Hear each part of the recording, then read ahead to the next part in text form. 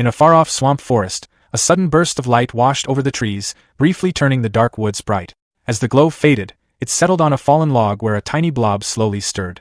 The small slime, sporting a single eyeball, wiggled in place and looked around nervously, trying to figure out where it was. From what he could piece together, the last thing he remembered was lying in bed the night before, scrolling through his phone and reading manga. He must have fallen asleep without noticing, because the next thing he knew, he had somehow died and ended up in another world. Strangely, that didn't bother him much. He'd read enough stories like this that the situation felt oddly familiar, almost expected. What mattered now was checking his surroundings and figuring out how to stay alive. He tried calling out, hoping someone else might be nearby, but when countless red eyes flickered to life deeper in the forest, he quickly decided silence was the smarter option. Bugs crawled everywhere, and thick miasma hung in the air, yet for some reason, the place felt oddly comfortable to him. Snapping himself out of that thought, he realized this wasn't the time to relax. He needed to understand exactly what he had reincarnated into. That's when a notification window appeared in front of him, announcing that he was a level 1 slime mold. The system even labeled him as a weak creature. The realization hit hard. Of all things, he had become a slime mold. To make matters worse, his health was actively dropping, and if he didn't eat something fast, he'd die again. He scanned the area, wondering what counted as food for something like him. Then he remembered seeing a decomposer trait listed in the system window. That rang a bell. Slime molds were decomposers, which meant they could eat wood. Figuring that was his best bet, he spread his body across the log beneath him. The moment he focused on the command, his body automatically wrapped around the wood and began breaking it down. The sensation surprised him. The taste wasn't bad, kind of like a soggy biscuit. 15 minutes later, a large chunk of the log was gone. He let out a satisfied burp as he leveled up, his HP snapping back to full. The system informed him that he'd gained 1 skill enhancement point. Checking his status window, he recognized the decompose skill, but another one, pulsation, caught his eye. Unsure what it did, he decided to put the point into it just to find out. As the skill leveled up, his body spread outward in thin, web-like strands, each one pulsing like a blood vessel. He quickly understood that pulsation allowed the protoplasm inside him to flow back and forth, letting him move and shift position. The knowledge came to him instantly, magically transferred, even though he technically didn't have a brain anymore. Since eating more wood wouldn't give him additional experience, he decided to explore the ground. He was amazed by how freely he could reshape his body. Sliding down from the log, he spotted a mushroom nearby. Part of him remembered how humans usually ended up dead after eating random fungi, but his instincts as a slime mold told him this was food. Good food. He found the shortest route and scooted toward it. Once he reached the mushroom, he spread himself over it, climbing upward with thin tendrils. Reaching the top, he happily announced to himself that it was time to eat. In his mind, he imagined himself dressed in a fancy suit, calling out to the innocent little mushroom like they were meeting after a long online relationship. The mushroom questioned whether it really was him, and he reassured it, trying to appear charming. Then the mushroom turned around, revealing its true nature, practically inviting him to eat her. That's when it hit him, she was toxic. He'd been scammed. The system immediately warned him that he'd been poisoned, and his health started dropping fast. Panic set in. Acting on instinct, he tore off part of his body and flung himself away from the mushroom. The decomposition failed, giving him no experience, and the lost body mass reduced his maximum HP. Still, the poison effect cleared, and that alone saved him. Shaken but alive, he noticed that he'd managed to partially decompose the mushroom anyway. Frustrated that he couldn't finish it, he left while promising himself he'd come back once he was stronger. He climbed back up the log and settled into the hollow he'd made earlier, eating more wood. After another 15 minutes, his health fully recovered. Once restored, he headed out again, moving across the ground using pulsation. That's when an idea clicked. If he could decompose just a little of the mushroom each time, retreat to heal by eating wood, and repeat the process, he could eventually take it down completely. He named this plan Move Mountain, and returned to the mushroom. When he showed up again, the toxic mushroom complained that this was already the 8th time, asking if he seriously planned on never giving up. This time, instead of retreating, he suddenly restrained her, declaring she was under arrest. The mushroom was stunned as he finally managed to cover her entirely. The decomposition succeeded. He gained experience and unlocked poison resistance. Looking at the new skill, he realized why eating the mushroom had felt more tolerable toward the end. Still, he was annoyed that he hadn't leveled up. He thought the mushroom should have given way more experience. That irritation didn't last long. The damp environment was packed with mushrooms, and he eyed his next targets hungrily. He went on to consume many different kinds, leveling up as he gained more experience. Some were safe, like straw mushrooms, while others, like monk's cap, were extremely toxic but granted stronger poison resistance. He happily broke them all down, turning everything into nutrients. Eventually, he hit a point where mushrooms no longer gave him experience. Deciding not to waste them, he carried the extras back with him.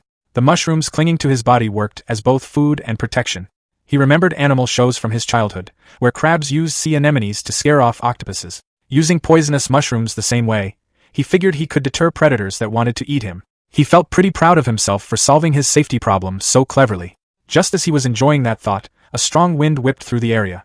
Looking up, he noticed something alarming: a group of wasps flying past, carrying chunks of what looked like raw meat. Staring at the giant hornets, Slimy wondered if the poisonous mushrooms stuck to his body might be enough to scare them off. He silently hoped they wouldn't notice him at all. Before anything else could happen, a long tongue suddenly shot out from the shadows, snatching one of the hornets out of the air.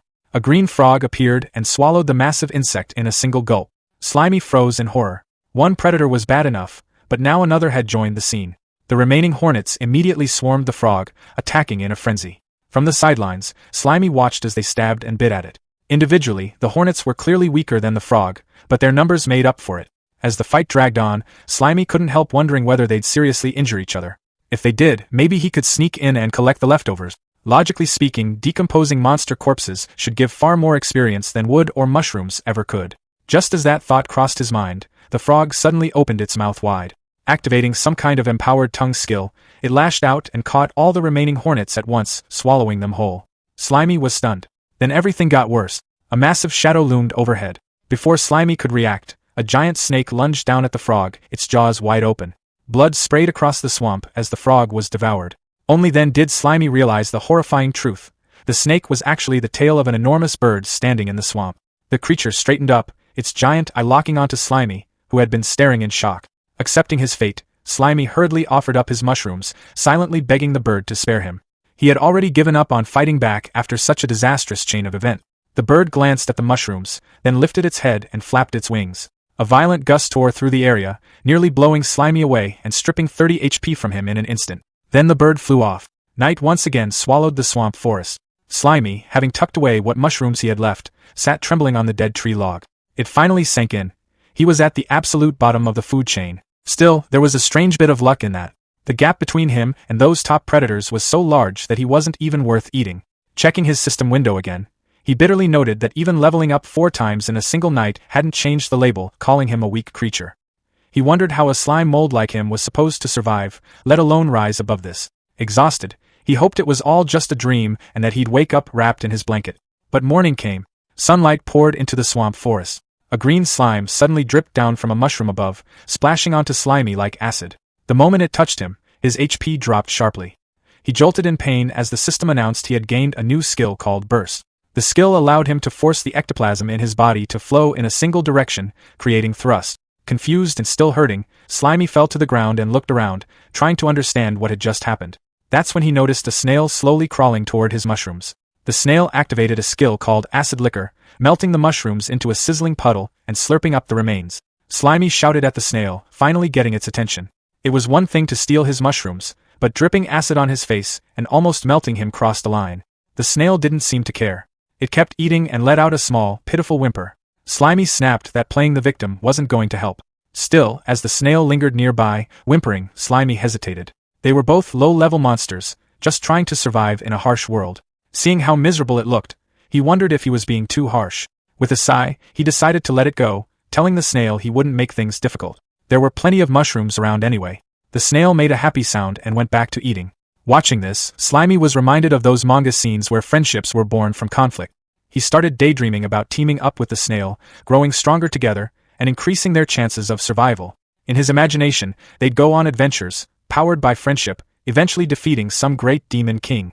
Companions, he thought, were essential to surviving and growing stronger in this world. Moved by the idea, he crawled closer and suggested they team up, since they were both low-level monsters.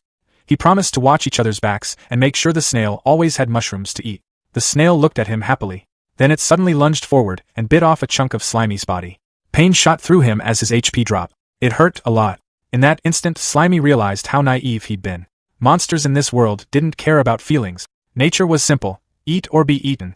He'd been fooled by the snail's pitiful act. Even though they were both low-level, its strength was clearly higher than his. Deciding he needed to escape immediately, Slimy tried to pull away. The snail rose up and turned toward him, making it clear it had no intention of letting him go. Panicking, Slimy dumped his remaining skill points into pulsation. Pushing the skill to its limit, he surged forward. Both of them crawled across the dead tree, but after 3 exhausting minutes, they'd barely move. Worse, the snail was still right behind him. Slimy's panic grew when he realized its speed matched his own. The snail suddenly raised its head, its throat swelling. With a violent motion, it spewed acid liquor all over Slimy. His HP plummeted as his body split cleanly down the middle. For a brief moment, he wondered if his consciousness automatically stayed in the larger half. There was no time to think. The snail loomed over him, mouth open and dripping acid, then dove straight into his body and began eating. The half of Slimy that still held his mind barely managed to escape. He swore to himself that he'd endure this humiliation. For a slime mold, revenge could always come later.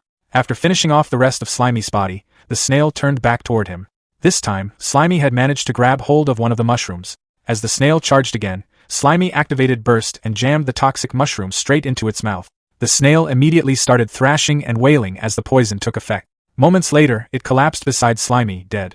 The system notified him that he had defeated the snail and gained enough points to level up. Relief washed over him. He realized now why the snail always dissolved mushrooms with acid before eating them. It didn't have poison resistance at all. No matter how messy it had been, he had successfully defeated the first monster he'd faced in this world. Poking at the snail's corpse, Slimy wondered what kind of rewards he'd get from decomposing it. Crawling onto the body, he immediately noticed how sticky and gross the meat was. He tried to ignore the feeling, reminding himself that meat was meat. He even joked to himself about treating it like fancy French cuisine as he began decomposing it. The moment he did, an unbearable taste flooded his senses.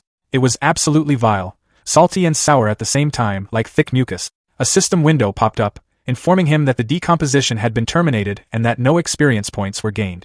Still, he couldn't bring himself to throw it away. After all, this was a victory he'd earned by risking his life. Slimy reminded himself that if he wanted to survive, he had to get strong fast, and that meant he couldn't afford to be a picky eater. Gritting through it, figuratively holding his nose, even though he didn't actually have one, he forced himself to swallow the revolting meal. The forest echoed with wet, miserable retching sounds as his body spasmed and glitched like a broken mass of slime. He kept going anyway, shoving down the snail meat along with a few nearby mushrooms. When he finally finished, the system announced that decomposition was complete. He gained enough experience to level up from 6 to 7, and his body regenerated. Despite what the system claimed, he felt awful. He collapsed into a melted puddle beside the empty red shell, somehow feeling worse than before he'd eaten. Pulling up his status screen, he noted that he had 1.4 skill points available.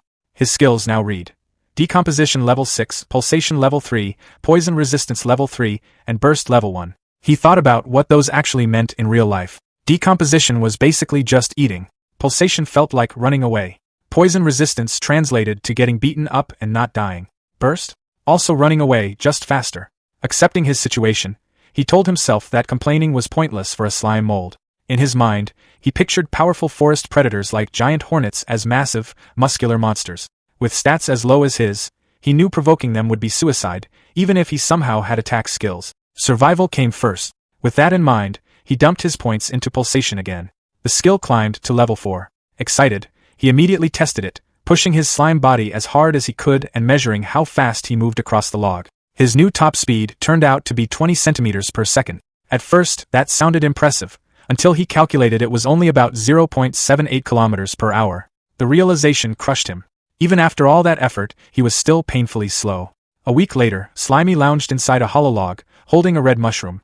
The log had kept him safe, but he'd completely exhausted the nearby food supply and only gained 2 levels in all that time.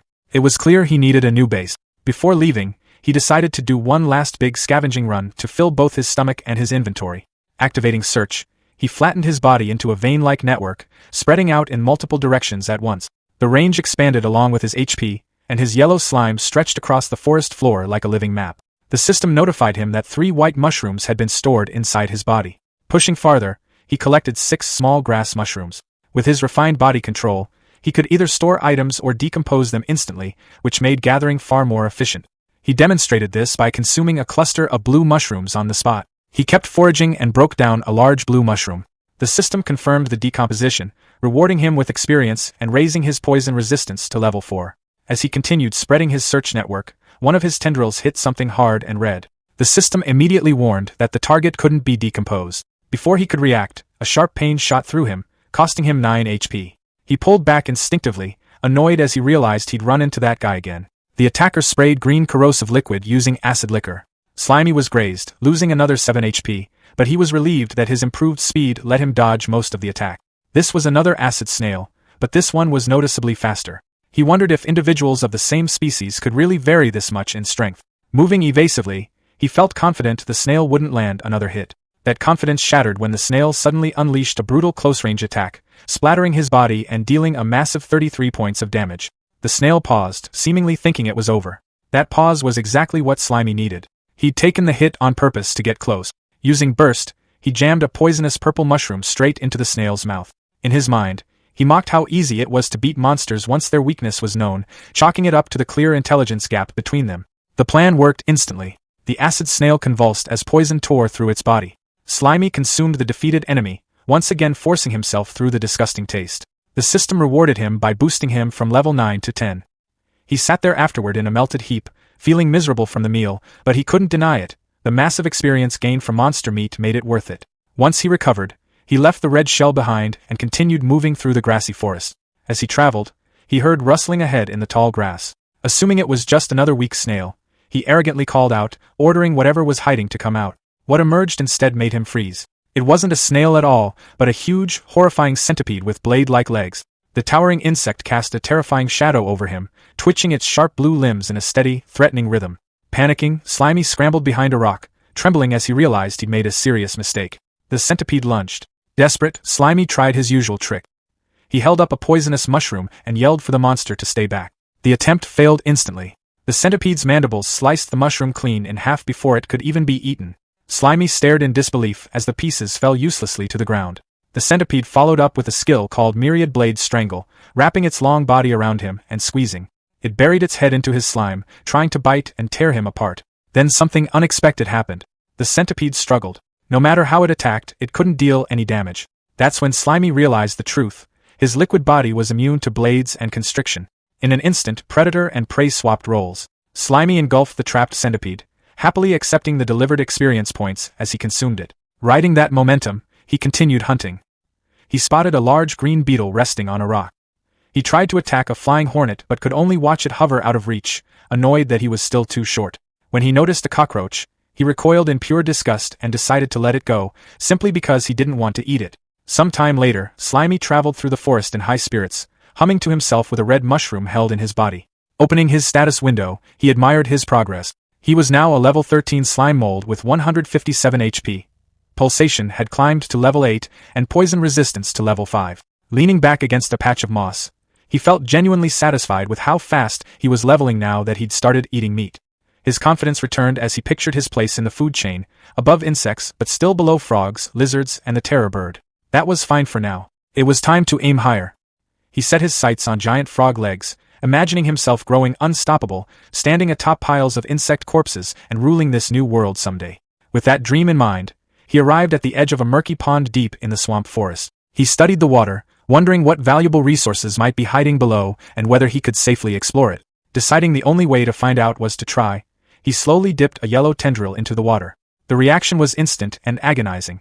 The moment his tendril touched the water, Slimy felt his body swell like a balloon. Panic hit hard as pressure built from the inside, making him feel like he was seconds away from bursting. Through raw sensation rather than thought, he understood what was happening. As a single-celled organism, fresh water was rushing straight into him through osmotic pressure. If he submerged himself, he'd swell until he popped, just like a red blood cell in pure water. He yanked his limb back as fast as he could, relieved to still be intact but forced to abandon any ideas about underwater exploration.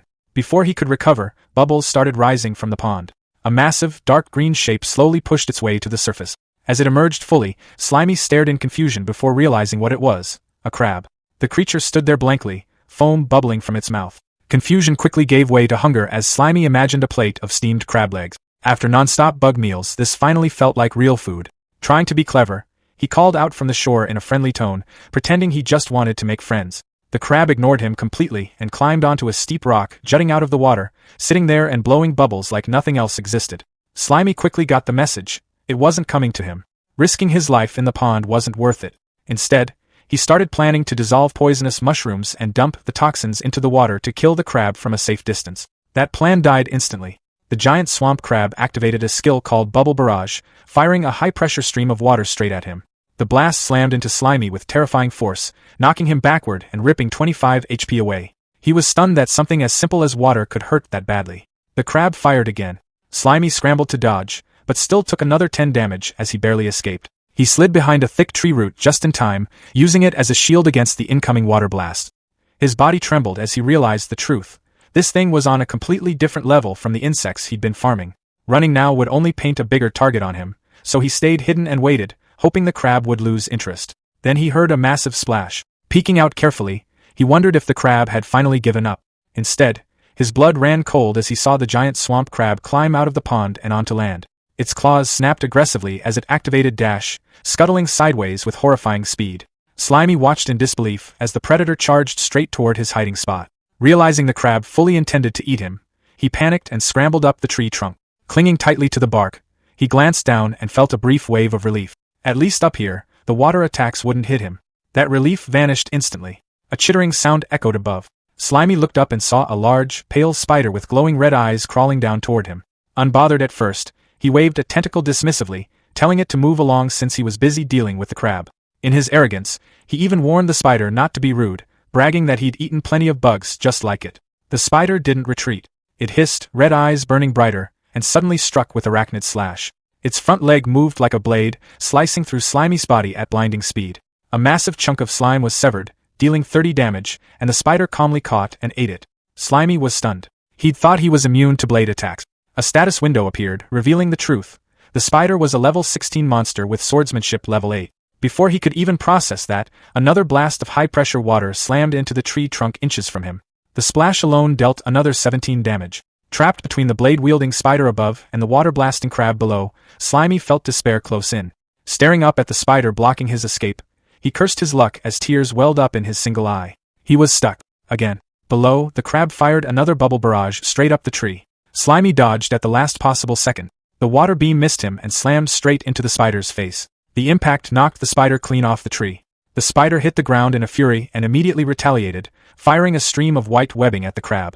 The sticky silk wrapped around the giant swamp crab, slowing its movements. Taking advantage of the opening, the spider leapt forward and slashed at the crab's shell. The crab responded with crustacean carapace, hardening its shell to block the strike, then countered with crustacean clamp, snapping its claws viciously. The spider twisted away using arachnid silk control, binding the crab's claws even tighter with sticky webs. High above, Slimy watched the chaos unfold. Inside, he celebrated.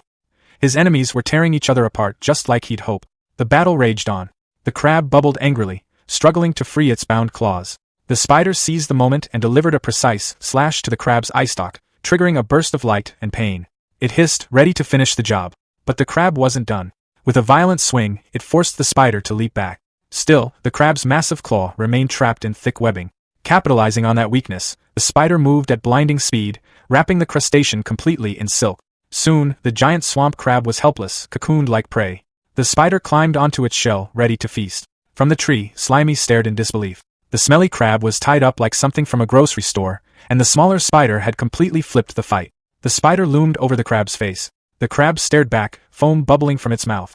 The bubbles gathered rapidly, glowing with intense pressure. Then everything exploded. A massive blade of compressed water erupted from the crab's mouth with a deafening roar. Water cutters spiraled outward, shredding the silk cocoon instantly. The spider was caught midair and sliced apart in an instant, its body torn into pieces. The desperate counterattack sent water blades flying in all directions. One sliced into the tree trunk, missing Slimy by inches. He shuddered, realizing the crab's survival instincts had triggered a terrifying hidden power. Below, the giant swamp crab collapsed, completely drained. It spat out one last weak stream of water before going still. The battlefield fell silent. The spider lay in pieces, and the crab lay motionless, wrapped in torn webbing.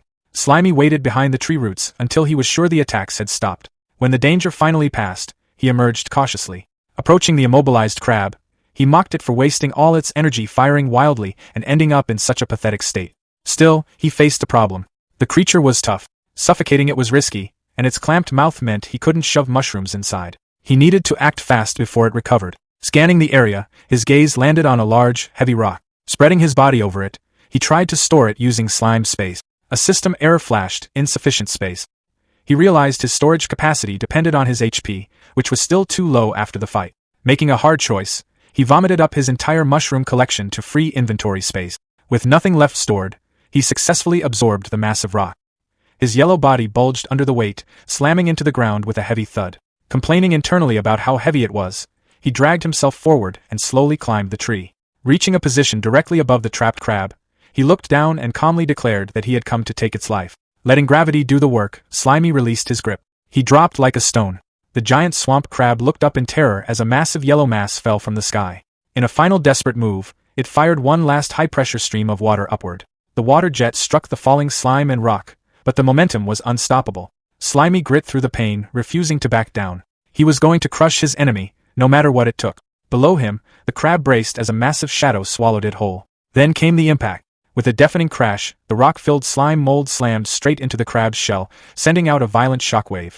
When the dust finally settled, Slimy was perched on top of a completely crushed shell. The system confirmed the kill and rewarded him with enough experience to reach level 14, along with half a skill point. Relief and joy hit him all at once. Still alive. Still standing. He burst into wild laughter, celebrating the fact that he was the last one left alive. Not wasting a second, he settled onto his fresh kill and happily declared it was time to eat. Perched on the overturned shell like a chef, Slimy carefully arranged the crab's organs and roe inside it, turning the shell into a makeshift soup bowl. He ignored the spider remains entirely. Using a piece of crab leg as a utensil, he dipped the white meat into the rich yellow roe and took his first bite. The flavor overwhelmed him. After days of moldy wood, snails, and insects, the taste of fresh seafood exploded across his senses. Tears streamed down his slimy face as he realized something important. Good food really did heal the soul. In that moment, he renewed his determination to survive in this brutal world, if only to keep finding meals like this.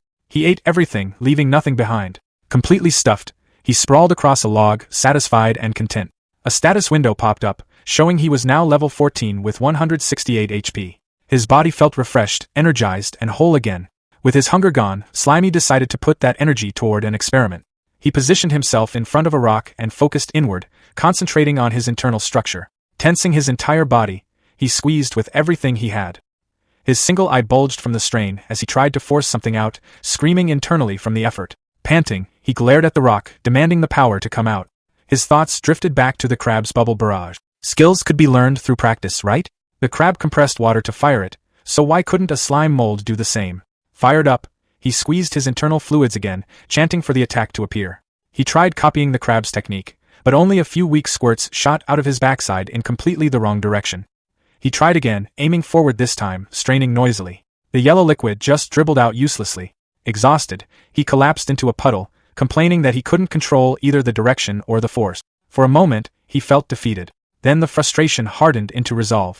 Refusing to give up, he tensed every part of his body, compressing his internal fluids to their absolute limit. Suddenly, a high-speed jet of yellow fluid blasted out with tremendous force. His burst skill activated automatically. The projectile slammed into the crab shell, punching a clean hole straight through it. A system message appeared, announcing that Burst had evolved into a new skill, Cytoplasm Jet. The system explained that the skill launched his own cytoplasm as a projectile, using his body mass as ammunition. Slimy laughed out loud. The fact that skills could evolve through sheer practice thrilled him. Then a worrying thought hit him. His other skills had cooldowns. What if this one did too? To test it, he fired again. Then again. A rapid barrage of yellow shots tore into the shell.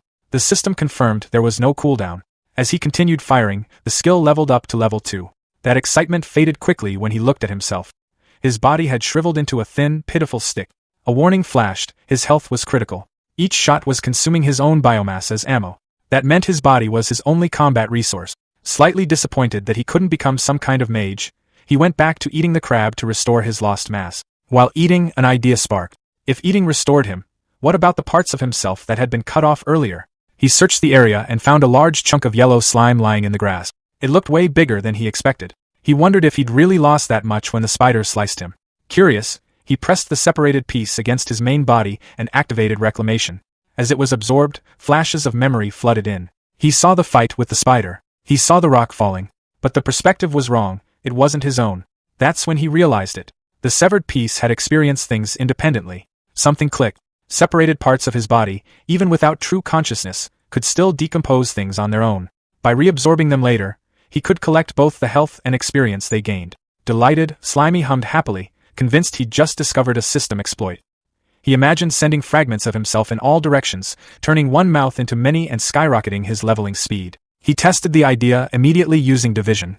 A small chunk split off, costing him 10 HP. Both the main body and the fragment looked weak. That's when he noticed the limitation. If his HP dropped below 30, he entered a dangerous starvation state. With a max HP of 198, he reasoned that as long as he had enough food, he could make plenty of clones safely. Straining again, he tore off a much larger chunk, taking 30 damage. The separated yellow blob wiggled and moved on its own. It worked. In his mind, he imagined himself wearing a ninja headband. The ability felt just like the shadow clone technique from Manga. Pumped with excitement, he raised an imaginary fist and declared it was time to get to work. He ordered one clone to decompose a dead log and sent others toward a nearby mushroom pile.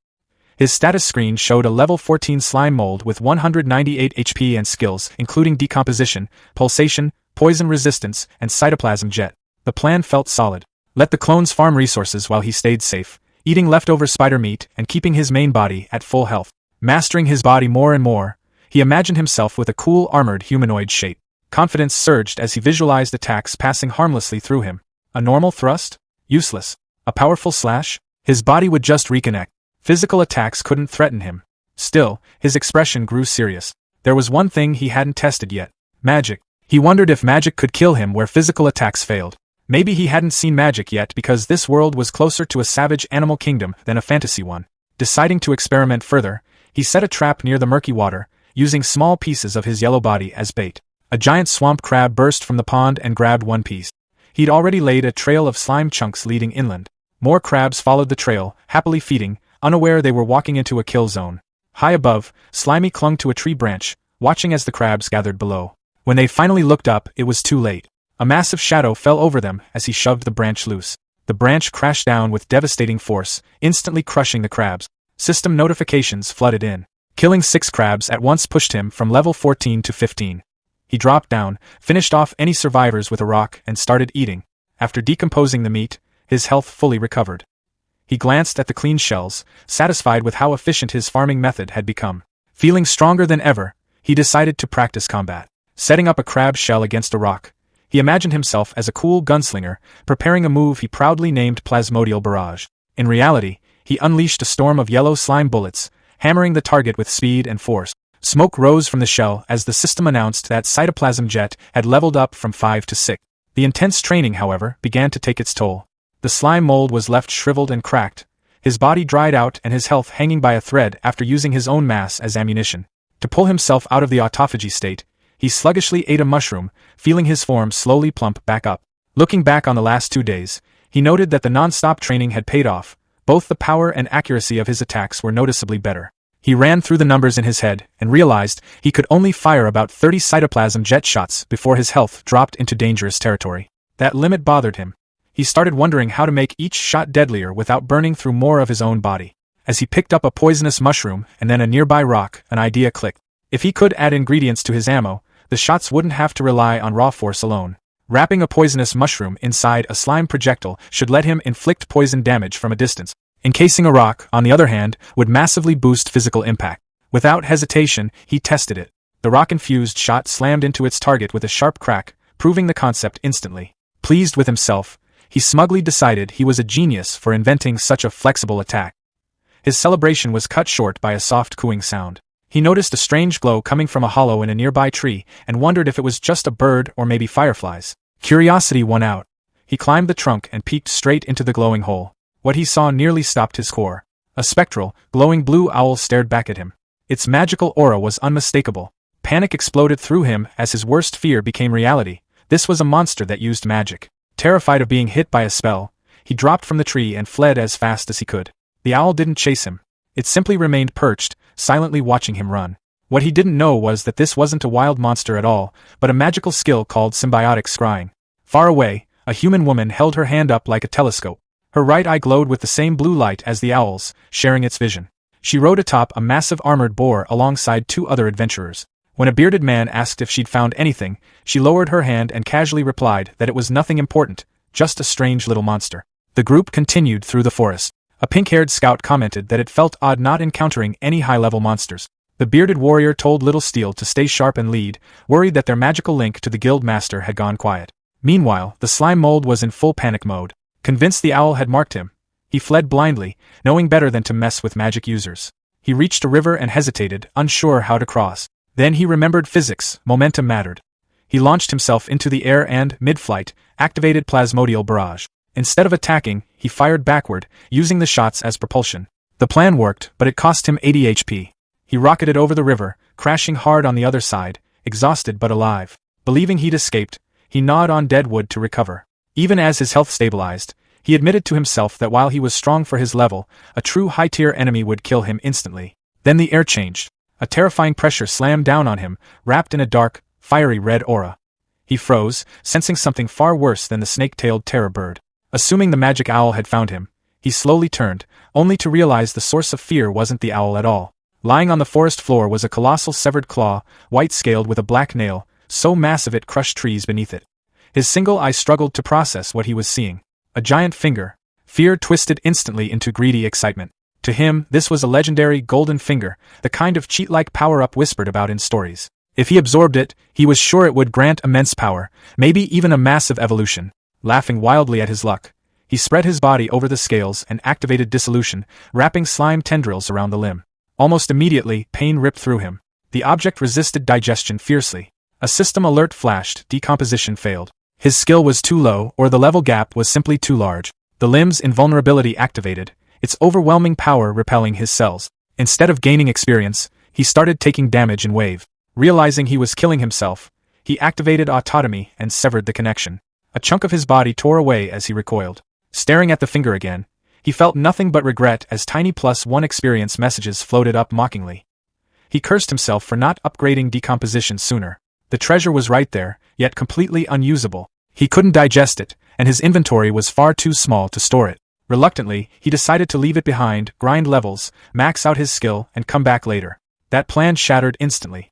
The ground began to rumble violently. The severed finger suddenly glowed, erupting with energy before blasting straight out of the earth. It tore through soil, rock, and trees, shooting into the sky. Shockwaves and debris exploded outward. He spotted a blast racing toward him, and barely survived as it carved a massive crater nearby. Trembling, he crawled beneath a tree root, shaken to his core. The world suddenly felt terrifyingly vast. The farther he traveled, the smaller he felt. His arrogance drained away, replaced by caution. He chose to return to basics, hiding, decomposing dead wood, and growing stronger safely. Deep underground, the severed finger finally came to rest. In the darkness, it sat still, then erupted with a terrifying red and black aura, revealing it was far more than a dead limb. Checking his mental map, the slime mold confirmed the golden finger was far northeast and the magic owl far southwest. He was safely between them, deep in dense forest. He chose a thick tree and decided to set up a temporary base. Using dissolution, he melted into the trunk, planning a narrow entrance to block large monsters while hollowing out a spacious interior. Imagining himself in a hard hat, he eagerly excavated layer by layer. For light, he planted a glowing mushroom that emitted faint poison with its blue shine. Exhausted but satisfied, he collapsed onto a moss bed he'd gathered. A stone table sat nearby, the entrance plugged with poison mushrooms, a decoy tunnel below, and a hidden passage leading to his true chamber. It was clever, safe, and his. Relaxing at last, he lay back, chewing on a twig like a cigar, enjoying the feeling of security. Then a loud, rhythmic buzzing vibrated through the wood. Annoyed, he poked his head out and shouted at the noise, only to see a massive swarm of wasps filling the canopy. Instead of fear, his eye narrowed with calculation. An idea formed. He fired a cytoplasm jet and smashed a wasp out of the air. Then he openly sat at his entrance, taunting the swarm. Enraged, they dove at him, stingers thrusting. He retreated instantly into the narrow tunnel, causing the wasps to miss or get stuck. Inside, he sighed in relief as the system notified him of effortless experience gains. His sticky body worked like flypaper. Letting 2 wasps escape on purpose, he followed them back to a massive nest high in the trees. From a branch, he studied it, already planning its destruction. When he revealed himself, sentries released pheromones and the sky filled with buzzing. Thousands poured out. Confident that stings were useless, he welcomed the experience, until the wasps formed a tight vibrating ball around him. Heat surged. A system warning screamed as his cells began dying. Horrified, he realized they were cooking him alive. Panicking, he unleashed plasmodial barrage, shredding the formation. Then new enemies appeared, armored wasp guards with beeswax shields that blocked his shots. Worse still, he spotted a white-furred insect wielding a staff. A glowing magic circle formed overhead. A wasp mage. The hierarchy was clear, and his greatest fear, magic, stood right in front of him. As guards charged, he fired non-stop, anchoring himself to the branch and decomposing wood to regenerate health mid-battle. When guards crashed into him, he mocked them as his body trapped and dissolved them alive. With storage full, he improvised, turning a wasp spear into a reinforced projectile. The enhanced shot shattered a shield and skewered its target. Seeing its defenses broken, the wasp mage ordered a retreat. The swarm fled. He remained on the branch, watching them go, scoffing as he decided they'd run because they finally understood how dangerous he was. A thick golden substance started pooling together, twisting and swirling until it formed a smooth, glowing orb. A slimy creature freezes nearby, staring at it like it's the only thing in the world. One thought loops in its mind: that has to be bee honey, and I need to taste it. But the honey isn't unprotected.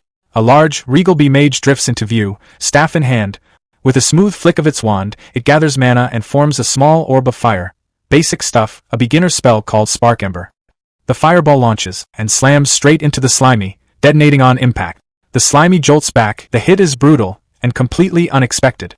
The bee mage doesn't slow down. Hovering in place, it fires off 2 more embers in rapid succession. The flames weave cleanly through the trees and smash into the slimy again. Panic sets in. Fire magic is the slimy's worst matchup, and the honey coating its body only makes things worse. Even with its slow regeneration kicking in, it knows the truth. This fight is impossible. It turns to flee, but it's too late. Another fireball slams home, cutting off any chance of escape. Desperate, the slimy fires back, launching a chunk of its own body in a move called Plasmodial Barrage. The attack is fast and sloppy, but it never reaches its target. 2 smaller bee soldiers flash into existence beside the mage, and together they cast twin beeswax barrier. A glowing, hex-shaped shield snaps into place. The slimy's attack splatters uselessly against the barrier. It stares stunned. Offensive magic, defensive buffs. Of course they have both. Completely unfair. That's when more fire rains down from above. The bee mage shifts tactics and casts Swarm Summon. From the hive, a wave of small, glowing bees pours out. They don't hesitate. Each one dives straight at the slimy and explodes. The forest shakes as blast after blast rocks the area, hammering the creature without mercy. Barely holding itself together, the slimy ends up stranded on a high tree branch. Its body quivers, barely clinging on. From a distance, the bee mage watches in silence. For the final move, the mage floats closer and presses its wand against the branch. With a clean, sawing motion, it cuts through the wood. The branch cracks and snaps. The slimy falls, straight down toward the same pool of golden honey it wanted so badly. As it plummets, the bee mage gathers power, standing over the honey as energy swells into a massive fireball, far bigger than anything before. The entire swarm goes quiet, watching. With one final motion, the mage releases the spell. The colossal fireball roars downward, aimed at the helpless slimy and the honey below, ready to erase everything in a single, overwhelming explosion. The colossal fireball slams into the ground, detonating in a massive blast that swallows the honey pool and the falling slimy decoy. Smoke, fire, and debris roar into the air as the bee mage and its soldiers watch in tense silence. For a moment, it looks like the fight is finally over. Then something moves. A lone bee soldier buzzes uneasily, sensing something off. The others turn just in time to see a small chunk of slimy push up from the forest floor. In a flash, it launches forward and slaps onto the bee mage. While the main bee forces focused on the decoy outside, the nest itself had been left nearly undefended. From the very beginning, Slimy had been stretching its body underground, slowly forming a hidden tunnel straight into the heart of the hive. The creature shoved onto the branch and dropped into the explosion wasn't the real one at all, just a split-off decoy made at huge cost to Slimy's health. While the bees poured everything they had into destroying it, the real Slimy slipped away through its secret passage. Now deep inside the hive, Slimy slides through tight honeycomb corridors. It sends out thin tendrils, feeling its way through the maze. It passes a chamber overflowing with honey but doesn't stop. This can wait. What it's after is far more important. Its tendrils suddenly break into a vast chamber. There, exposed and massive, is the bee queen. Before the royal guards can react, Slimy warned them not to move, saying their queen's life was in his hands as he threatened her with a rock. The queen screamed as he tightened around her, her pain echoing through the hive. The mage didn't hesitate and ordered the warriors to attack. Watching them rush him, Slimy felt a flash of disappointment. There was clearly no room for negotiation. In response, he crushed the queen's body and tore her head apart. The mage wasp froze in horror as the hive began collapsing almost instantly. Slimy hadn't expected it, but the queen bee functioned like a core machine. Once she was destroyed, the entire swarm naturally broke down and disintegrated. He'd briefly considered talking things out, but it became clear that even creatures with social structures were still driven by instinct at a low level. The system chimed in, informing him that he had met the requirements to level up. It also warned him that decomposing B-rank parts would no longer give experience after 24 hours, and that any HP exceeding his maximum would be cleared within an hour. He had reached level 21. This decomposition had greatly increased his poison resistance, and he'd unexpectedly unlocked a new skill called Central Command. However, when he tried to put a skill point into it, the system told him he didn't have enough subordinates to use it. He'd originally planned to max out his decomposition skill for future scavenging, but learned the hard way that racial skills couldn't be upgraded with points. With no other option, he put his points into pulsation instead. Luckily, this haul had been rich in resources. As his HP increased, the slime mold space inside his body expanded too, and the honey he'd collected felt like pure treasure. Still, when he looked back at the ruined hive, he couldn't shake the strange mix of emotions stirring inside him, despite not even having a heart anymore. Ever since he'd turned the tables on the snail, he'd officially stepped onto the path of predation. Yet something felt off. His thoughts drifted to the crab's child, imagining the little one waiting and wondering why his father hadn't come back to play like he promised. He pictured the crab telling his wife he'd be late because of work, asking her to explain it to their child. The mother would reassure the baby, saying his dad was working hard and just needed time. But as hours passed, even she would start to worry. It had gotten so late, and there hadn't even been a call. She might have wondered if he'd passed out drunk somewhere. Eventually, she'd decide to go look for him, bringing the baby along. On the road, the baby crab would be singing his favorite anime song until his mother told him to quiet down so he wouldn't disturb anyone. Then they'd spot a man stumbling toward them. The baby would recognize him instantly and call out, confused about why his dad was walking the wrong way. His mother would sigh and say he was obviously drunk, telling her son to go help him. The baby would run over happily, only for everything to fall apart when the crab suddenly turned around, revealing that he'd been turned into a zombie. A slime monster had taken over his body, eating him from the inside. The imagined scream echoed in Slimy's mind, making him think he'd become the villain of the story. But then he snapped out of it. He realized he was overthinking things, probably because his mental foundation was still human. That lingering guilt came from who he used to be. Now, he was a slime mold in another world. He didn't have the luxury of choice. If he didn't hunt, he'd be hunted. The weak were food for the strong, that was just how nature worked. To survive in this ice sky, hunting and decomposition were his only real options. Material foundation determined the superstructure, so survival came first. With that decided, he turned his focus to reclaiming the split body he'd released earlier that morning, curious about what surprises it might bring. He rushed toward the location. As he got close, he slowed down, confused by the sight of a campfire. He crept forward and hid behind some bushes, wondering if humans were nearby. Sure enough, a hunter party was sprawled around the fire. One of the men casually asked Nia if she wasn't worried about getting poked while leaning against the pig. Slimy was surprised. It really was humans. Nia replied that the steelback's bristles were soft when it was relaxed, thanking it for its hard work and saying they'd be counting on it again tomorrow. Carter explained that they'd originally been searching for their guildmaster, but somehow ended up lost themselves. As captain, he blamed himself and apologized to the team. Cole pointed out that magic communication had been cut off, there were no signs of high-level magical beasts, and even the forest itself felt like a maze. With so many strange things happening at once, no one could have predicted this. He told Carter not to beat himself up. Even though they hadn't found the guildmaster, there was no need to panic. After all, he ranked among the top 3 strongest leaders of the 8 great guilds. Once they found their way back, they could just report everything to the church. Carter agreed that the guildmaster's strength was unquestionable, but reminded them that he'd been missing for 2 whole years. Rumors had spread that the church was suspicious of him, especially since he disappeared shortly after accepting a mission personally assigned by the Pope. 10 years ago, Guildmaster Goon founded the 100-Style Guild. Unlike other guilds with strict requirements, his guild accepted anyone regardless of race, profession, or level, as long as they followed its principles. No deception, no abuse, no evil. Every reward Goon earned from monster subjugation was distributed fairly, helping all members grow. Because of that, the 100-Style Guild became famous for its generosity and unity, quickly rising to become one of the 8 great guilds. But that rapid growth also drew suspicion from the church. 2 years ago, Goon left for the swamp forest on a mission and never returned. Without his protection, members were poached or drifted away, and the once glorious guild fell into a fragile state. Goon had seen potential in Carter, which was why Carter formed this squad to search for news about him. In the end, only Nia and Cole answered his call, and he was genuinely grateful to them. Nia told him not to worry, saying that without Goon and the 100-Style Guild, someone with a niche profession like hers might never have become an adventurer at all. Cole laughed and said that with her ability to control intermediate magical beasts, plenty of guilds would fight to recruit her. Even if something had happened to Goon, she wouldn't need to worry about finding a new place to belong. Nia snapped at him to shut his mouth and go to sleep, while Cole quickly told her to just pretend he hadn't said anything. As the group settled down, Slimy tried to eavesdrop, but from where he was hiding, everything sounded muffled and unclear. Gathering information from humans felt important if he wanted to understand this world properly, so he decided to take a risk. He stretched out a thin part of his body, using it like an antenna, slowly sending it toward the hunters to listen in.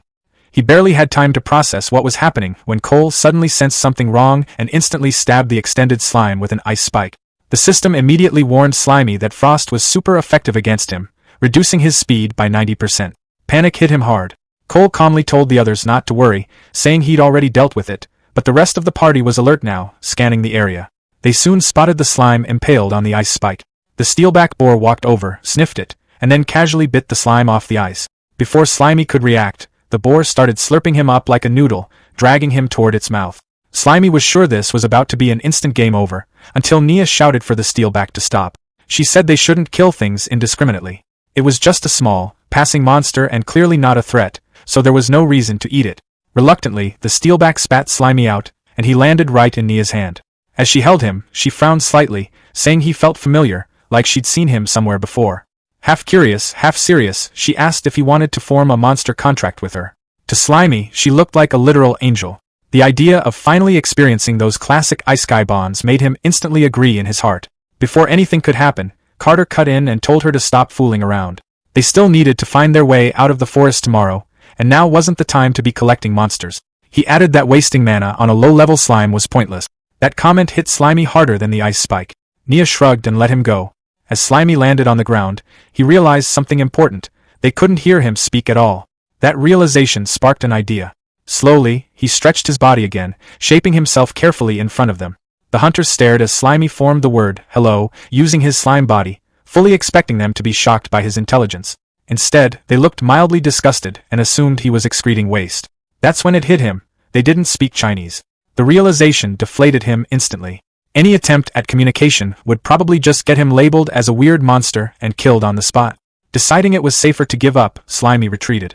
At least now he knew humans existed in this world. Unfortunately, there was also a very real language barrier standing between them. Under the moonlight, the slime mold bounced across the water, quickly putting distance between himself and the humans he'd just run into. Once he landed safely on the grass, he pulled back the magical threat he'd been holding onto. Magical surveillance was still his biggest weakness, and the last thing he wanted was to run into that spectral owl again. To distract himself, he decided to test out a new skill he'd picked up during the wasp fight. When he activated Nucleus Command, a digital grid spread out around him, scanning the area. His senses sharpened instantly, turning into something like a living radar. Soft beeps echoed in his awareness as the blue grid expanded through the trees, mapping the dark forest around him. He settled onto a rock and waited. The scan locked onto something familiar. He felt it immediately, one of his split bodies. That's when it clicked.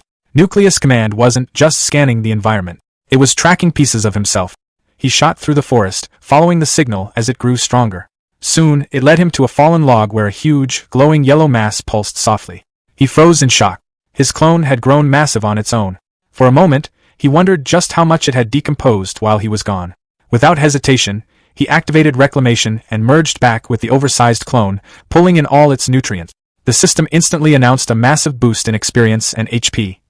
Energized, he leapt away, chasing the next signal and continuing his harvest. Another clone was found and absorbed, pushing his poison resistance up to level 8. With the combined experience, he leveled up again, reaching level 22. Landing back on the grass, he felt eager to keep going. He activated Nucleus Command once more, but this time, the signal was weak, barely beeping. Confused, he scanned the area frantically, trying to figure out what happened. Then he noticed movement near a patch of mushrooms. His focus snapped into place just in time to see the problem. An acid snail was chewing on his clone. Furious, he shouted at the creature and fired a jet of cytoplasm straight at it. The blast knocked the snail away, leaving the clone shaking where it lay. For a split second, he treated it like a bullied kid, mentally promising to protect it this time. He moved in to reclaim what was left. Then everything went wrong.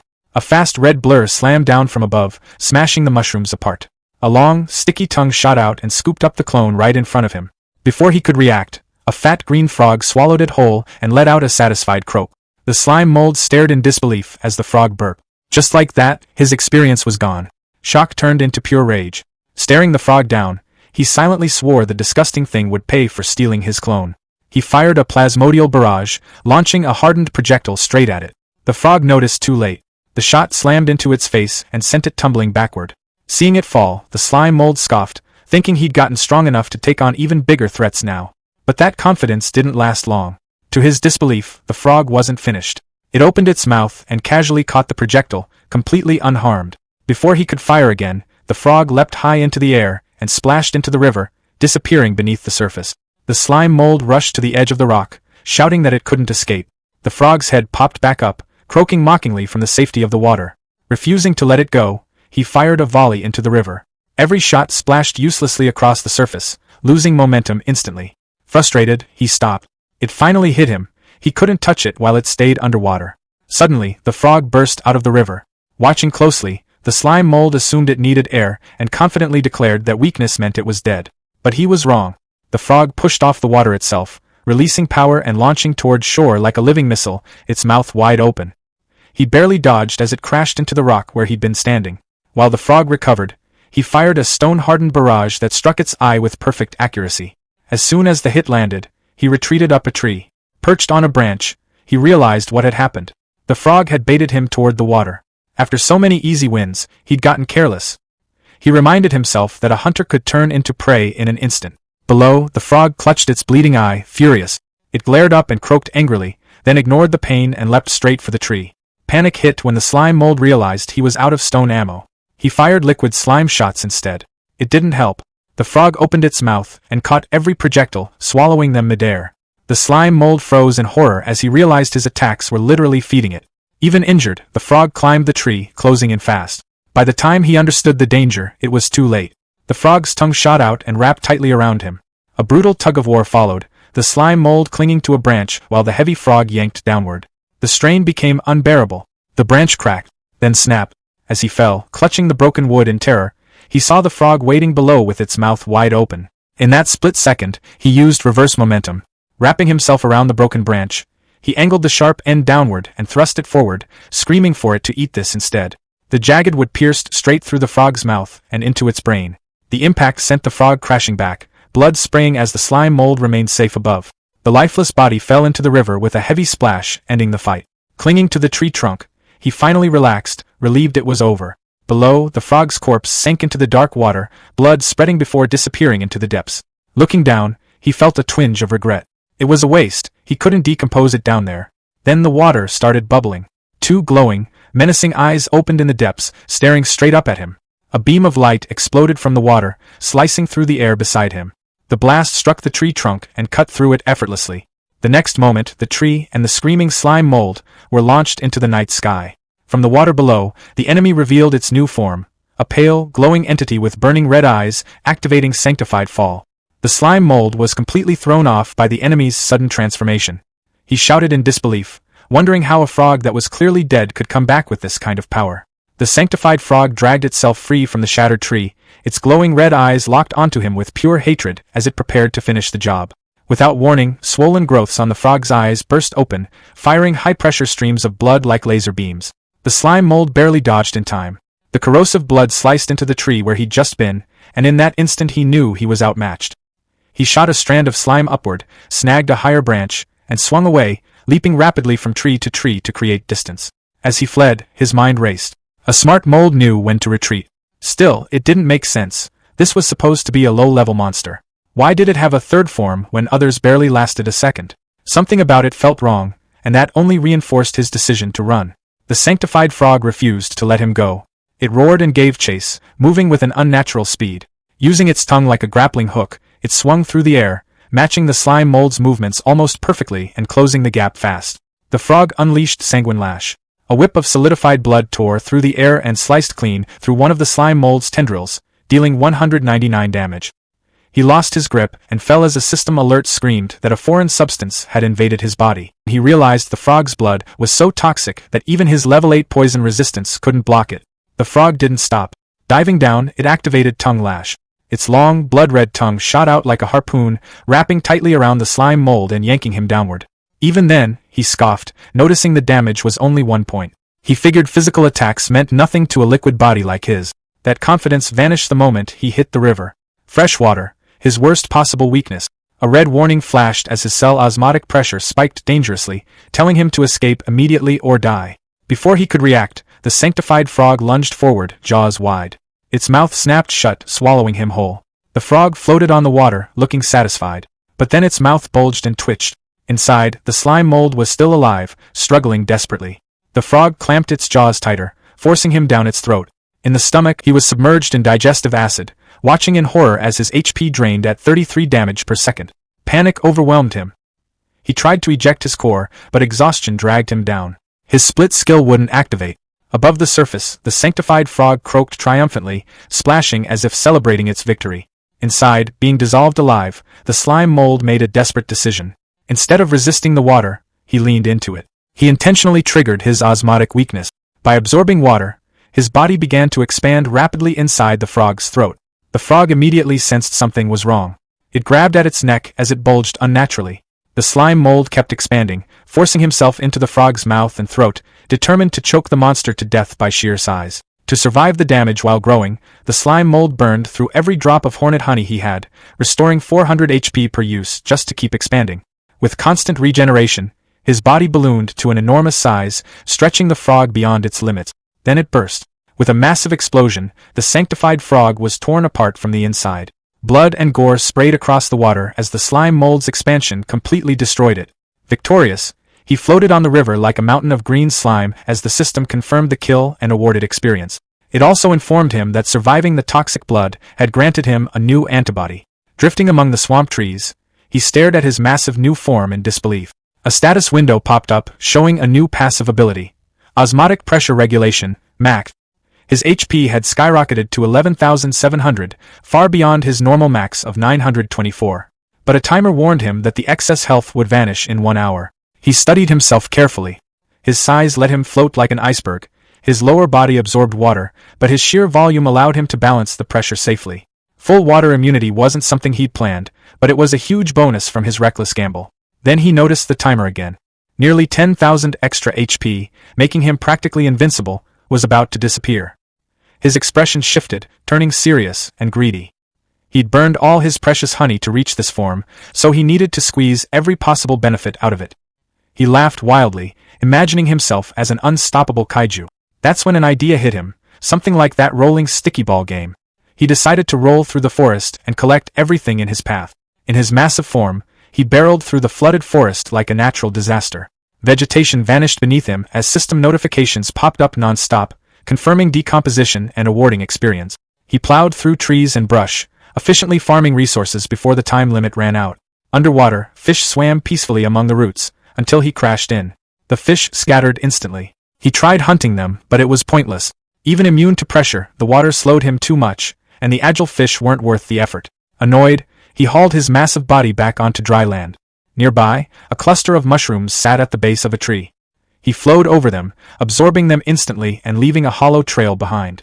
Moving deeper inland, he spotted 2 small otter-like creatures standing proudly with a freshly caught fish. The enormous slime mold loomed over them, loudly greeting them and casting a massive shadow. Before they could react, he lunged and slammed down with his sticky body. He didn't eat them. Instead, he rolled away, casually announcing that he was taking their fish. The otters were left sitting in the dirt, drenched in green slime, staring in traumatized silence as their dinner disappeared. As he rolled on, he justified it to himself. Sparing the cute otters and only stealing their food clearly meant he still had some kind of human mercy left.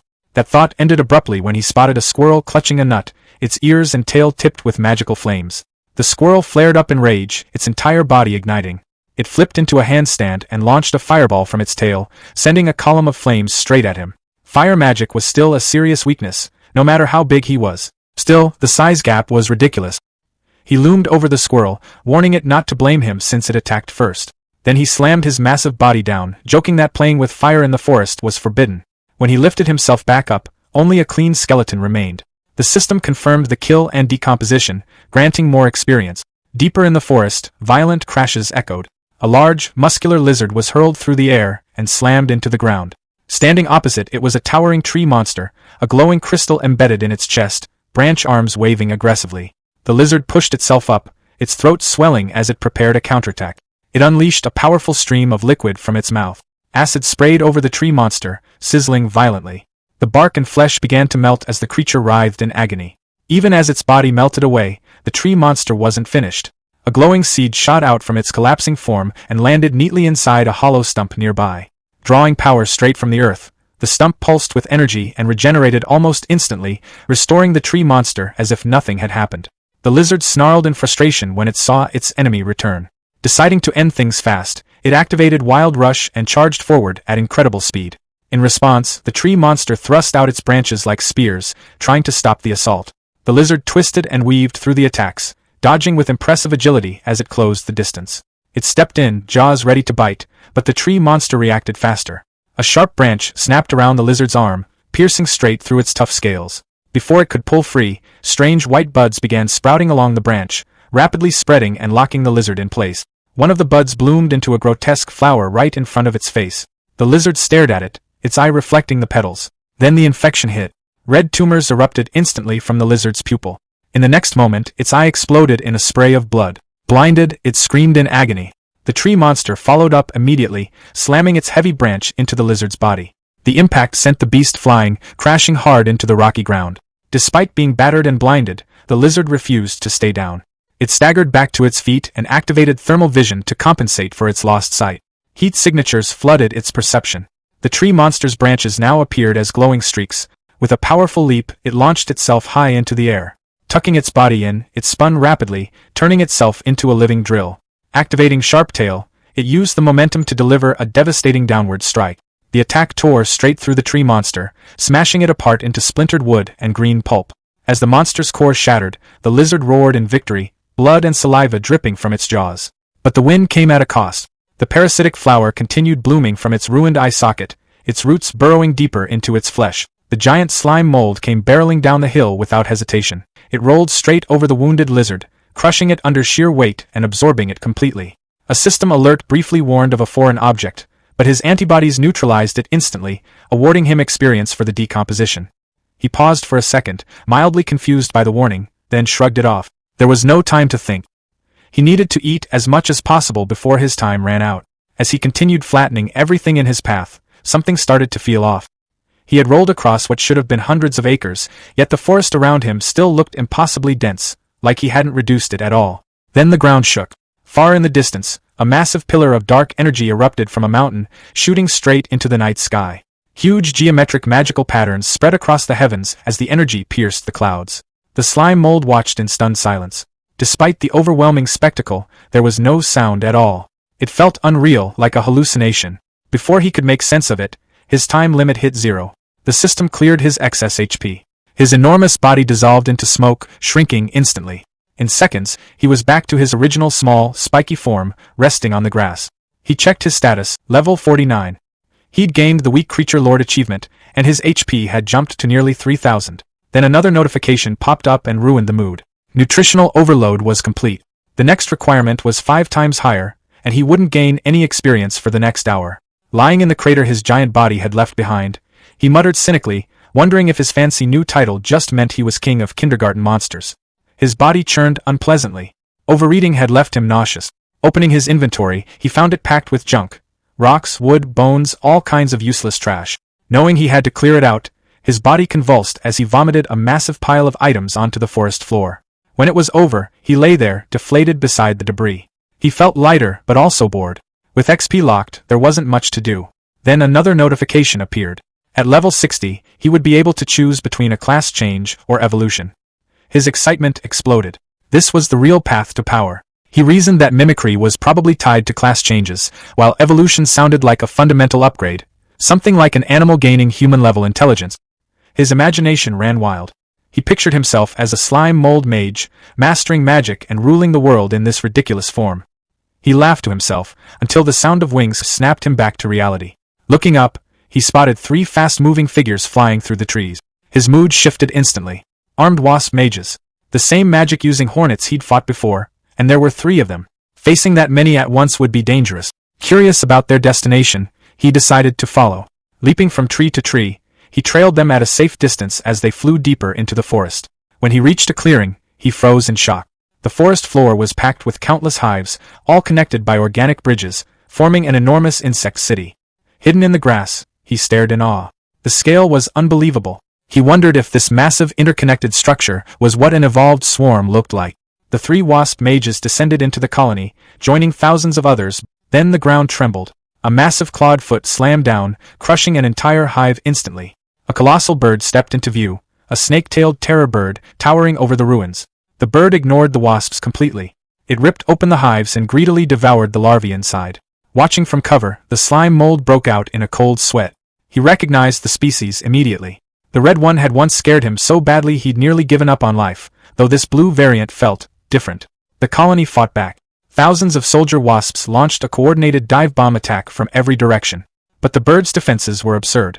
Stingers bounced off its thick feathers. Attacks aimed at the snake head on its tail failed too, unable to pierce the hardened scales. Physical attacks were useless. Switching tactics, the swarm blanketed the bird in insects, trying to suffocate or overheat it. The bird simply shook itself, sending thousands of wasps flying like dust. With brute force failing, the 3 wasp mages finally joined the battle. Hovering above the predator, they activated glowing magic circles and began summoning dozens of fireballs, all aimed directly at the towering terror bird. Explosions tore through the clearing, turning it into a furnace and blasting apart the hives. From his hiding place, Slimy could only stare, stunned by how strong the magic was. He expected the blue bird to be wiped out, but instead, it drank the fire like it was nothing. Its blue feathers burned into a bright, glowing red as it absorbed the spell. Fully charged now, the bird screeched and locked its gaze on the mages. The wasps hesitated, suddenly terrified. With one sharp snap of its snake-like tail, the bird ripped straight through the hives. The snake head scanned the area with heat vision, spotted survivors, and crushed a wasp in seconds. As the swarm collapsed, Slimy realized what had happened. The bird had baited the mages into powering it up. It wasn't just strong, it was clever. He decided to stay hidden and wait until it left so he could scavenge what was left behind.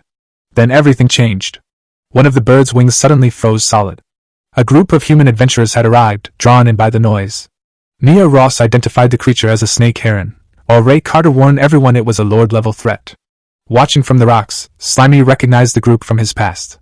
The bird flexed as heat rolled off its body, melting the ice and breaking free with barely any effort. Ray Carter told Cool Fern to prepare a massive spell while he held the monster back. Cool Fern nodded, his staff lighting up with stored power. The snake heron struck with a massive claw, which Rake blocked with his shield. The impact nearly crushed him, but he forced a shield counter that blasted the bird backward. The rebound shattered his shield, leaving him exposed. The snake tail lunged for his throat, but Nia's boar, Little Steel Back, slammed into it, knocking it off course and giving Rake time to retreat. The bird didn't waste a second. It unleashed all the fire it had absorbed in a massive blast, like a dragon's breath. Cool Fern slammed his staff into the ground, raising a towering wall of ice just in time. The team took cover as fire and ice collided, flattening the surrounding trees. From his hiding spot, Slimy watched in pure terror, realizing just how far out of his league this fight was. The ice barrier started to melt. Cool Fern shouted as he poured in everything he had left, but the wall finally shattered. When the smoke cleared, the ground was scorched, but the humans were still standing. Slimy could only feel miserable about how weak he was compared to them.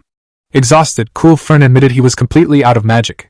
Rake immediately took control, telling Nia to cover him while he went for the final blow. Little Steelback fired a spread of quills at the bird, distracting it long enough for Rake to release his full power. He launched himself into the air and came crashing down, his mace glowing like a falling meteor. The strike smashed the bird's head into the dirt, crushing its skull in one clean hit. The monster dropped. Rake stood over the body and declared the battle finished. Cool Fern let out a breath, commenting on just how dangerous the creature had been. From the shadows, Slimy decided that sticking close to humans might be his safest option. Rake told Nia to search the bird's memories for clues about their missing boss. But as he stepped near the tail, the red snake had suddenly bit into his shoulder. At the same time, the main head, everyone thought it was destroyed, snapped its eyes open for one last move. Cool Fern reacted instantly, driving an ice spike through the snake head and killing it, shouting a warning about petrifying venom. Nia rushed forward with a potion, but it was already too late. Rake's throat had turned to stone, making it impossible for him to swallow. His body collapsed as his skin hardened into gray rock. Nia broke down beside the statue that had been her leader. Realizing the snake heron was draining Rake's life to heal itself, Cool Fern grabbed her and forced her to run. As they escaped, the snake heron slowly rose again, its wounds sealing shut. It watched them flee, then let out a sound that made it clear who truly ruled the battlefield.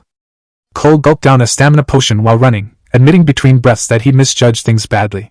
He said the snake bird wasn't just lord level, it was already on par with a high-tier monster lord. Still, he believed there was hope. If it could make it out of the forest within a week and get the church to send a royal priest, Carter might still be saved. That hope shattered when the snake bird caught up. It slammed down in front of them, cracking the ground on impact. Cole stared in disbelief, muttering that it had regenerated far faster than he expected. He told Nia he'd take command from here. The bird lunged, claws flashing. Nia froze, panic taking over as she asked him what they were supposed to do. Cole told her not to be afraid. He said he'd already thought this through. He ordered her to conserve her magic for now. They needed to escape this cursed forest later. Then he began casting, unleashing an ice-gatling barrage. Frozen bullets hammered the snake bird, locking its legs in place as ice piled up around them. But the monster broke free. Heat built in its throat. It was about to cast high-tier flame magic again, and Cole knew immediately what was coming. He shouted at Nia to ignore everything else and just run. Seeing him walk straight toward the bird, Nia demanded to know what he was doing. Cole answered calmly that he had no choice. If he didn't pin it down here, either of them would escape, and immediately cast high-tier magic, summoning a glacial barrier, a massive wall of ice that rose between them. Nia screamed his name, but the other side of the wall was instantly swallowed by flames.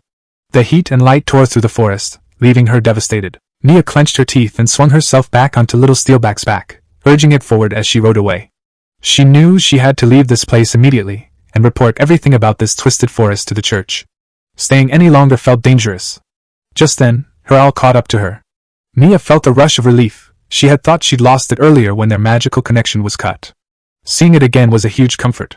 With her owl's vision guiding her, finding a way out of the forest should have been much easier. But that hope shattered almost instantly. The owl didn't respond to her call. Instead, it flew past her and landed silently on a nearby branch. Confused, Nia looked up and froze. When the owl turned around, she saw its eyes bulging unnaturally, filled with something alien. The sanctified fall parasite had infected it. At the same time, far away in a sealed space, another scene was unfolding. Mountains of dead monster bodies were scattered everywhere, weapons still embedded in their flesh. Guild Master Goon stood among them, staring at a system window warning him that his energy and mana had reached their time limit. He already understood what that meant. Suddenly, the dead flesh around him began to move. The corpses flowed together, merging into a single massive body. The entity that formed commented calmly that Goon was panting, clearly struggling to breathe. Over the past 2 years, Goon had exterminated every high-level magic beast in the swamp forest. This entity had died by his hands countless times already. It wondered aloud if Goon had finally used up all his assets. This being was Ko Yalwa, the king of the swamp forest. Ko Yalwa asked what Goon had been muttering to himself about earlier, guessing it was the thing he called the system, the same thing that helped him turn his guild into one of the 8 great guilds. It claimed to know the secret of Goon's body as well, having gathered similar information through transmigration across other universes. It explained that forcing Goon to give everything he had, sparing nothing, was the only way to truly strangle and kill him. That was why Goon had been lured into this trap. Even so, Ko Yalwa admitted it hadn't expected Goon to grow this strong, or to still be hiding so many trump cards.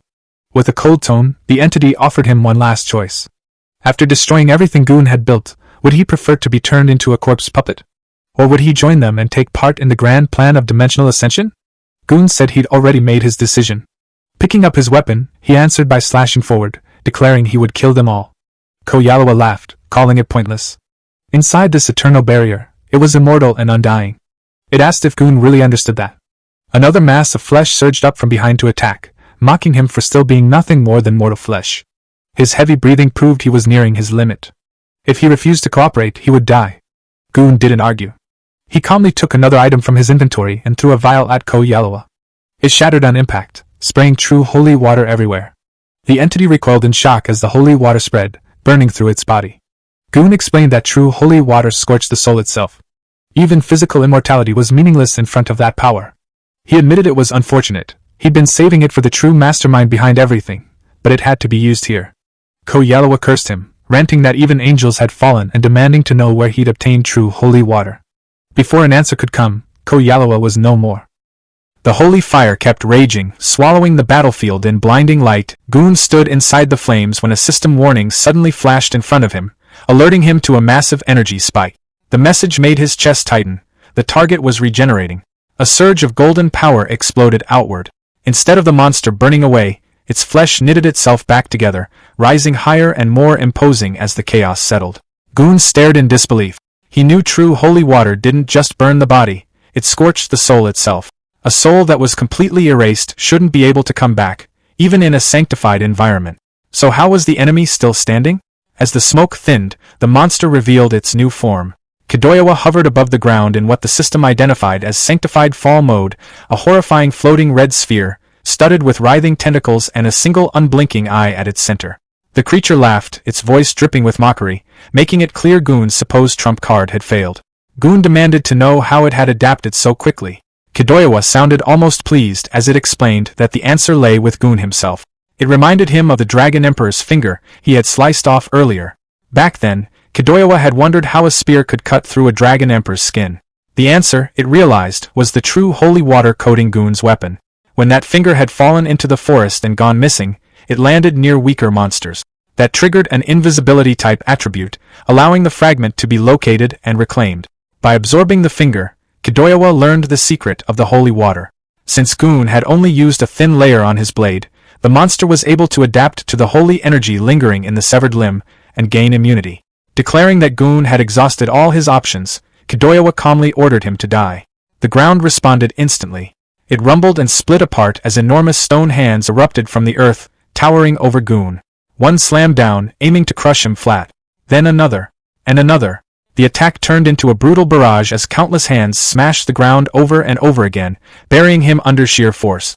The assault ended with a spell, abyss magic, earth burial, leaving a massive crater beneath the floating monster.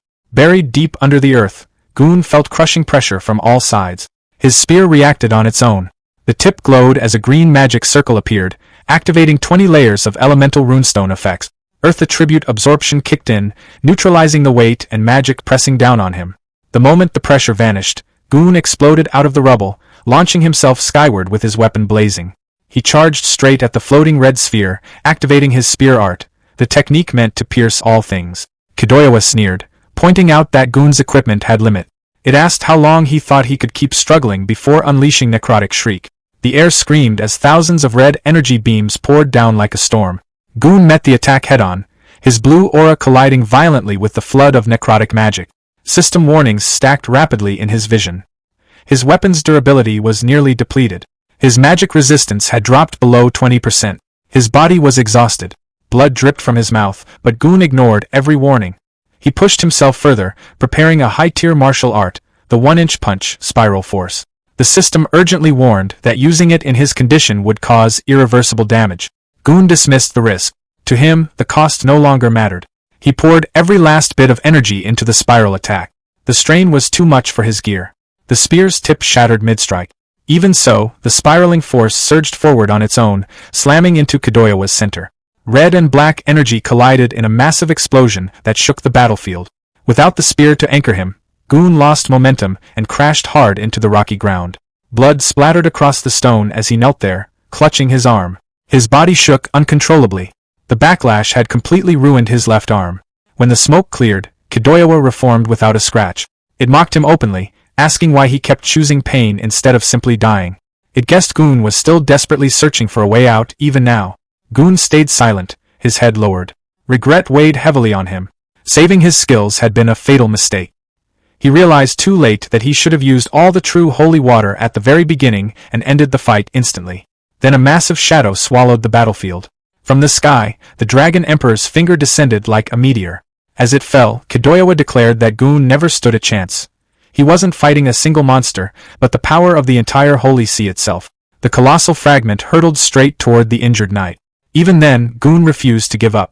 With what little strength he had left, he opened his system inventory. As darkness closed in, he pulled out a tattered ancient scroll glowing with sickly green light. The scroll unfurled on its own, revealing pulsing red runes. It was a forbidden item, the Demon King's favor, and it radiated ominous power. Kettle Yellowa froze as a demon contract materialized before his eyes. He pointed at Goon, his voice shaking as he accused him of hypocrisy, openly opposing their plans while secretly making a deal with a demon long ago. Enormous hands emerged from the darkness, belonging to the Demon King himself. Without hesitation or mercy, the skill Oblivion's grasp activated. Kettle Yellowa was crushed instantly, his body collapsing into fine dust that scattered into the air like ash. From within the shadows, a demon stepped forward and greeted Goon casually, remarking that it had been a long time. He looked Goon over and burst out laughing, calling his current state pathetic, just like back when the Demon King had first failed to descend into this universe. The demon sounded almost nostalgic, saying the moment brought back fond memories, and that he'd never forget Goon's so-called kindness. As a reward, he offered to lend Goon his power, claiming it would be more than enough to wipe out those so-called righteous scoundrels. He even directly called Goon a transmigrator, confident that the temptation would be impossible to resist. To his surprise, Goon didn't hesitate. He calmly tore the demon contract into pieces and said they were even now. The Demon King frowned, clearly disappointed. He called Goon heartless, annoyed that he hadn't fallen for the trap. Before vanishing back into the void, he left Goon with one final warning, that he had already seen the face of his death. Once the demon disappeared, the swamp fell silent again. Goon opened his system interface and winced. His HP was nearly gone, and his mana was completely empty. The system warned him that the monolone skill was still draining HP to repay its debt and urged him to replenish immediately. He didn't have the strength to respond. Goon sank down onto the ground, exhausted. He wondered if the summoning of the Hope coordinate had worked and asked the system to establish a connection. The answer came back quickly: connection failed. At the same time, a yellow system message appeared from Slimy. Decomposition had failed because the target wasn't organic matter. Slimy stared at Carter's body, now fully turned to stone. He shrugged it off, hopped down from the statue, and picked up Carter's mace. Since Carter clearly didn't need it anymore, Slimy figured it was fair game.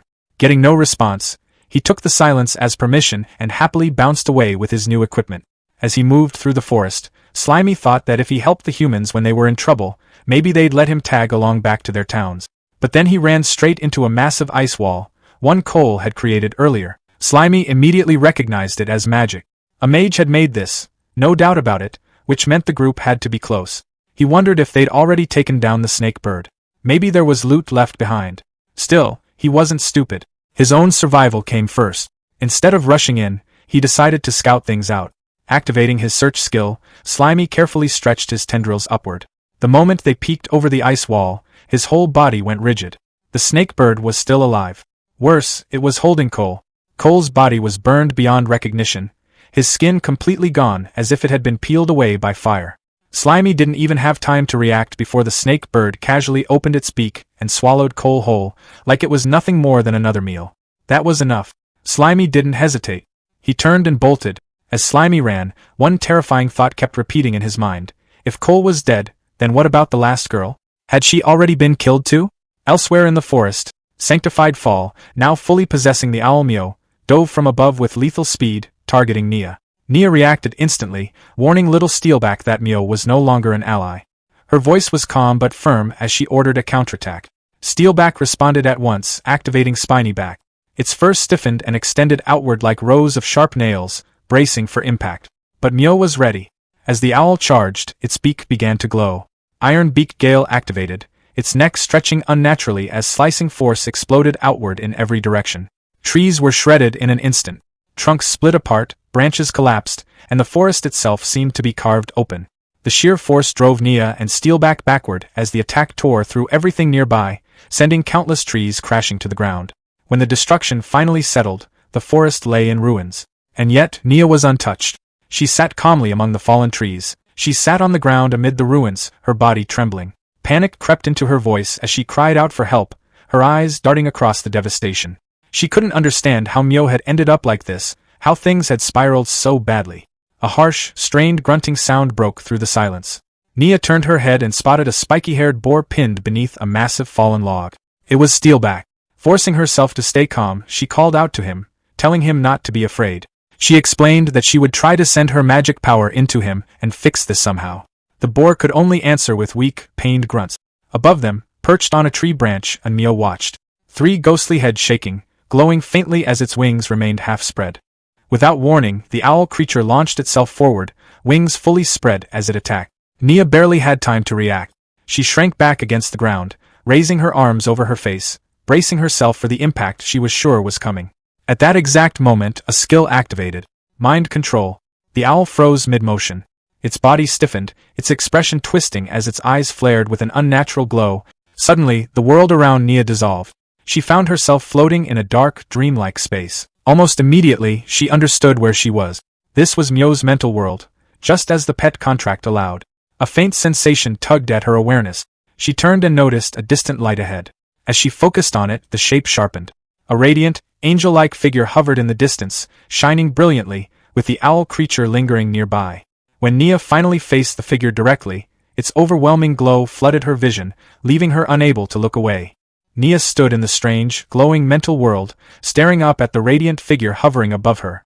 She quickly realized who it was and wondered why Lord Angel was inside Myo's mind at all. Lord Angel looked down at her calmly and told her to come closer, the voice steady and commanding. Then, without warning, the left side of that serene face twisted, shifting into something red and monstrous. The gentle presence vanished in an instant. Back in her physical body, Nia screamed, panic taking over as she begged desperately for someone, anyone, to save her. Nearby, Steelback trembled under the log, letting out a weak, pained sound as if sensing her terror. At the same moment, the owl creature, its eyes glowing wildly, lunged straight toward Nia. Before it could reach her, a spiked club crashed down onto the owl's head midair. The impact was brutal, sending the creature flying backward and clearing it from the fight in an instant. Nia remained collapsed on the ground, eyes squeezed shut, completely unaware of what had just saved her. When Nia finally opened her eyes, she froze. Right in front of her, it was Captain Hawk's slime meteor hammer. Slimy swung the massive flail with growing confidence, convinced its control over its own body had finally reached perfection. In its mind, a stone was no different from a bullet, and the flail itself was basically a cannon. That confidence lasted exactly one swing too long. The weapon came down with a loud crack, straight onto Steelback's head. Slimy froze. A bead of cold sweat formed as it realized what it had just done. Awkwardly, it pulled the flail back, its body squirming as the weapon dissolved and melted back into its form. Steelback shook his head and let out a low grunt, looking more annoyed than injured. Nia slowly pushed herself upright and turned toward Slimy. Relief flooded her face as she thanked it for saving them. She gently lifted Slimy into her hands and held it close. Tears welled up in her eyes as she spoke softly, saying it felt strangely familiar. Like, deep down, she already knew exactly who it was. The slime went completely still, its round body stiffening in pure shock. Inside its head, it instantly rejected the idea. That couldn't be true. It was just a slime. Nothing more, nothing special. Nia didn't see it that way at all. Tears poured down her face as she hugged the slime tightly and pressed it to her cheek. Between sobs, she insisted she knew the truth. To her, this wasn't just a slime. It was Captain Hawk, reborn and returned at the exact moment she needed saving. Behind her, Steelback stood frozen, staring at the scene in disbelief. The boar let out a quiet, breathy huff, clearly struggling to wrap his head around what he was witnessing. From the nearby shadows, a pair of bird-like legs slowly emerged. A moment later, the wounded owl creature dragged itself out from behind a fallen log. Even in its battered state, it let out a sharp, furious screech. Nia stiffened, still clutching the slime, and quickly looked back at Steelback. She asked if he could still fight after receiving her magic. He answered immediately, making it clear he was ready. The slime didn't hesitate. Its body softened and spread, thin tendrils flowing across the ground as it activated its search skill. The owl creature dove down, pecking wildly at the slime's tendrils and tearing into the sensory net. But before it could do real damage, the slime suddenly reformed behind it. A solid club slammed straight into the owl's rear. The owl shrieked in pain and fury, twisting around and lunging at the slime in retaliation. That was when Steelback charged. Perfectly seizing the opening, the boar drove his tusks into the owl's side with brutal force. He didn't slow down. The momentum carried him straight through, his tusks piercing clean through the owl creature's body. At the same time, the slime swung its club with everything it had. The name of the attack rang out clearly, plasmatic cannon. The impact was violent. The club, hurled by the force of the blast, shot past the remains and buried itself deep into a nearby tree. The slime's arm trembled as it reached out and tried to pull the weapon free. As it struggled, a single thought crossed its mind. It had definitely used way too much force this time. Nia stood quietly, watching as the slime finally pulled its weapon free from the tree. As the moment lingered, her thoughts drifted back to Myo, the worry she had carried bubbling up again. She crouched down, studying the slime more closely. Then it clicked. This was the same tiny creature she had met by the campfire earlier that night. The more she thought about it, the more certain she became. It was also the same presence she had sensed earlier through Myo's reconnaissance. Slowly, Nia reached out and lifted the slime gently. Half joking, half serious, she asked if it had been following her all this time out of some special fondness. Cradled in her hands, the slime stiffened in surprise. A single thought flashed through its mind. Could this finally be it? A golden magic circle appeared on the ground beneath them, glowing softly, the words, "Pet Pact," shimmering within it. Nia looked directly at the slime and asked if it was willing to form a pact with her. Her expression was calm, sincere, and filled with promise. She swore she would take good care of it. Before the slime could answer, a bright yellow system window abruptly appeared, flashing a warning. It stated clearly that if the host entered a servant pact with a human, access to the system would be lost forever. He would have to choose one, either the system or a master, and there would be no second chance. He started weighing it out. The system was useful, powerful even. It helped him grow, survive, and made everything more convenient. Still, it felt dull compared to the kind of heroine you'd see in an old-school, hot-blooded shonen story. When he really thought about it, the decision felt almost too easy. Numbers, pop-up windows, and emotionless prompts couldn't compare to a real person standing right in front of him. His thoughts ran ahead on their own. He pictured himself and Nia training together under clear skies, running along bright beaches with waves crashing nearby. In his mind, they faced trial after trial, growing stronger together like perfect partners straight out of a very familiar monster-collecting game. In that imagined future, he wasn't just tagging along. He was her monster, fighting for her, trusting her without hesitation. They kept climbing higher, dungeon after dungeon, battle after battle. Nia pushed herself hard and Slimy kept pace, evolving alongside her through every struggle and win. Eventually, she became a champion-level master, her name spreading across nations. Monster taming exploded in popularity, and she rose as the strongest rookie adventurer, gaining fans everywhere she went. People talked about her with admiration wherever she showed up. In that version of the future, Slimy even imagined merging with her, becoming her most powerful and stylish gear, something no one else could copy. With his slime-shaping abilities, he continued evolving until he finally turned into a handsome man, able to stand beside her as an equal. Together, they defeated the great demon king, brought an end to the age of darkness, and restored peace. After that, they got married, settled down, had tons of kids, and lived a quiet life with Steelback always nearby. To Slimy, stories built around systems already felt worn out. If he really had to choose, picking a beautiful girl as his master felt like the obvious answer. In fact, he'd already mapped out hundreds of episodes in his head, dramatic arcs, emotional reunions, and legendary final battles included. He was ready. He decided to choose Nia over the system. Just as he was about to accept the contract, everything went wrong. Nia was killed in an instant. Her body collapsed beside him, her arms still wrapped around Slimy. For a brief moment, nothing made sense. His thoughts broke apart all at once, and little Steelback stood beside him, unable. The one responsible was the corpse of Myo. It stood there calmly, having used abyss magic, Circle of Wind's demise. From the ruined neck, something disturbing happened as a new head began forming. The shape was human-like, but stripped of skin, exposing raw flesh underneath. Little Steelback reacted immediately. Fueled by rage, he charged straight at the monster. Slimy shouted for him to stop, pleading with him not to rush in. He still couldn't understand how the head Steelback had destroyed earlier was already growing back like nothing had happened. Before Steelback could get close, the creature lifted a finger and pointed at him, casting another spell. Using abyss magic, atavistic ray, it forcibly altered Steelback's body, reducing him into a small lizard before tossing him aside. The terrified lizard scrambled away into the forest. Slimy stayed where he was. This thing was no longer just an owl. It now had the terrifying power to force devolution. It now had a frightening new power, the ability to force devolution. The human-shaped head finished forming and shifted into an annoyed look, muttering about how everything had turned into a hassle. It scoffed at Ko Yalawa, calling him useless and mocking him for burning through resources while still failing to deal with something so small. The voice didn't stop there, throwing jabs at the old man from the Holy See too, saying none of this would have happened if they'd listened from the start. The one speaking finally revealed herself. She was Merlin, Guild Master of the Blue Hat Guild, and one of the church's 7 holy knights. Clearly irritated that she had to handle this herself, Merlin glanced at the sky and noticed the imprisonment barrier was already gone. Even so, she had no intention of chasing anyone down. Activating Tempest Wing, she shot upward at extreme speed and disappeared from view. Slimy was left behind, standing next to Nia's lifeless body. Bit by bit, the truth settled in. Another human had used magic to move their consciousness into the owl's corpse, and because he was too weak, he hadn't even been worth acknowledging. That feeling hit him hard. It was exactly the same as when he first arrived in this world. Everything had happened too fast. There hadn't been time to process any of it. Merlin had killed the master he was about to choose, which meant the contract never went through. He briefly wondered if he should feel lucky for surviving, but the thought didn't last. Nia was gone and he was still here, worrying about staying alive.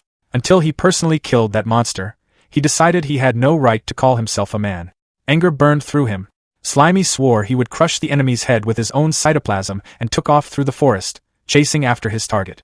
Elsewhere in the swamp, Goon's system informed him that the Monolon repayment was complete. It immediately followed up with warnings about his condition. His health was down to 789 out of 2.8 million, and his arm was badly damaged and needed treatment right away. Goon told the system to stop pointing out the obvious. He had nothing left to give. He ordered it to keep trying to contact the transmigrators summoned by the Hope coordinate. The system replied that long-distance communication wouldn't work until the initial connection was fully established and advised him to keep moving to find a stronger signal. Goon already knew the Holy See would send reinforcements. If they showed up, escape wouldn't be an option. He needed to find the new transmigrator and get out of the swamp immediately. As he moved through the forest, he suddenly stepped on something slimy and yellow. At the same time, Slimy's search skill finally locked onto a target. Thinking he'd found a long-necked monster, Slimy attacked without hesitation, swinging his mace at full force and smashing it straight into Goon's head. The impact felt wrong. There was resistance, like hitting armor. The shape of the target didn't feel right either. When the figure collapsed, Slimy realized his mistake. This wasn't the monster. He'd mistaken Goon for part of it because of the tassels on his helmet. Slimy apologized quickly, blaming the poor lighting and grumbling about how the flashy helmet made things hard to see. Before he could explain any further, Goon grabbed him. Recognizing Hawk's weapon and catching the scent of Nia's blood on Slimy, Goon accused him of killing his guild members, assuming he was connected to the church. At that exact moment, both of their system windows appeared at the same time, announcing that the connection had been successfully established. Goon immediately understood that Slimy was a transmigrator, and as Slimy stared at Goon's system window, he finally realized he wasn't the only transmigrator in this world. Goon stops mid-action, staring at the screens in shock. He asks if Slimy also has a system, quickly realizing this creature is a transmigrator. Slimy is just as stunned, learning that Goon is also from another world. Goon explains that in his fight against the church, he activated a noble phantasm called Hope Coordinate to summon an ally. Slimy now understands that his arrival wasn't random at all. Goon admits he was too weak to save Nia even after meeting the guild and asks Slimy if he's willing to help. He reassures him that he also started with nothing after transmigrating and survived by relying on the system, adding that this world shows no kindness to anyone. Goon then removes his helmet, revealing he isn't human and that he hides his face for a reason. Curious, Slimy asks what race he belongs to. Goon admits he's a goblin, one of the most hated races. Expecting something completely different, Slimy comments that he'd rather remain a cute slime than look like an ugly green monster. Goon reveals his face instead, refined and elf-like. He casually mentions that his appearance causes problems, just not the kind Slimy imagined. Slimy complains it's unfair for a goblin to look that good, but Goon brushes it off, pointing out that humans would chase him anywhere, while a slime's small body is perfect for moving unnoticed. As Slimy keeps grumbling about appearances, Goon rises, supporting his injured arm. He mentions that he founded the guild to unite different races, then warns that the church has sent a ruthless knight named Merlin, the guild master of the Blue Hat Guild. When Slimy asks what they should do next, Goon reaches out his hand. A system interface appears as he prepares to transfer all his magic and combat abilities. The system confirms the link, and Slimy excitedly asks if this will instantly make him overwhelmingly powerful. Goon explains that he walked straight into a trap set by the Pope, with the old man from the Holy See pulling the strings, and has already exhausted his strength. He needs Slimy to be the one who continues the fight. When Slimy jokes that this sounds like a typical hatred of the church, Goon corrects him. He explains that the church already controls the world, and their true goal is to sacrifice all life here to fuel beings who want to ascend to a higher universe. Stunned by the scale of it all, Slimy asks how something like that is even possible. Goon begins recounting his past. He explains that he was born a goblin cub at the very bottom of society, raised in mines where survival meant eating scraps and whatever was left behind. At 5 years old, his system awakened, giving him the power to kill the goblins who tormented him. In his memories, a blood-covered young Goon questions who he really is, yet knows his soul was always human. He goes on to explain that he rescued imprisoned female heroes and helped them recover using a skill called dual cultivation. Slimy agrees that even with a monster body, Goon's heart is human. Then it clicks what that skill really means, and Slimy awkwardly points out that it involves sex, comparing it to his own useless decomposition ability. Goon confirms it without hesitation, admitting the skill is exhausting and even saying he envies Slimy. He explains that partnering with different classes boosted different stats, warriors strengthened his vitality, mages increased his magic output, and the experience gain was massive. He used that power to protect them and start families. Wanting a safer future, he moved them all to the royal capital. Hearing this, Slimy explodes with jealousy, accusing Goon of bragging about his love life. The tone shifts instantly. Goon's voice breaks as he says moving to the capital was a fatal mistake that cost him his wives and child. A heavy presence interrupts the transfer at 12%. Merlin arrives, now inhabiting a massive bird-like body, announcing that he's finally found Goon.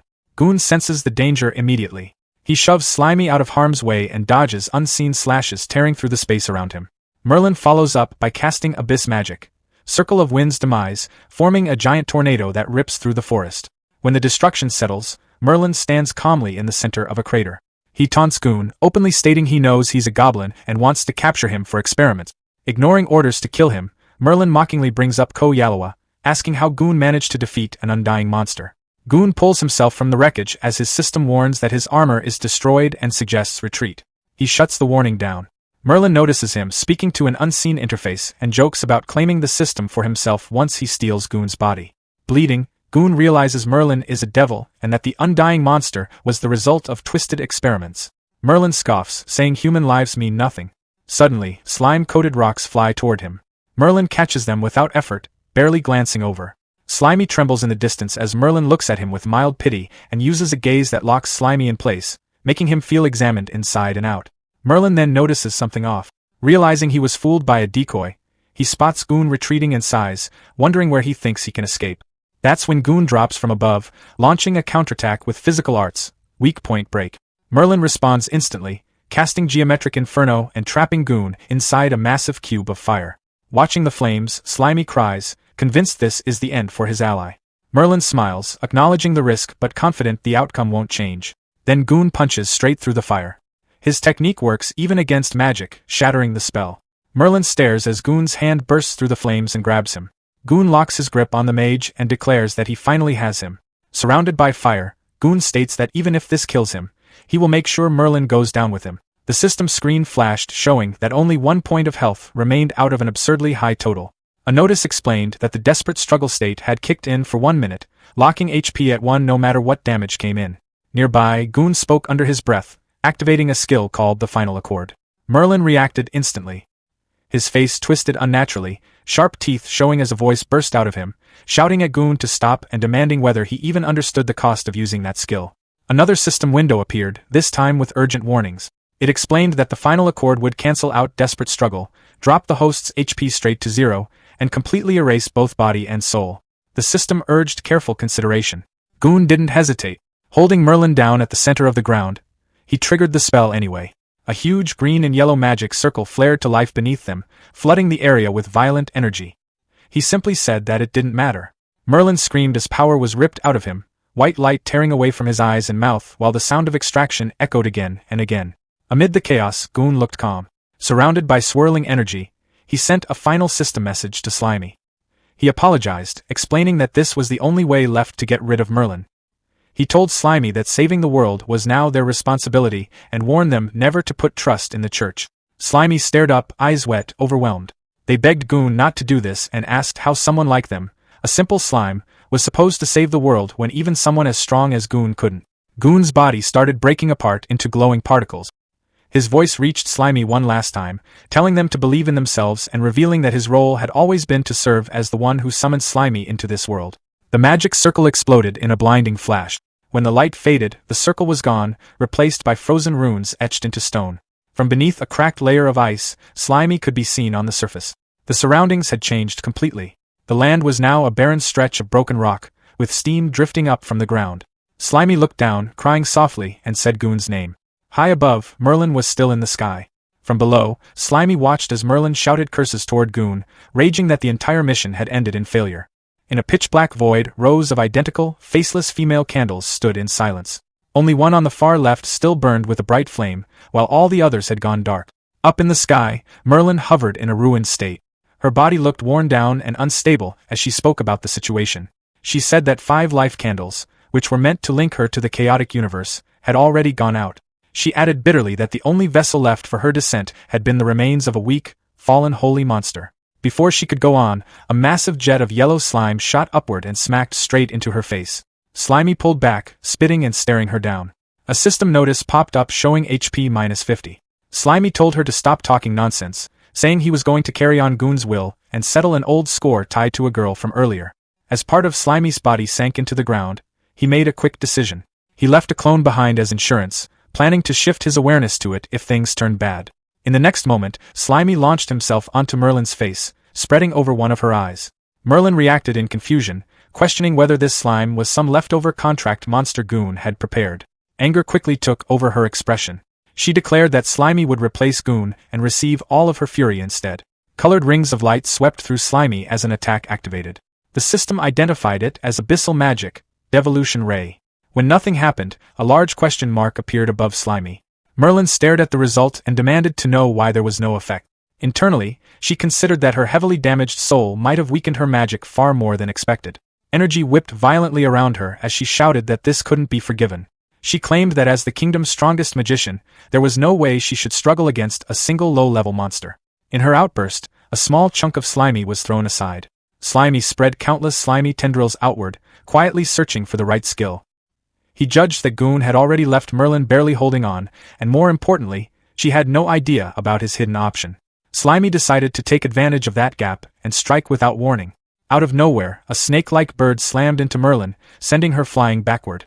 She crashed hard against an unseen surface, her body bursting apart on impact as blood scattered through the air. Merlin's damaged body, followed by her battered and bleeding face. She spat out curses, muttering about what kind of thing she was dealing with now. She swore that if she ever made it back to the church and had time to recover, she would turn the entire swamp forest into nothing but ruins. Nearby, the snake bird began to glow with a strong light. The snake bird leaned forward, gathering power as the system announced Pseudo-Dragon's Breath. The snake bird followed up by sweeping a broad stream of fire across the stone ground. From a distance, Slimy watched with its tendrils spread wide. The snake bird tilted its head, staring down at the pool of lava it had just formed. Merlin's cries echoed from within the molten heat. Then, without hesitation, the snake bird began absorbing the lava, drawing it back into its body. Slimy stared on, unable to look away. Along the snake bird's furry side, its body started swelling and pulsing, as if something inside was forcing its way out. A pink, serpent-like head pushed through the snake bird's back, a forked tongue flicking into the air. A bright white glow wrapped around the snake bird, outlining its form as the change completed. Slimy watched as the shadow of the transformed snake bird stretched larger and heavier, realizing mid-thought that it was evolving. The full result came into view, a two-headed snake bird chimera. The original head looked longer and sharper now, while a pink serpent head with a long neck rose from its back, paired with an extended tail. With a powerful beat of its wings, the newly evolved snake bird lifted off, flying high into the sky and leaving the lava field and Slimy behind. Slimy looked up, completely at a loss, struggling to form words as the snake bird disappeared above. System screens kept popping up one after another, and Slimy was basically catching L's non-stop. Skill transfer stalled at 37% before the connection just dipped. Super magic? Didn't stick. Elemental resistance? Nope. Divine arts, unions, dimensional boosts, each one bounced back with the same excuse. No magic power or the body just wasn't built for it. The only W in the whole mess was martial arts talent sliding through successfully. And after that, Slimy ended up sprawled on the ground. From the outside, Slimy looked like a mess, but inside, the vibe was worse. He admitted to himself that life as a clueless little slime mold had honestly been way more chill. Even with all these new gains, happiness just wasn't there. Slimy activated search, and scattered remains nearby responded. Pieces of Goon's body started pulling together bit by bit, drawn in under Slimy's tentacles. New notifications rolled in. Forging skill unlocked. Medical knowledge unlocked. Cooking skill unlocked. The encyclopedia and map atlas partially filled in. That helped. A little. Slimy started shaping himself into something more human. It took effort, but once the form held, his mindset shifted. He reminded himself that slacking off wasn't an option. He told himself he had to carry on Brother Goon's legacy, because if the church really went through with sacrificing the world, nobody was making it out. He kept reinforcing the shape, filling it in, sticking everything together. The result wasn't perfect, but it was close enough. Slimy figured that even without a real body, controlling it like this should work. Then he tried moving. The moment he put weight on it, the whole thing got shaky. Standing turned into a struggle, and one wrong adjustment sent everything out of sync. He tried correcting himself, but the coordination was a nightmare. Focus on one side, lose the other. Manage the top half, lose control of the legs. The structure gave out, and the human form collapsed back into a blob. Slimy decided to call it for now. Hiding felt smarter, especially since there was no guarantee the church wouldn't send people again. He stored what he could into his slime mold space. Among the items was a piece of armor. The appraisal system explained it was forged from Lockforce stone, built to soak up most physical damage, and reinforced by Goon himself. Later, Slimy slid through the forest as a blob, processing everything that had gone down in a single night. His headspace felt overloaded, so he pulled up the encyclopedia and map atlas to sort things out. The map filled in polar ice fields, the royal capital, deep valleys, mountains, barren mines. Seeing it all laid out made one thing clear. This world was huge. More system info followed. Portals were set up by the royal capital in different regions, letting people travel back and forth. The church ran all of it. Adventurers had to apply through them, and anything gathered on trips got taxed hard. Half of it went straight to the church. The system confirmed Slimy's current location, the swamp forest. Slimy immediately caught onto the idea that finding a portal could mean a direct trip to the royal capital. The route was obvious now. Still, he knew rushing in weak wasn't smart. Right now, his only real backup plan was a piece of busted high-level gear and whatever resources he could scrape together. Then his attention shifted to the body nearby, the girl named Nia. Slimy stared at it for a moment, quietly weighing whether breaking it down was the next move. Slimy hovered over Nia's body for a moment, quietly settling the choice in his head. He figured that keeping her around wouldn't change anything. There was no bringing her back. Letting her sit there and slowly decay felt worse, so he decided this was the cleaner ending. The body started to shift, dissolving smoothly into slime and blending in with him. As it finished, a voice echoed like a soft send-off, saying goodbye to the little slime. After that, Slimy locked in. He told himself that from this point on, even if all that was left of him was a chunk of slime mold, he'd personally see the end of that church. No shortcuts, no backing out. The system wrapped things up fast. Decomposition confirmed. Experience shot up, pushing him from level 49 to 50. He picked up a small batch of enhancement points, and a new skill, Domination, came online. Almost instantly, it synced with his natural traits and fused with Central Command, leveling up into something new, Parasitic Domination. Time passed quietly as Slimy rested in the forest, until movement snapped his attention back. A frog hopped nearby, croaking loud enough to trip his danger sense. Slimy didn't hesitate. He launched a plasmodial barrage, and the frog went down right away.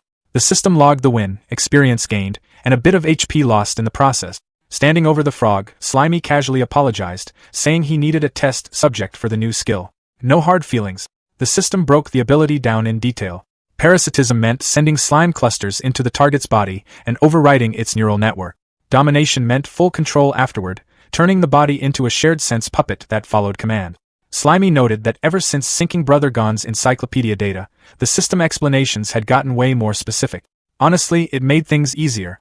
First, invade the corpse with slime mold. Simple enough. He activated the skill, and slime poured into the frog's body. Inside, it spread fast, wrapping around everything until the whole thing was covered. A second later, the frog twitched. The system confirmed success. One swamp frog corpse puppet acquired.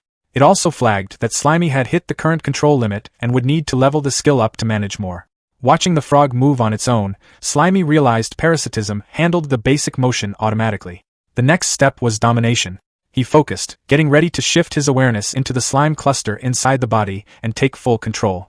Slimy realized that his consciousness had really transferred into a corpse. A system window appeared beside what used to be a swamp frog. System, corpse puppet, swamp frog. Durability, 0%. Available skills, charged strike, tongue fist, pounce bite. Slimy noted that there was even a species introduction. He found it interesting, then focused on the durability. He reminded himself that since it was already a corpse, having 0 durability made sense. There was no HP to talk about. From the frog's low point of view, the forest looked massive. Slimy observed that the field of vision was incredibly wide and figured this must be how a swamp frog saw the world. He found it strangely magical. Looking at the frog's hands, he realized that because he had invaded all the nerves, he had inherited the muscle memory too. He commented to himself that it felt exactly like using his own body, with no need to adjust. Then he considered something else. He realized that after turning a body into a puppet, his main slime body would switch into automatic mode. He admitted that sounded a little risky. Thinking about actual combat, Slimy told himself he would need to stay hidden first, then make a move. A moment later, he dropped the serious thoughts. For now, he decided he just wanted to try driving this new body. The frog's tongue shot out. System, tongue fist. The frog started hopping around, croaking repeatedly. Slimy found it incredibly entertaining. He noted that it was fun and decided to explore somewhere else. The frog moved through the forest and spotted a snail. It called out for the little snail not to run and immediately lunged forward. Right after that, the system began to glitch. Signal weak, disconnected. Back in his slime body, Slimy estimated the distance to be about 30 meters. He realized that when controlling a parasitic puppet, he couldn't move too far away from the main body. The frog continued croaking and attacking with its tongue even without his direct control. From his slime body, Slimy finally understood what was happening. He concluded that it wasn't coming back to life. He worked out that the main body functioned like a signal transmission station. When he actively controlled the puppet and moved too far away, the connection would drop because the signal became weak.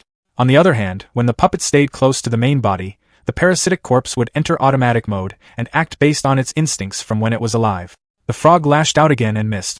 Watching this, Slimy commented that the automatic mode did not seem very smart. Slimy decided not to overthink it.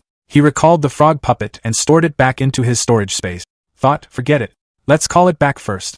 A system window popped up. System, parasitic puppet, swamp frog X1. Slimy then started thinking about the snakebird he had encountered earlier. Following that logic, he figured that as long as he defeated that creature, he should be able to parasitize its corpse too. His imagination ran wild. He pictured himself riding a powerful snakebird through the skies. If he could parasitize a high-level magic beast, that would be amazing. He reasoned that he could build a strong parasitic army and use it to fight against the so-called evil Holy See. The idea amused him. For now, he decided to keep searching for better targets. Slimy hopped across the swamp, moving smoothly over the surface. Without warning, a jet of water shot up from below and slammed into him. System, HP-70. Slimy landed back down, annoyed. He demanded to know who dared to launch a sneak attack on him. A strange creature surfaced nearby. It looked like a mix between a pufferfish and a crab. Slimy ordered it to state its name. The creature only responded with strange noises, repeating dulu dulu as it faced him. Slimy sized it up. He identified it as some kind of pufferfish that could spit water, mixed with a smelly crab. To him, it looked like perfect material delivering itself right to his door, saving him the trouble of hunting. The creature attacked again. System, water gun. Slimy complained that everything and everyone seemed to treat him like easy prey. Then he declared that he would show it the strength of a level 50 low-ranking monster lord. Slimy launched his counterattack. System, plasmodial barrage. The barrage struck the puffer crab directly. The creature quickly turned and tried to swim away. Slimy refused to let it escape. He pointed out that attacking and running away would not be that simple. He activated another skill, Morph Net. A shifting net spread out and trapped the fleeing puffer crab in place. Slimy tightened the morph net, and more pufferfish got caught in the struggle. System, defeated target gained experience points. Slimy was impressed. He noted that there were way more of them than he expected. When he checked his interface, a new icon appeared. System, parasitic puppet, pufferfish X1. Another window opened. System, corpse puppet, pufferfish. Durability, 99%. Available skills, water gun, steel tooth cut, inflate. Slimy observed that this one was in much better condition than the frog. 99% durability looked promising. Not far away, a large swamp crab moved beneath a tree. Slimy climbed up, positioning himself above it. Without hesitation, he dropped down and launched plasmodial barrage from above, striking the crab directly. He landed on top of the creature as it struggled beneath him, its legs thrashing. As it tried to shake him off, Slimy slipped between the gaps in its shell. He commented that if it wanted to throw him off, it should first deal with him drilling through the openings in its carapace. He squeezed inside. System, defeated target gained experience points. Once the crab's resistance stopped, Slimy activated his skill. System, Dominion. The takeover completed smoothly. A new icon appeared. System, parasitic puppet, swamp crab X1. Another status window opened. Corpse puppet, swamp crab. Durability, 99%. Available skills, water gun, mud foam, clamp clamp clamp clamp. Slimy reviewed the crab's skills with interest. Between the frog, the pufferfish, and now the swamp crab, his parasitic lineup was steadily expanding. Slimy looked over his combat squad and decided the lineup was finally perfect. Everything felt balanced now. There was Xieju, the heavily armored crab who handled the front line as the team's tank. Xiaoduan, the sharp-eyed pufferfish, stayed back with a bow and arrows, acting as the marksman. Master B, a multi-armed humanoid bee, covered magic attacks as the mage. And Waji, the hooded frog, kept to the shadows as their assassin. Slimy introduced himself as the commander-in-chief and the strongest support, making it clear he was the one holding everything together. The squad loaded into a pixel-style battle interface, facing the level boss, the feathered serpent dragon. The fight kicked off fast. The dragon rushed forward and aimed a trample attack straight at Master B. Slimy immediately called out for Xieju to activate carapace defense. He told him to block it. A massive clawed foot dropped from above, but Xieju jumped in front and raised a glowing shield just in time to take the hit. The stomp came down hard. Cracks spread across Xieju's shell. A system alert popped up, reporting that carapace defense had been used up and his HP was now dropping. Slimy told Xieju not to worry because he had him covered. Then he activated cytoplasmic injection. A stream of glowing fluid sprayed onto the cracked shell. Green healing symbols flashed, and the broken carapace repaired itself almost instantly. Spotting a chance to push back, Slimy pointed at the dragon and told the mage and marksman to go all out. Master B and Xiaoduan responded together. Magic blasts and arrows poured down in a steady wave. Damage numbers: 187, 199, 167, 231, 127, 233. kept popping up as the feathered serpent dragon took hit after hit. Even so, Slimy observed that the dragon's hide was incredibly tough. He noted that the pinning attacks from Master B and Xiaoduan would only slow it down for so long. So he called Waji in to finish the setup. Waji moved fast and used assassination art, landing a precise slash across the dragon's face. Another system alert confirmed that the feathered serpent dragon had taken massive damage and entered a weakened state. Its HP bar dropped to nearly nothing. The squad gathered around Slimy, buzzing and cheering after the successful combo. But Slimy told them this wasn't the time to hype him up. He reminded them they still had a boss to finish and urged everyone to wrap it up quickly. Slimy let out one last roar and told his squad to end it right now. He ordered everyone to throw everything they had at the boss. The feathered serpent dragon cried out as the team's combined final strike hit all at once. The impact triggered a huge explosion. Smoke and debris shot into the air. When everything cleared, the dragon was sprawled on the ground, eyes rolled back, tongue hanging out. A system message appeared, confirming the feathered serpent dragon had been fully defeated. Its HP bar was completely empty. A bright victory screen took over the interface. The squad gathered in a tight huddle, claws and hands stacked together in celebration. Slimy laughed, clearly pleased with how the fight went. He told them that playtime was over and their real training started now. Without wasting a second, he hopped toward the glowing cave exit. Xieju, Waji, Master B, and Xiaoduan followed close behind as they stepped out into the open world. The scene shifted to a bright forest filled with sunlight. A river ran smoothly between thick trees. Near the water's edge, a small round creature with a long tail bounced along. A system tag labeled it, Bouncy Mouse, Level 9. It had a worm in its mouth. Out of nowhere, an empowered tongue shot out from the shadows and struck the mouse with insane speed. The attacker stepped into view. A mimic stone cat, Level 21, its body covered in rough gray, rock-like scales. The cat secured its catch and let out a proud meow, clearly enjoying the successful hunt. But the moment didn't last. From above, a giant swamp mosquito, Level 35, dropped down. It drove its sharp proboscis deep into the cat's back. The mimic stone cat released a weak, fading meow as the stronger monster began feeding, claiming the hunt for itself. The giant swamp mosquito finished feeding, its abdomen swollen and pulsing with stolen blood. It left the dried-out remains of the mimic stone cat behind and drifted down to the river. Settling lightly on the water's surface, it began laying a cluster of eggs. Below the surface, several fish rushed in at once. They swarmed the spot and started devouring the eggs the moment they appeared. The mosquito reacted instantly. Its body sparked as it activated electric discharge. Blue lightning shot through the water, sending a violent surge in every direction. The nearby fish jolted from the blast, caught in the sudden wave of electricity. But the chain didn't stop there. From the depths, a massive mouth burst upward. An electric catfish, Level 44, surged out of the river and swallowed everything in reach. The mosquito, the stunned fish, and a huge gulp of water, all in one powerful snap. A blinding white light exploded across the river. High above, perched on a thick tree branch, Slimy watched it all unfold. He stared at the glowing water and said he couldn't believe it was happening again, especially so soon after dealing with the feathered serpent dragon. The light slowly faded. In place of the catfish was something far larger, a massive blue serpentine beast. A system tag appeared. Thunder Catfish, Level 52. The newly evolved monster wasted no time showing its strength. It unleashed Thunder Flash. A towering pillar of lightning blasted from the river, tearing through the water and shooting straight into the sky.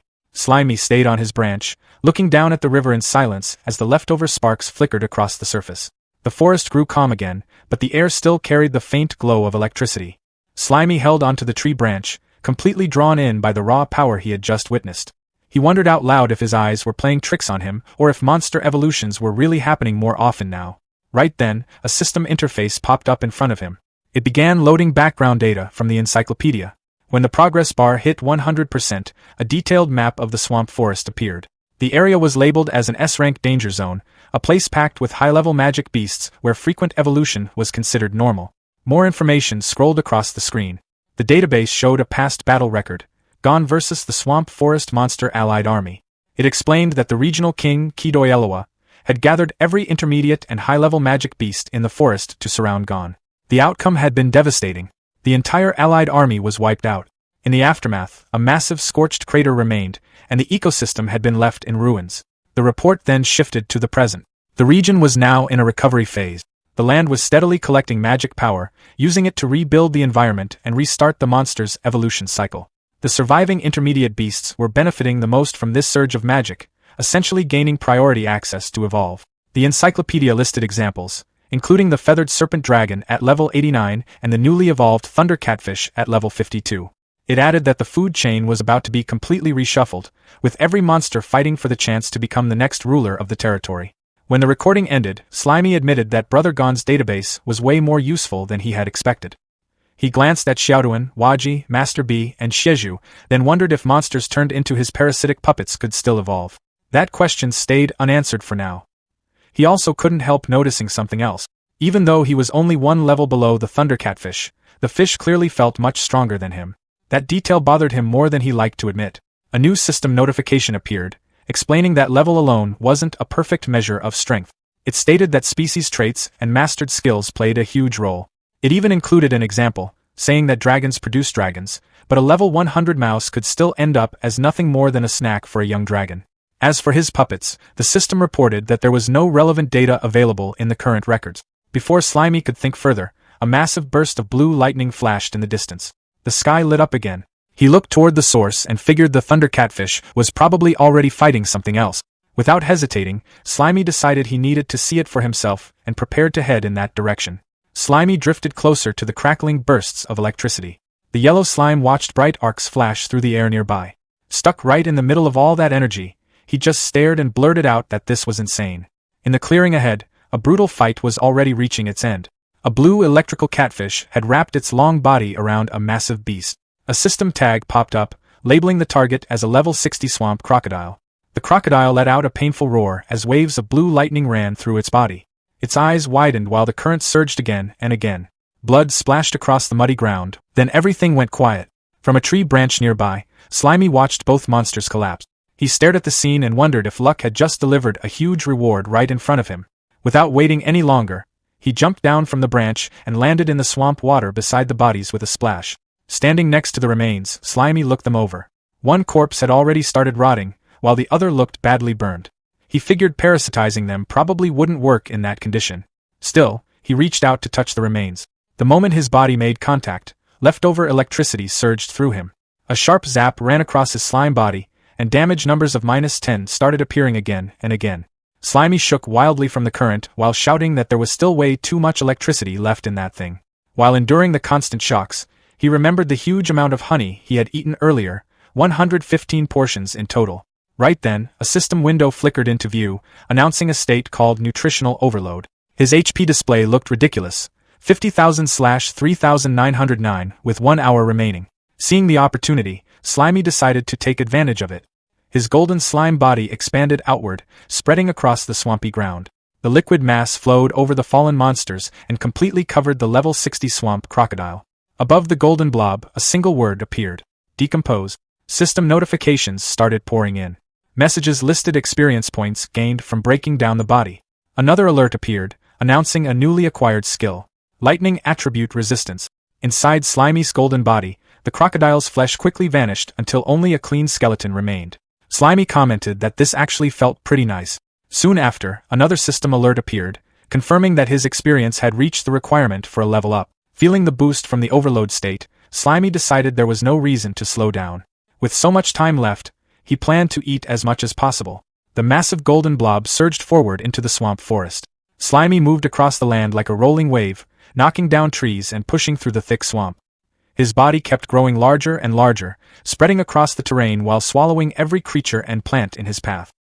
He mentioned how fun this rampage felt as his experience points shot higher and higher. System notifications kept scrolling non-stop, each one reporting more experience gained through decomposition while Slimy continued devouring everything around him. Slimy looked out across the swampy landscape. As he scanned the area, his single eye grew wide after spotting something interesting. On the far side of the water, a huge mangrove forest stretched across the distance. The trees there looked far thicker and greener than the area he had been roaming. He started wondering if stronger monsters might live in a place like that. After staring at the distant forest for a moment, he decided he might as well go check it out. With a heavy splash, Slimy jumped straight into the water. The moment he sank beneath the surface, a swarm of red-scaled fish rushed toward him from every direction. The creatures immediately started biting into his golden slime body. Slimy looked irritated as damage numbers started popping up one after another. -40, -37. System alerts quickly followed, warning that he was under a massive attack and that his total HP loss had already passed 1,000. Slimy complained that these tiny fish actually had the nerve to attack him. He decided he might as well eat them to recover some HP. His slime body stretched outward and began absorbing the piranhas. Numbers for recovery appeared right away. +80, +60, +40. More system messages popped up, confirming that monsters had been killed and that he gained experience points through decomposition. But after a short moment, Slimy noticed something annoying. Eating one fish gave him around 80 HP, but the rest of the swarm was chewing away much more than that. The attacks from the others were draining close to 100 HP at the same time. He quickly concluded that this trade was terrible. Meanwhile, the swarm only kept growing. A massive school of piranhas surrounded him, turning the water into a dark moving cloud. System warnings intensified, stating that he was being attacked by a large number of monsters. His total HP loss kept rising. Still underwater, Slimy commented that there were way too many of them. Moving around in the water felt slow, which made it hard for him to react properly. Even though the fish were all below level 20, they were still chewing away far more HP than he could recover. Right then, another system interface appeared to explain the situation. It stated that level was mainly a vertical reference for strength and couldn't always show the real gap between different species. The system also explained that monsters acting as a group could become far more dangerous. Finally, it added that the Devourer's benefit, which made his body gigantic, also made him an easy target in situations like this. Slimy complained that this was not the right time for system explanations. At this rate, he figured he might actually get wiped out. As the piranhas closed in again, Slimy quickly activated one of his skills. Plasmodial Barrage. A huge chunk of his golden slime mass shot upward with explosive force. The move cost him a massive 20,000 HP, but the recoil launched his body out of the water like a cannon blast. Moments later, Slimy crashed onto the grassy shore of the mangrove forest. He stayed there for a while, letting his body recover after that chaotic escape. Slimy sat on the grassy bank and looked back toward the water. Out there, a huge whirlpool of piranhas was still spinning around like a living storm. Watching the swarm, he started thinking about his honey supply. He wondered if eating more honey would let him turn giant again. The system answered right away with a short confirmation. It explained that he could, but the timer wouldn't reset. A digital countdown appeared in front of him. Current remaining time, 19 minutes and 29 seconds. Slimy accepted the condition without hesitation. Soon after, the rampage started again. His golden body expanded back into a massive sphere and began rolling through the mangrove forest. Trees snapped, bushes vanished, and rocks were pushed aside as the giant slime carved a wide path through the greenery. System notifications kept scrolling non-stop, reporting experience points gained from decomposition while Slimy flattened everything in his way. After a long stretch of destruction, the giant slime finally stopped. His huge body was now covered with uprooted trees, mud, and chunks of rock. Looking around, Slimy noticed something interesting. Even though the land he rolled over was cleared out, the plants nearby were already growing back at an incredible speed. He figured the Earth's magical energy must be feeding the land and helping everything grow that fast. Then his thoughts drifted toward a bigger idea. Slimy started thinking that overthrowing the church might not actually be that difficult. He knew his slime mold body didn't have dragon breath like a giant dragon, and he didn't have sharp claws or fangs like magical beasts. But he believed his real strength was something else, energy. According to him, he had already passed the hardest stage, going from 0 to 1, the beginning step where everything starts. A vision of the future formed in his imagination. His massive slime body appeared on the horizon beneath a glowing infinity symbol. The idea was simple: infinite decomposition, infinite absorption, infinite evolution. Slimy imagined himself devouring non-stop, day and night. If he kept doing that for about a month, he figured the church would eventually face something terrifying, a massive mold army gathering outside their gate. Slimy laughed proudly at the thought. Then a system box suddenly appeared. That won't work. Slimy immediately asked why. The system began loading data before presenting its explanation. It stated that as his level increased, the experience gained from decomposing low-level targets would decrease more and more. A formula appeared on the screen. A equals 0.95 carat delta. Then a table followed. 1 level difference, 95% experience. 5 levels difference, 77%. 10 levels difference, 60%. 20 levels difference, 36%. 50 levels difference, 7.7%. 100 levels difference, 0.6%. Slimy quickly understood the problem. That explained why his level hadn't increased at all even after rolling through the forest and decomposing so much stuff. Annoyed, he asked the system if it could just display exact experience values instead of complicated explanations. The system refused. It explained that calculating concrete values required a large amount of computing power and could only be handled through background simulation. Right after that, another alert appeared. Power overload state has ended. The system added that the requirement for the next activation would increase 5 times. At the same time, Slimy's massive golden body began shrinking quickly. The giant sphere collapsed inward until it returned to a small yellow blob. Around him were scattered skeletons and bones left from the earlier rampage. A notification appeared. Nutritional excess. Time up. Now back to his normal size, Slimy sat on the ground beside a skeletal hand. He commented that the system definitely seems smarter after the update. Still, he added that the whole AI customer service vibe was seriously irritating. The system calmly repeated its explanation about concrete values requiring too much energy while Slimy stared at the message with clear annoyance. Slimy sat on top of a skeletal hand and told the system to step down already. The system interface responded right away with a casual alrighty. Then the window faded away. Almost immediately, Slimy's body started swelling and shaking. His golden slime form puffed out as if something inside was pushing hard to get out. Through the strain, he muttered that he was full again. A moment later, everything burst out at once. A huge stream of waste shot out of his body. Bones, mushrooms, rocks, and all kinds of leftover debris from his earlier rampage flew everywhere. The pile kept growing as the mess scattered across the ground. When it finally stopped, Slimy, looking around at the destruction, he realized something important. If he wanted to keep leveling up, he would have to find enemies that were actually powerful. The view of the swamp stretched far into the distance under a golden sunset. The long path Slimy had cleared earlier was easy to see, cutting across the forest like a giant scar. It led all the way toward a distant body of water. Before long, Slimy arrived at the muddy edge of that area. The water had pulled back, leaving behind a thick bank of wet soil. He noticed that the tide had finally gone out, which revealed a new path forward. Slimy started sliding through the thick brown sludge toward the dense mangrove trees ahead. While moving forward, he wondered what kind of jungle monsters might be hiding deeper inside. The journey quickly turned messy. Mud stuck all over his body as he moved through the swampy ground. Slimy complained about how disgusting it felt, mentioning that he was already sticky enough without being covered in mud too. Slimy stood in the middle of a wide mudflat, looking around at all the holes scattered across the ground. There were way too many to count, and he couldn't help getting curious. He leaned over one of the dark openings and casually called out, telling whatever was inside to come out because he wanted to try eating it. Before anything else could happen, a tail suddenly shot out of the hole and smacked him directly. Mud splashed all over him, covering his body. Slimy reacted right away, saying that was seriously not okay, and told the thing inside to just wait. Then he dove straight into the hole without hesitation. Underground, the whole area started shaking as Slimy moved quickly between the tunnels. Mud burst out from different holes across the surface, popping up one after another. A fish-like creature suddenly got launched out of one of the holes and landed hard on the ground nearby. Slimy popped out after it, looking pretty unimpressed.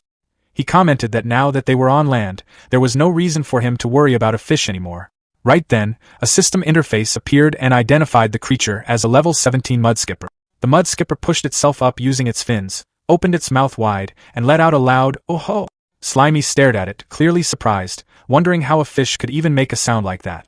Before he could think more about it, more mudskippers started crawling out of the holes, one after another, until there were dozens of them surrounding him. Slimy looked around and realized this wasn't just one opponent anymore. He pointed out that a whole group like this was way more dangerous than a single level 17. Then he looked at them and asked if they really thought he came alone just because they had numbers. With that, Slimy called out, summoning jutsu, stretching his body as a huge cloud of smoke burst across the area. When the smoke cleared, a giant crab and several other summoned allies appeared beside him. Slimy let out a small laugh, saying to himself that it was actually pretty cool being able to copy moves he'd seen in manga and use them for real. The mudskippers didn't wait around. They immediately used their move, Mudshot, firing a barrage of mud projectiles straight at the giant crab. The hits landed one after another, and the mud quickly hardened, completely covering the crab. The system soon marked it as immobilized. Watching this, Slimy noted that the mud worked like a restraint once it dried, but he didn't seem too concerned since his body was made of cytoplasm anyway. Then things got weird. The mudskippers suddenly stood upright and bent forward all at once, doing a deep, perfectly synchronized bow. Slimy just stared at them, completely caught off guard. His mind wandered as he imagined them as a group of well-dressed men bowing in front of him beside a fancy sports car, asking to follow him as their boss. Slimy snapped himself out of the daydream by smacking his own heads together, telling himself to cut it out. He reminded himself that whenever he got carried away like that, things usually went downhill fast. Not far from him, the mudskippers started tensing up, their bodies tightening like they were putting in a lot of effort. Then, all at once, they launched themselves into the air. Slimy watched them, a bit confused, wondering out loud if they were seriously putting on some kind of performance for him. Mid-air, the mud skippers began spinning fast, their bodies turning into blurs that looked like whirling discs. Slimy stared at them, calling them chainsaw fish as he tried to make sense of what he was seeing. The spinning creatures then dropped straight toward the giant crab, their sharp, buzzing edges slamming into it again and again. A system message popped up, saying the parasitic puppet's durability was dropping quickly and had already gone down to 55%. Right after that, the system started repairs. Slimy reacted immediately, using cytoplasmic injection and sacrificing 1000 HP to heal the crab. He told it to hold on, adding that he'd leave part of himself behind to act like a backup supply. Next, Slimy used consciousness shift, moving into a small, three-eyed pufferfish form. As one of the spinning mud skippers came at him, he shot out a stream of water, knocking it off course. Then, showing off a set of huge, sharp teeth, he activated Steel Fang Cut. With one strong bite, he tore straight through a mud skipper and took it down instantly. A system notification confirmed the defeat along with the experience he gained. The frog summon let out a loud croak as the spinning mud skippers zipped past it. It jumped forward and used Tongue Fist, firing its huge three-pronged tongue straight at them. But the moment it made contact, the spinning fish sliced right through it. The frog cried out as its tongue was cut clean off, and it just stood there while blood sprayed from the stump, the chainsaw fish continuing to tear through the area without slowing down. Watching this, Slimy said the puppets in auto mode were way too slow to react. He decided he had to take control himself if he wanted to deal with this properly. Using consciousness shift, he moved into the frog puppet just in time, lowering himself as one of the spinning fish passed right over his head. He admitted to himself that there were just too many of them coming at once. He didn't wait long to respond. Using empowered tongue, he struck one of the spinning fish head-on, sending it flying away. Right after that, he let out a quick shout and switched again, this time moving into a bee summon hovering above the fight. As more spinning mud skippers rushed toward him, Slimy activated Triple Beeswax Barrier. 3 layers of golden, hexagon-shaped shields appeared in front of him, taking the hits as the fish slammed into them one after another. Looking down at the chaos, Slimy said he needed to lock them in place somehow before doing anything else. After a brief pause, he spoke up, saying he had just come up with something. Master Bee lifted his wooden stinger like he was about to prove a point, making it clear he was ready to show the flying fish who controlled the skies. He called out Honey Convergence, and a huge wave of thick golden honey rushed upward, catching the fish midair and dragging them together. It turned into a giant sticky sphere, trapping them completely as his rap skill locked everything in place. The honey mass didn't stay whole for long. It started splitting into smaller chunks, dropping the trapped fish straight down. Right then, a small pufferfish jumped in like he didn't want to miss out. He let out a determined cry and activated Inflate, puffing himself up into a giant spiked ball before crashing into the remaining fish with a heavy hit. Master Bee stayed above it all, telling the team to keep going. He used Honey Convergence again, spreading smaller sticky bubbles across the battlefield. Each one wrapped around fish that were still struggling on the ground, shutting down any chance of escape. When it was all over, Master Bee landed confidently and crossed his arms, acting like he'd planned everything perfectly. He pointed out that the honey's thickness worked exactly how he wanted, slowing down their slippery enemies just right. But Master Bee wasn't finished. He aimed his stinger forward and activated Spark Ember. What started as a small spark quickly turned into a huge column of fire that covered the honey-coated fish in a blazing explosion. The system instantly flooded the scene with notifications, stacking up EXP, confirmed kills, and successful breakdowns one after another. When the smoke faded, the squad stood among what was left of the defeated swarm, while the system bluntly labeled the enemies as trash and kept handing out rewards. A KDA screen popped up, showing Master Bee far ahead with 12 kills and 8 assists. Waji the frog followed behind with a simple 1-1-1 score. Slimy watched as Waji showed off near a fallen fish, and realized these parasite-controlled creatures still acted like themselves. Slimy figured Master Bee had carried the whole fight, but unlike Waji, he didn't try to show off. Even the pufferfish looked proud, shooting a stream of water into the air like he was celebrating. Then a rich, mouth-watering smell spread through the area, catching Slimy's attention. He started wondering where it was coming from as his senses reacted immediately. Looking around, he noticed the roasted fish covered in honey and realized the fire and honey had accidentally made something that smelled amazing. A system message confirmed it, saying he had discovered a new dish called honey roast fish, which was added to his cooking skill. Master Bee buzzed excitedly, while the crab and pufferfish started acting hungry. Slimy questioned if these parasite-controlled creatures actually wanted to eat too. Waji responded by sticking his tongue out in a playful way. Seeing how eager everyone was, Slimy decided there was no reason to hold back and told the group to go ahead and enjoy a well-earned feast together. Slimy was busy enjoying the results of the fight, taking his time with the honey-roasted fish. He noticed how the sweetness had soaked deep into the meat, bringing out a fresh flavor, while the high heat had crisped the skin perfectly and kept the inside soft. A system notification popped up, pointing out that breaking down cooked food actually gave even more EXP, almost like it was rewarding him for having good taste. The calm didn't last long. Slimy suddenly reacted, warning everyone that more enemies were still nearby and telling them to get ready. A loud thud shook the ground as a huge creature jumped into view. The system quickly identified it as a mud skipper boss at level 49. Extra details followed, explaining that it could remember its enemies and use sound waves to control its swarm. It usually depended on weaker creatures to gather food for it, and while its overall threat level was listed as average, it still had enough awareness to cause problems. Slimy didn't seem too concerned. He compared it to the queen bee and figured average didn't mean much compared to his own strength. He told himself there was no need to rush. If he just repeated the same strategy as before, winning should be simple. He turned to his team and asked if they were ready. Instead, he found the crab, Master Bee, the pufferfish, and Waji completely ignoring him, all focused on eating more roasted fish like nothing else mattered. Slimy called out in frustration, asking why they were still eating when the enemy was right there. The mud skipper boss didn't wait. It attacked immediately, slamming into the ground and sending mud everywhere. Then it used gulp down, lunging forward and swallowing the remaining fish in one huge bite. Slimy looked at his team, clearly disappointed, muttering that they were unbelievable. Seeing how messy things were getting, Slimy decided the current control method wasn't reliable enough. He switched to a more direct approach, extending strands of his cytoplasm and connecting them to each puppet. A system display showed the new setup, explaining that while it wasn't as precise as a full control link, it allowed much better coordination and faster reactions. Slimy got excited as he realized what he had just pulled off, saying it felt like he was controlling puppets directly and calling it a pretty cool upgrade. Meanwhile, the mud skipper boss stayed where it was, focused on eating what was left of its own group. Slimy watched, noting that a creature acting on pure instinct probably wasn't all that smart. Not wanting to give it more time, he gave the command to attack and pushed forward, pulling his puppets along through the connected strands. The boss responded with another loud cry and started moving, its heavy body jumping across the battlefield as the next fight kicked off. Waji the frog made the first move, jumping in fast and using empowered tongue to strike. The mud skipper boss didn't panic at all. It watched him come in with those wide, steady eyes, then swung its tail and sent Waji flying like it was nothing. Master Bee moved right after, staying in the air as he used Spark Ember. A bright fireball dropped straight onto the boss's face, blowing up in a burst of heat and light. Seeing it land cleanly, Slimy got excited and said the fight was basically done. That didn't last. As the smoke cleared, the boss was still standing, and now it looked irritated. It fired back with swamp flow art, raising a massive wave of thick mud and swamp water that towered over the battlefield. Slimy reacted immediately, shocked that it was using intermediate magic, and realized this thing actually had better magic control than Master Mantis. The scale of its mud control made it clear that going spell for spell wouldn't work.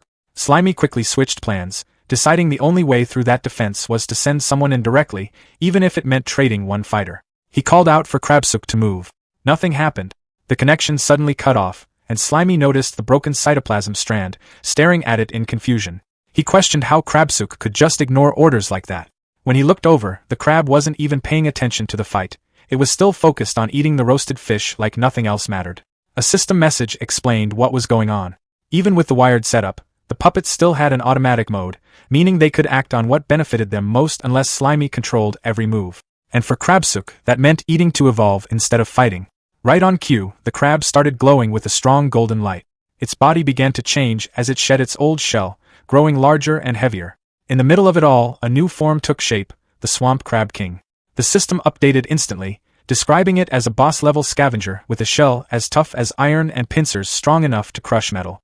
It was labeled as a medium-threat creature, known for gathering gold from the mud and storing it in its body. Slimy didn't hesitate. Seeing the upgrade, he immediately used consciousness shift and took control of the new form. Now in charge of the massive golden crab, Slimy looked down at the mud skipper boss and started talking like he had already won. He pointed out that he was now controlling a medium-threat Swamp Crab King, while the boss was only considered average. The size difference alone made it obvious, the crab towering over the mud skipper. Slimy clicked the giant pincers together, getting ready to finish things, and told the boss to get ready for what was coming next. The golden Swamp Crab King rushed forward, with Slimy fully enjoying the power of controlling a boss-level body. He drove the massive crab ahead and went in with a huge pincer strike, aiming to finish the fight in one clean move. The mud skipper boss didn't react much. It stayed calm, lifting its fin as it prepared a counter called Fin Boomerang. A glowing green blade shot through the air at high speed and cut straight through the Crab King's shell like it wasn't even there.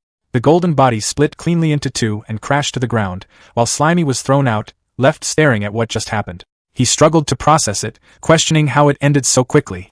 Looking for answers, Slimy checked the system, but instead of combat details, it pulled up information from his cooking skill. A diagram explained that after a swamp crab molts, its new shell takes about 10 days to fully harden.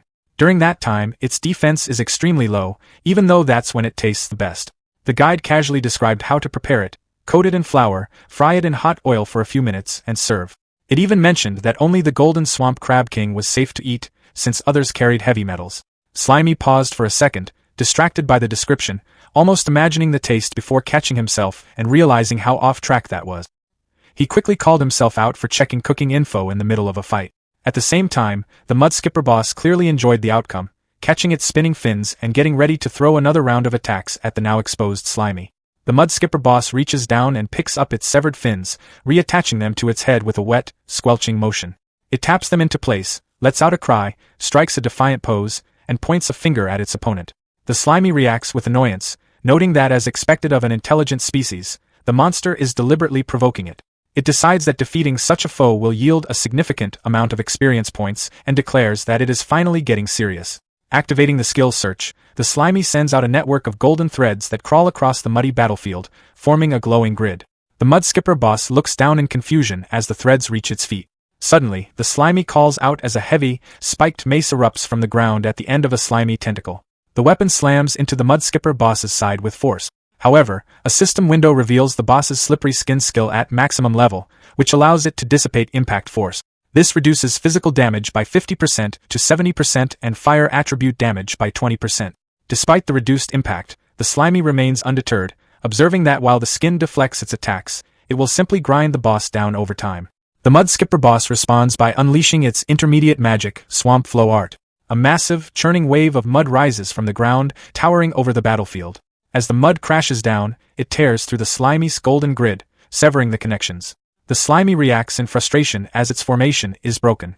In the chaos, a series of explosions rip through the mud wave while a bee puppet circles above. The mudskipper boss watches as sharp mud spikes erupt from the ground, shooting toward the bee puppet. At the same time, a frog puppet leaps into the air, extending its long tongue in a desperate attempt to remain in the fight. The Slimy navigates the chaotic battlefield, observing that the entire mud pit is being utilized by the enemy, who possesses a clear home field advantage. It admits to underestimating the opponent, noting that monsters which have gained sentience experience a qualitative leap in combat power compared to others of the same level. From the center of a swirling mud vortex, the mudskipper boss lets out a loud cry and launches its fin boomerang. The Slimy identifies its puppet, Xiaoduan, as the pufferfish inflates itself to intercept the attack. The spinning fins strike with devastating force, triggering a system notification that the parasitic puppet's durability is rapidly dropping, falling from 47% to 23%. Xiaoduan is shattered by the impact, and a notification confirms the parasitic puppet is destroyed. As the Slimy is propelled forward by the explosion, it thanks Xiaoduan, declaring that the sacrifice will not be in vain thanks to the cushioning provided by the puppet's destruction. Landing directly on the spinning fins, the Slimy declares its capture and activates the skill dissolution.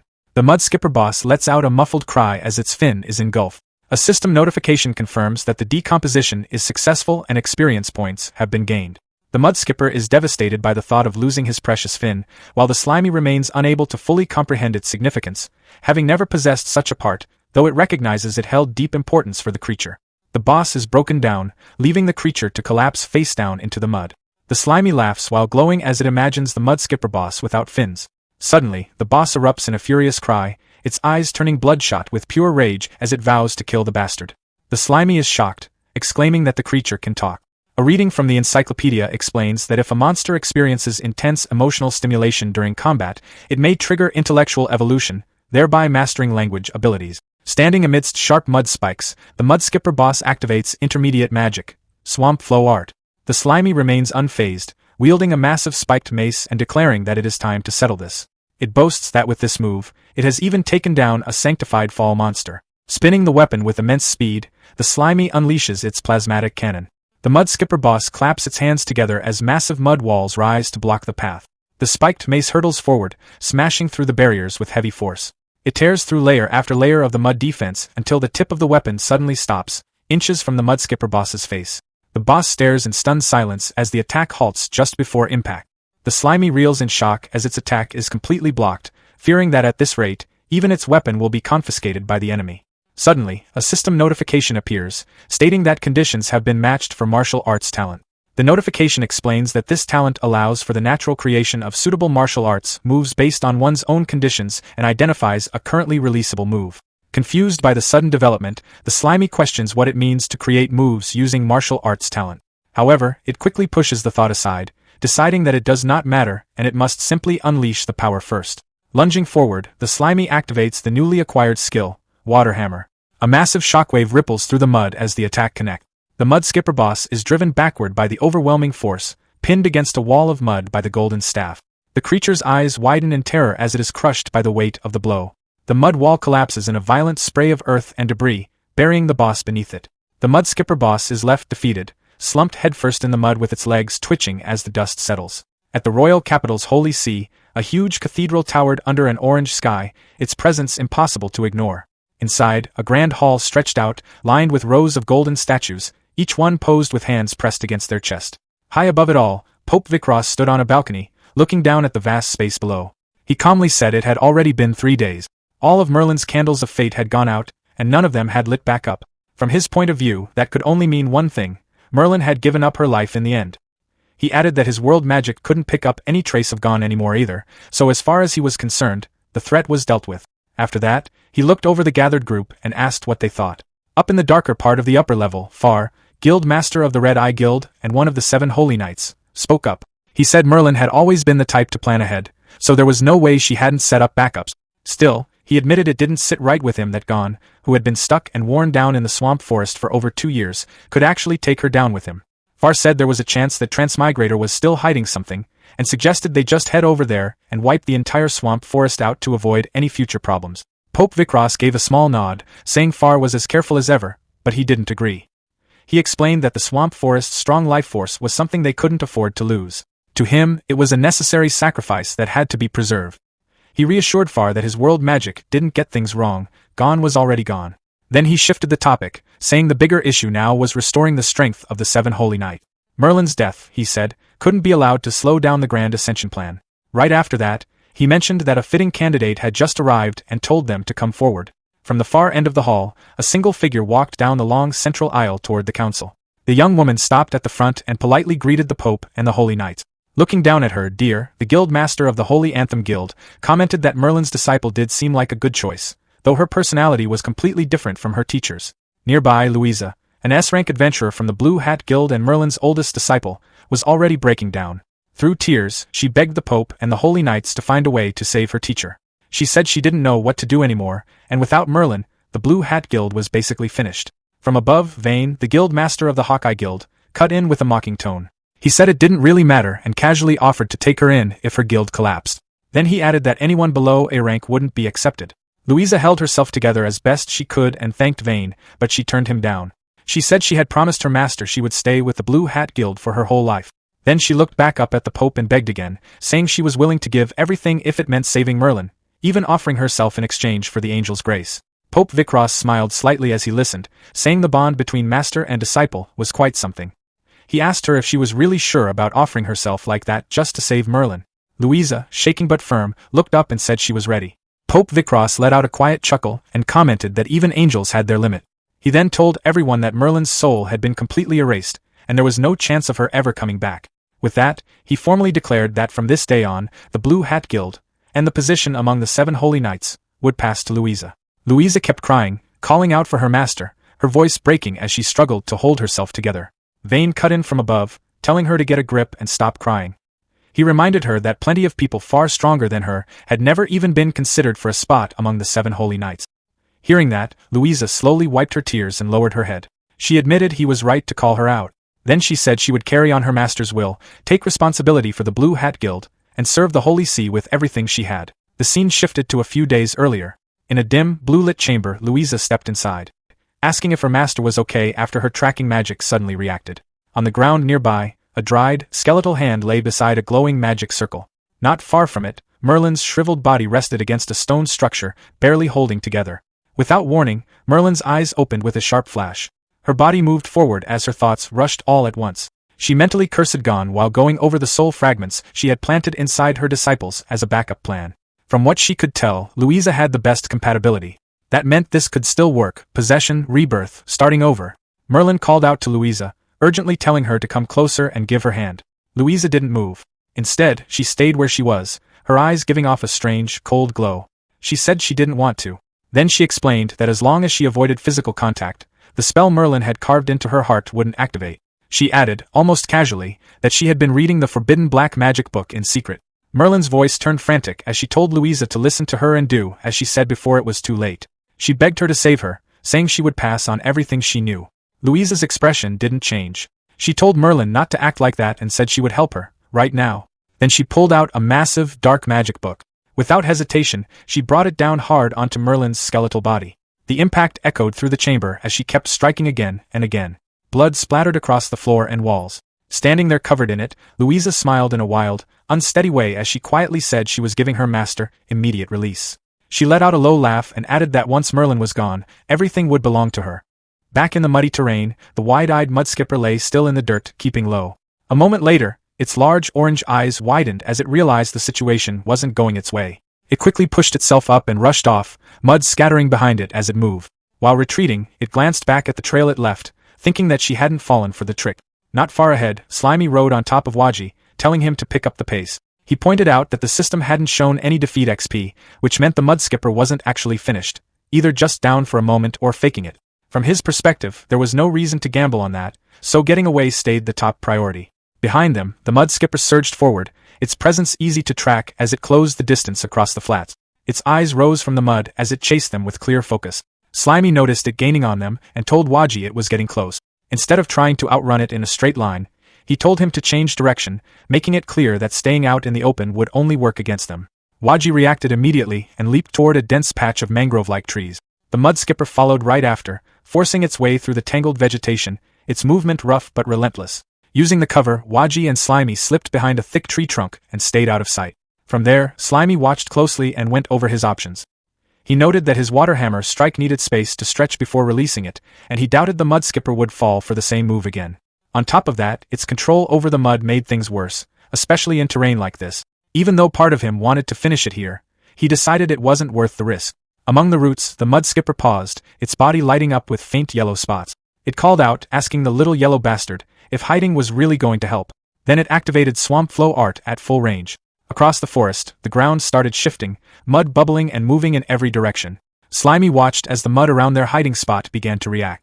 He quickly understood that it was scanning the area. Before he could act, the mudskipper lunged straight at their exact location, saying it had found them. With no Slimy shot out a long, golden strand from his body, driving it deep into the ground below. Up in the air, Master B grabbed onto the end of it as levitation activated, lifting everything upward. As the line tightened, Slimy pulled hard, dragging Waji out of the mud where he had been stuck. He kept urging him on, saying Waji could make it as the stretched strand held under the strain. All of a sudden, Waji let go of the golden appendage. A system message appeared right after, explaining that parasitic puppets in automatic mode would always choose the most beneficial action for the main body. Down below, Waji dropped straight back into the mud, letting out a rough croak as he landed. Up in the sky, Master B kept flying, carrying Slimy along through the fading light. From the forest floor, the mudskipper looked up at them and made it clear it wasn't letting them escape. It steadied itself, crossing its arms as it focused. Then it unleashed Swamp Flow Art. The ground burst apart as mud and uprooted trees surged upward, tearing through the forest canopy and chasing after them. High above, Slimy looked back, annoyed that the attack was still coming. He called out to the mudskipper, telling it to drop already, then activated cytoplasmic machine gun. A continuous stream of hardened golden shots rained down, striking the mudskipper again and again as it stood in the middle of the destruction caused by its own magic. The mudskipper pushed itself out from under the pile of mud and debris, checking if the attack had finally ended. It didn't wait long before calling out toward Master B and using its magic again, stirring up another violent swirl of mud and rock. The vortex surged upward, and an explosion of debris followed. Heavy chunks of stone shot through the air and slammed into Master B mid-flight. Even after the hit, Master B kept flying through the fading light, still carrying Slimy along. But now blood streamed from a large, jagged wound along his side. His movement slowed, then his body tightened as if making a decision. In the next moment, he pushed forward with a sudden burst, sending Slimy flying ahead like a launched projectile. As Slimy was thrown forward, He turned back and called out to Master B. Despite the damage, Master B looked back one last time and gave a steady thumbs up. In the next moment, the mud skipper surged forward and swallowed Master B whole. As Master B disappeared from sight, Slimy drifted forward in silence. He reflected on their time together, saying that even if puppets could be replaced anytime, they still ended up forming bonds during the fight. He added that he would remember him. Pushing forward, Slimy reshaped his body, flattening it into a wide, square form to glide through the air. Below him, the dense forest slowly gave way to a cracked, barren wasteland. As he moved over it, he noted that the terrain ahead was no longer a mudflat. He descended toward the dry ground, preparing to land. The moment he touched down, he wondered if this place might finally be safe. It wasn't. Right away, multiple HP-200 indicators appeared as his health dropped fast. His body stretched upward as the damage hit, forcing him to quickly jump onto a nearby patch of dry grass. Catching a moment to recover, he pointed out that his HP was falling way too quickly just from touching the ground. The system encyclopedia finished scanning and confirmed the area was a high salinity zone known as saline alkali land, explaining that it caused an osmotic pressure imbalance. Slimy questioned it, saying he had already adapted to something like that before. The system clarified that his earlier adaptation only worked in high moisture conditions, while this land constantly drained water without limit, reducing anything caught in it to nothing over time. Looking out across the wasteland, Slimy wondered how he was supposed to get through. Slimy looked ahead and admitted he had no clear way out. The grass patches were too far apart, making it hard to move safely between them. Then something crashed down behind him. He turned and saw the mudskipper boss again. He couldn't believe it was still chasing him. Slimy pointed out that he had only taken out a few of its underlings, while the mudskipper had already destroyed his puppets, so things should be even by now. He added that this non-stop chase was getting excessive. The mudskipper shut him down right away, calling him a disgusting yellow lump and bringing up its ruined hair again. It made it clear it wasn't letting this go and said it would finish him no matter where he ran. It even mentioned that the anger was making its magic stronger. Then its tone shifted. It started reacting to something else, confused as pain hit it just from standing there. Its body moved erratically for a moment before it jumped again, landing right where Slimy was. That forced Slimy off the grass patch. He complained about how persistent it was as he landed on the cracked ground, taking constant damage. To keep going, he relied on his honey reserves, but the system soon warned him that they were fully depleted and told him to leave the saline alkali land immediately. Behind him, the mudskipper watched, clearly enjoying the situation. It urged him to keep going and wear himself down. Slimy looked toward the next grass patch and admitted he wouldn't make it at this rate. He quickly started pulling items out of storage, searching for anything useful. Then he found it. A heavy armored foot stepped onto the ground. The mudskipper paused, confused, as a second armored leg appeared. Slimy climbed onto them, using the armor to block the damage from the terrain just as he expected. The legs weren't easy to control at first. He struggled to move and nearly lost his balance, forcing himself to stabilize. The stance felt awkward, but at least he was managing to stay upright. After a few attempts, he adjusted. He compared it to walking on stilts, strange at first but manageable once you got used to it. With that, he started moving forward and told the mudskipper he was heading out first. The mudskipper immediately tried to stop him, activating swamp flow art again. This time, nothing happened. Slimy pointed out the obvious. There was no mud here, so the magic couldn't work the same way. The mudskipper only got more frustrated, making it clear it still wasn't letting him escape. A few minutes later, Slimy kept moving across the barren ground on his armored legs. Something in the distance caught his eye, a faint glow standing out against the dull landscape. He focused on it as he moved closer, curiosity building. Before long, he figured it out. It was a portal. Looking out across the horizon, Slimy stood on his stone-armored legs and stared at the glowing portal in the distance. The sight caught his attention right away, but a massive salt lake stretched between him and it. The surface shimmered, and he understood that stepping into it would drain him dry almost instantly, then turned away, saying he wasn't strong enough yet and that it wasn't time to head into the human world. Night settled over the forest as rain poured down. At the base of a huge, twisted tree, small gravestones rested among scattered flowers. A system screen appeared, showing Slimy's current status. He was a slime mold, level 5, with the battle title Weak Creature Lord and the Decomposer trait. Slimy went over everything. He noted that parasitic domination was a merged skill, so upgrading it cost double, and at his current level he could control up to 7 puppets. He reflected that he had just started getting stronger, only to lose everything to the mudskipper, meaning he had to build it all up again. Looking around, he pointed out that as the environment recovered, stronger monsters would appear. That meant more experience, but also more danger. He decided the safest option was to stay hidden and slowly build up strength. A flash of lightning lit up the storm outside. Seeing the rain pouring down, Slimy realized he had forgotten to close the entrance. He moved over and stretched out a thin, long appendage, pulling the wooden cover into place. Right then, his eye widened. Standing in the puddles outside was the mud skipper, its eyes glowing red as it stared straight at him. It said it had finally found the little yellow target. Then everything shifted. Slimy jolted awake as pain hit him, and he was thrown upward, letting out a terrified scream. Back inside the hollow, Slimy pressed himself against the wooden support and told whatever was there to stay away. After a second, he realized nothing was actually there. He let out a breath, saying it was just a nightmare and admitting the encounter had stuck with him. By morning, sunlight filtered through the forest canopy. Slimy stood on the grass facing 3 smaller yellow slime minions. He gave them a clear order to head out, gather nearby materials, and bring them back so he could decompose them. Slimy gave the order, telling them to go, and his 3 minions shot off into the forest with sudden energy. Once they were gone, he focused on his next goal. He decided to aim for level 60 first, recalling that the system had mentioned he could evolve or change class once he reached that point. Before he could think further, something dropped onto his head with a dull hit. He stayed still as a small droplet splashed from the impact. Up on a thick tree trunk, a blue swamp chameleon with orange eyes looked down at him.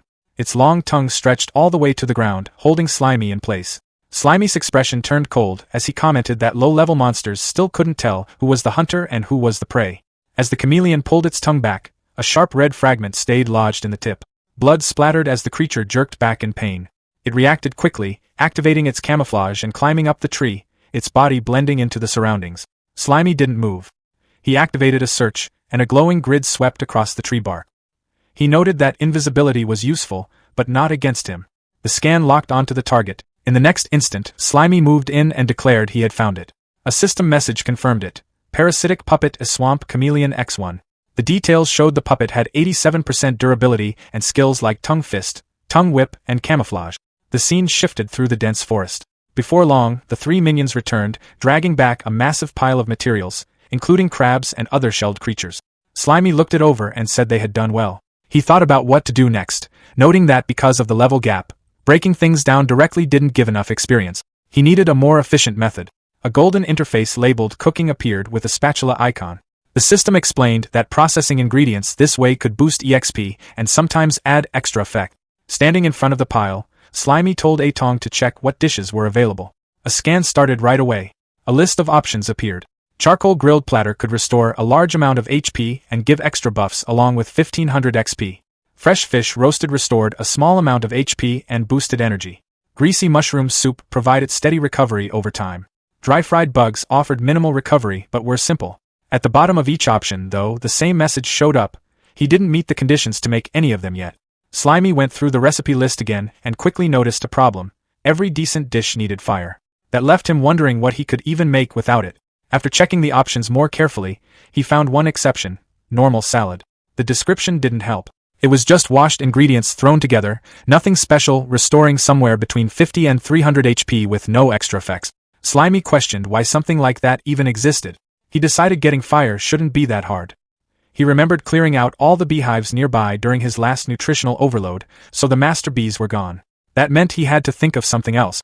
Then he remembered a better option. Deeper in the forest, a small fire squirrel sat quietly, its flame-like tail flickering as it ate. Before it could react, Slimy dropped down with his heavy stone armor, pinning it to the ground. He noted that this creature's fire looked even stronger than what the master bees had. The squirrel lay there dazed, barely reacting, as a system message confirmed it had been turned into a puppet. Fire squirrel with 76% durability and skills including flame bullet, agile movement, and self-destruct. Slimy immediately gave it an order: heat up a stone slab. The squirrel followed without hesitation, using its fire to blast heat into the underside of a large stone. Before long, the slab started giving off a strong, steady heat. Slimy got into position, wearing a red headband and holding a spatula made from partially decomposed wood. He declared it was time to cook and mentioned that this kind of cooking had depth to it. With cooking activated, he got to work. Shrimp, scallops, and fish moved across the heated surface as his limbs handled everything at once. 2 hours passed, and he reached the final step. He added a bit of salt collected from the saline land, taking a small hit to his HP in the process. As everything came together, a bright pillar of light rose from the dish. Slimy looked at the result and said it was finally done. In front of him sat a full spread, seafood and meat arranged on a large platter, a bowl of rich mushroom soup, and a side of fried bugs. Slimy didn't bother pretending to be polite. The moment the meal was ready, he swallowed the whole thing in one go and kicked off dissolution right after. The system jumped in with updates, saying he'd gained a huge amount of experience points, his energy was recovering fast, and he'd even picked up a beginner cold resistance effect for 20 minutes. As the taste settled in, Slimy took a moment to go over it. He figured the flavor was seriously rich, way beyond a simple mix of ingredients. In his view, the ingredients didn't just end when they were eaten, they changed into something new. Their end turned into a better version of flavor, which, to him, summed up what cooking really meant. Right on cue, the system announced that his experience had hit the requirement. It confirmed his level went from 51 to 52. Off to the side, the fire squirrel puppet finished its own portion with a soft creak. Slimy noted that cooking took more time, but the payoff in experience easily beat just breaking things down directly. 2 weeks later, things looked very different. The map of the area had expanded a lot. The saline alkali land, the high-tide mangrove forest, and the low-tide mudflats were now all marked as part of the explored slime mold territory. After covering everything, Slimy had spread his hyphae across the entire region. Hitting another milestone, Slimy checked his current status. Species: Slime Mold LV54. Achievement: Weak Creature Lord. About a kilometer away, a yellow frog puppet, Waji 3.0, moved through the forest. Slimy explained his newest setup, the slime signal relay. By leaving split bodies around as signal base stations, he could control his parasitic puppets from far away. Those split bodies kept themselves going by feeding off the trees they latched onto, so they could stay active for a long time. With enough of them in place, Slimy could instantly take control of any puppet within his territory. Then, out of nowhere, a massive black foot came down and crushed Waji 3.0. Slimy picked up on the loss right away and wondered what just happened. He quickly switched over using consciousness shift, taking control of a nearby yellow bird puppet to check things out. It didn't take long to spot the intruder. The encyclopedia kicked in, explaining that the creature was a berserk swamp bull, low intelligence but extremely dangerous.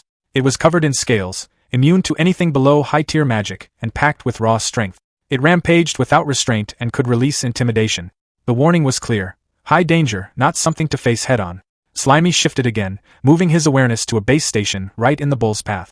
He recognized the creature's heavy aura and treated it as a serious threat, but made it clear he wasn't backing down. He sent out a warning that anything entering his territory should be ready to get eaten, then fired a plasmatic cannon. The bull answered immediately with death pressure. The system reported that Slimy had been hit by the effect.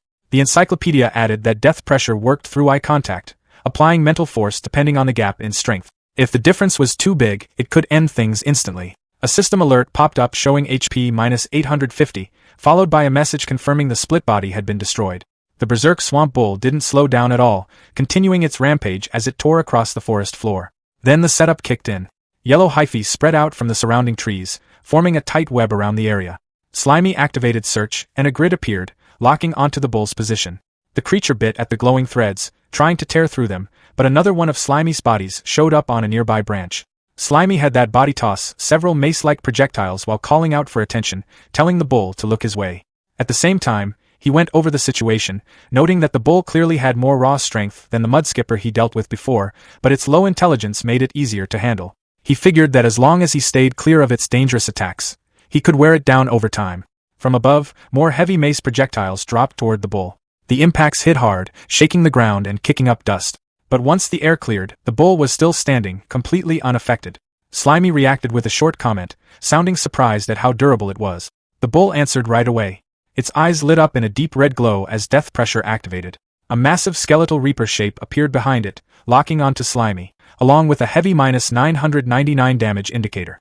The bull pushed forward, smashing through a tree and sending that slime body flying apart. It kept going, then released Skull Blast. The explosion ripped through the area, tearing apart what was left of the surroundings and scattering debris everywhere. When everything settled, the bull stood alone in a cleared-out section of the forest, surrounded by destruction. Up in the dense foliage, a faint golden glint flickered. Then a thick yellow tendril shot out with a sharp sound, hitting the bull right in an unprotected spot from behind. Slimy stretched his body to keep hold, commenting that the bull was tightening up a lot. He went over his usual approach again, pointing out that no matter how tough something looked, there was always a weak point somewhere. He compared it to how a hyena hunts. Simple, direct, and effective, and mentioned that the bull had already been caught by his mold. The bull reacted immediately. Its eyes burned with intense anger as it started kicking and thrashing hard enough to shake the ground, trying to force the tendril out. Even with all that movement, Slimy held on. Then he activated Water Hammer. The tendril inside expanded suddenly, forming a jagged structure that tore through the bull from within.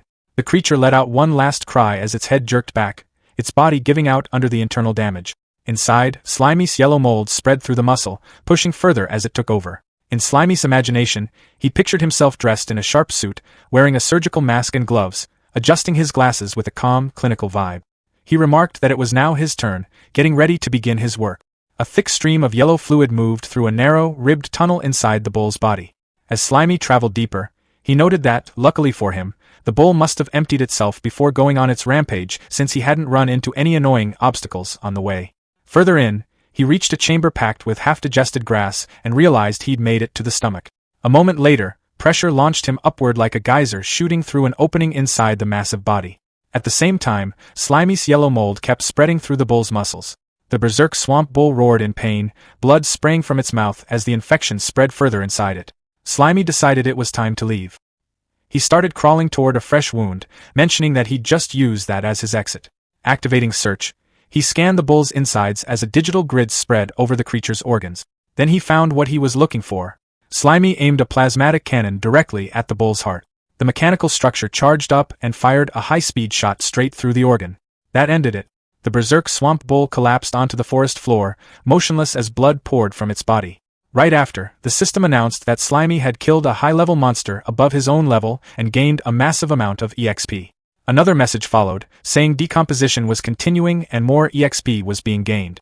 While processing the corpse, Slimy noticed one of the bull's horns was broken. He wondered whether it happened during a fight with another bull or if something even more dangerous had attacked it before. Looking around the swamp forest, he commented that the monsters in the area were way beyond what he expected and guessed there might be a huge mana source nearby. Still, he pushed those thoughts aside for later and focused on the bull itself. Since the hide was too durable to handle from the outside, he continued decomposing it from within. The system soon confirmed decomposition success. Slimy obtained high-level swamp bull meat along with swamp bull hide, which counted as a high-level forging material. Seeing the amount of EXP he gained, he started wondering if cooking the remaining meat would give even better result. After letting out a satisfied burp, he sat beside the bull's skull and thanked it for the meal. Elsewhere, a massive teleportation gate crackled back to life. Blue energy surged into the sky as the sealed gate reopened after 2 years. B-rank adventurer Jim Cook from the Silverleaf Guild stepped through first, celebrating the gate finally reopening. Beside him, B-rank Shadowstalker Lena Short from the Grey Rock Guild looked far less excited, complaining that the whole place was packed with bugs and saying she only came because Jim kept asking. Above them, mages from the Blue Hat Guild flew across the area using intermediate magic, lights or wings.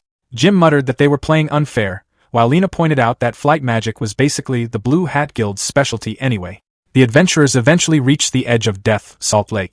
Lena warned everyone to think carefully before crossing since falling into the lake would dry them out instantly like jerky. Jim then introduced what he called their great helper, a rookie B-rank adventurer named Xiaoxi Green. Xiaoxi politely greeted the group and asked everyone to look after her before activating Flash Freeze. In seconds, the lake surface froze solid, forming a huge ice bridge stretching across the water. The adventurers were impressed, commenting that her magic looked just as strong as what the Blue Hat Guild could do. The group quickly started running across the frozen bridge, eager to gather enough life energy to claim the bounty.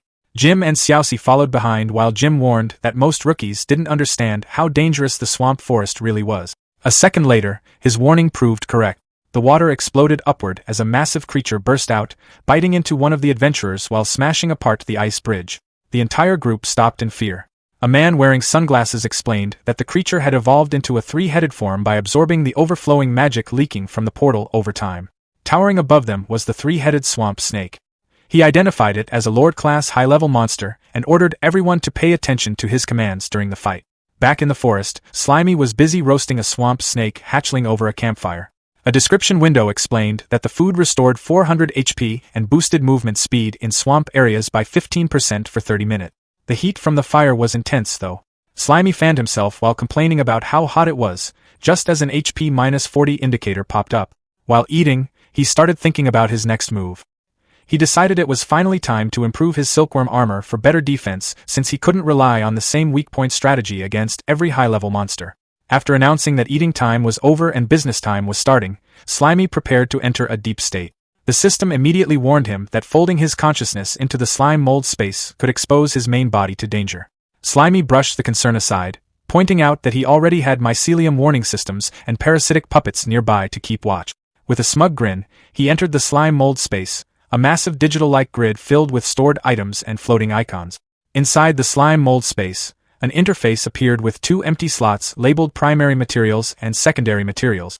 A system message told Slimy to place in the forging materials he wanted to use. By combining the forging skill he got from Gon with his own decomposition trait, he could handle the entire forging process directly inside the digital space without needing actual tools. With a quick command telling it to come out, the broken knight armor appeared on the grid floor, surrounded by a glowing circular aura. Slimy selected the swamp bull horn and swamp bull hide as the materials. Another window popped up, warning him that a failed attempt would destroy every material involved. Slimy looked at the screen calmly and reasoned that the armor's durability was already at 0 anyway, so there wasn't much point worrying about failure. He pressed the forge button, his focus sharpening as the process started. A massive pillar of light burst upward, swallowing the armor and materials whole. Inside the flash, everything fused together and reformed into something new. Back in the real world, Slimy watched with anticipation as a metal gauntlet burst upward from a pile of yellow mold. Right after that, a heavy metal boot slammed down onto the grass. The system confirmed the result. Forging successful. Obtained. Shield Force Armor Trash. According to the appraisal atlas, the armor could absorb most physical attacks and reduce damage or effects from intermediate and lower tier magic by 35%. Sitting behind the completed armor in the forest, Slimy celebrated the success right away. He immediately jumped into the suit and activated Dominion to control it. His yellow slime spread throughout the metal frame, filling the helmet, chest, arms, and legs. Inside his mind, a special control interface appeared under the name Slime Mold Squadron. Slimy positioned his main consciousness in the head section, while 4 split bodies handled the right arm, right leg, and left leg separately. The armor stood tall, though Slimy quickly noticed it looked a little different now. A comparison display showed that because of material loss during repairs, its height had dropped from 1.9 meters to 1.7 meters. Slimy brushed that off immediately, figuring size didn't matter much when there wasn't even a real human body inside it. He actually found that using Dominion across 5 split bodies made the armor move much more smoothly than before. To test the new setup, the armored figure marched through the forest and launched one of its gauntlets forward like a rocket. Activating Cytoplasmic Fist, the metal hand blasted through the air and smashed into a tree trunk with overwhelming force, leaving behind a huge, shattered impact mark. Slimy looked over the results of the test and decided the power and accuracy were both pretty solid. With a loud call to recall it, the armored fist shot back through the air and locked itself onto his arm again. Standing confidently inside the upgraded suit, Slimy felt better than ever. His house was bigger now, and his equipment was much stronger too. Then a tiny chunk of yellow mold slipped off the armor's shoulder. Slimy quickly realized he'd gotten a little too excited. If he pushed things too far, he could accidentally pull away the consciousness controlling his split bodies. He started reviewing his parasitic domination skill. At level 7, it allowed him to control 7 puppets at once. The problem was that operating the armor already used up 5 consciousness bodies. That only left room for 2 additional parasitic puppets while staying in this armored state. Inside his mind, he looked through different possible combinations. Frogs, birds, lizards, crabs. Mixing different creatures together could completely change his fighting style depending on the situation. Slimy figured it would take time to properly test all the combinations and see how they worked in actual combat. He wanted to find the most efficient setups possible so he could react quickly no matter what happened later. Deciding that testing things directly was the fastest way forward, he got started immediately. Golden ripples spread across the ground as he activated his summoning ability. A small yellow bird puppet appeared first, followed by a blue multi-eyed lizard puppet. The bird settled onto his shoulder while the lizard crawled around near his feet. Looking at them beside the armor, Slimy admitted they seemed incredibly weak in comparison. Meanwhile, over at the lake, the giant 3-headed swamp snake finally lay collapsed on the ground, covered in blood and no longer moving. Lena Short celebrated immediately, convinced the group had finally defeated it. Nearby, the red-haired B-rank adventurer Jim Cook stayed cautious, warning everyone not to relax yet while preparing to properly finish the monster off. Just as one of the snake's eyes twitched and its head shifted slightly, a huge hand suddenly grabbed its jaw before anyone else could react. A muscular man wearing sunglasses casually stepped out from the snake's mouth and remarked that there was no need to attack anymore since the creature was already completely dead. The man was Bacchus, an A-rank adventurer from the Holy Anthem Guild. A strange white pulsating growth could be seen in the poisoned hand. Then, all of a sudden, the injured limb started healing. Jim Cook looked completely stunned as he admitted he honestly thought Bacchus had already been eaten and killed. Towering over the group, Bacchus scolded them harshly, saying people from smaller guilds were way too confident for their own good. He pointed out that they clearly had no real experience dealing with a three-headed swamp snake, yet still acted like they could give orders without consequences. A heavy pressure spread from him as he warned that everyone there could have died because of that arrogance. Jim lowered his head and apologized for the mistake.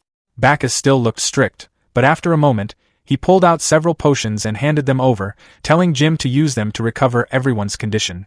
Before leaving, Bacchus gave one more warning. If they ran into high-level monsters again, they shouldn't try fighting head-on. In his view, surviving and escaping came first. He added that he wanted everyone to make it back safely to the royal capital together. Jim and Lena watched him walk away. Jim commented that even though Uncle Bacchus looked terrifying, he was actually pretty kind underneath it all. Lena agreed, mentioning that staying alive really was the most important thing. Nearby, Xiaoxi Green looked amazed by the quality of the Holy Anthem Guild's potions. After drinking one, she felt magic power rushing through her whole body. Right away, she activated Flash Freeze, her staff glowing with bright, almost heavenly light. Meanwhile, Bacchus approached the enormous corpse of the swamp snake. Muttering to himself, he commented that the guild master really went overboard by sending him out for something this simple. Standing in front of the body, he activated a skill called Soul Collection.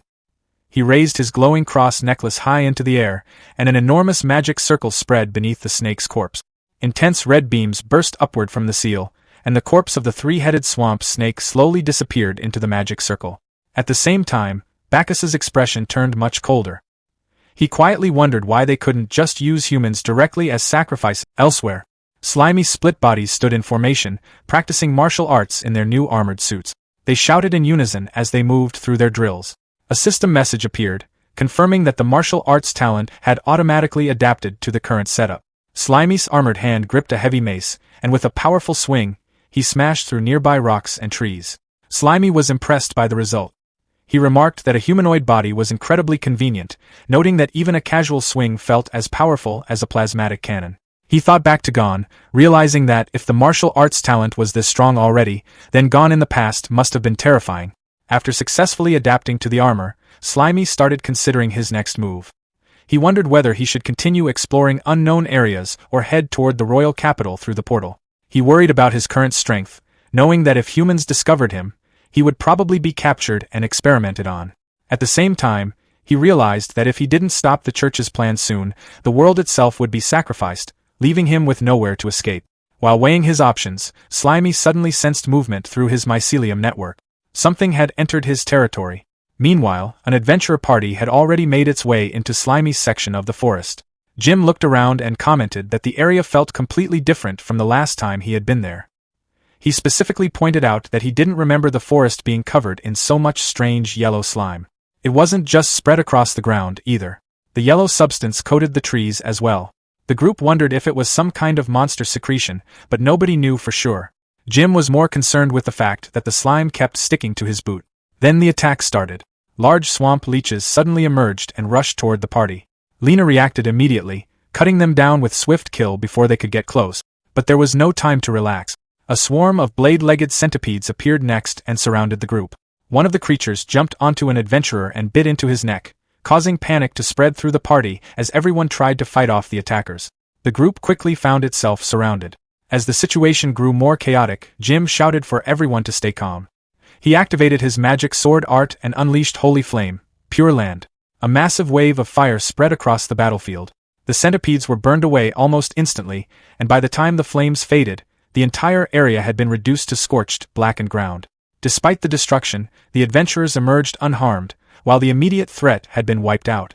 Meanwhile, Slimy watched the entire battle through one of his hidden split bodies. Using the monitoring unit, he observed everything from a safe distance and was surprised to see humans this deep in the forest. Based on where they appeared, he figured they had probably arrived through the portal. After the centipedes were defeated, Jim activated Soul Collection and absorbed the energy from the fallen monsters into his sword. Looking at his team, Jim knew this was the first real mission for some of them. He gave a serious warning, reminding everyone that a single mistake in a place like this could cost them their lives. He explained that the souls from low-level monsters were poor quality, meaning they would eventually need to hunt stronger creatures. Those monsters would be much more dangerous, so everyone needed to stay alert. Then his speech was interrupted. A swamp frog suddenly dropped from above and kicked Jim directly in the face. The frog landed smoothly, struck a dramatic pose, and stared back at him. Jim immediately lost his patience and charged after it. Lena hurried after him, telling him to calm down, but Jim ignored her completely. He swung his sword and unleashed fire slash, yet the frog dodged every attack with ease. As the chase continued, the yellow mark on the frog's forehead started glowing. This time, Slimy had taken direct control of the puppet. He wanted to personally test the abilities of these adventurers. Using the frog, he launched a tongue fist straight into Jim's face. The hit only made Jim even angrier. He swore he was going to kill the frog, while Lena continued trying to stop him. Back with the rest of the group, Shi-Ai Green could only watch as her two strongest teammates disappeared deeper into the forest. With Jim and Lena distracted, a jungle demon spider puppet quietly moved into position behind the remaining adventurers. It immediately fired a barrage of sticky web projectiles. The webs exploded on impact and trapped several adventurers in place. Panic quickly spread through the group as they struggled to free themselves. Shi-Ai recognized the monster and knew its silk was vulnerable to ice magic. She quickly raised her staff and began preparing a spell. Before she could finish, a long tongue shot out and snatched the staff from her hands. The weapon was pulled away by the chameleon puppet hiding on a nearby tree. Within moments, Shi-Ai was wrapped in webbing just like the others.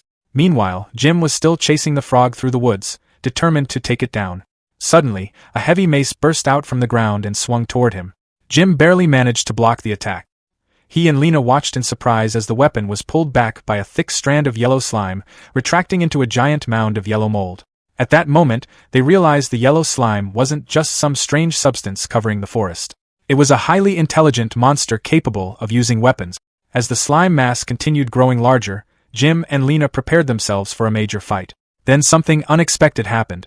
A figure in full armor dropped down from the trees. The armored warrior immediately smashed the giant slime mass apart, destroying the decoy in a single attack. Naturally, that warrior was Slimy.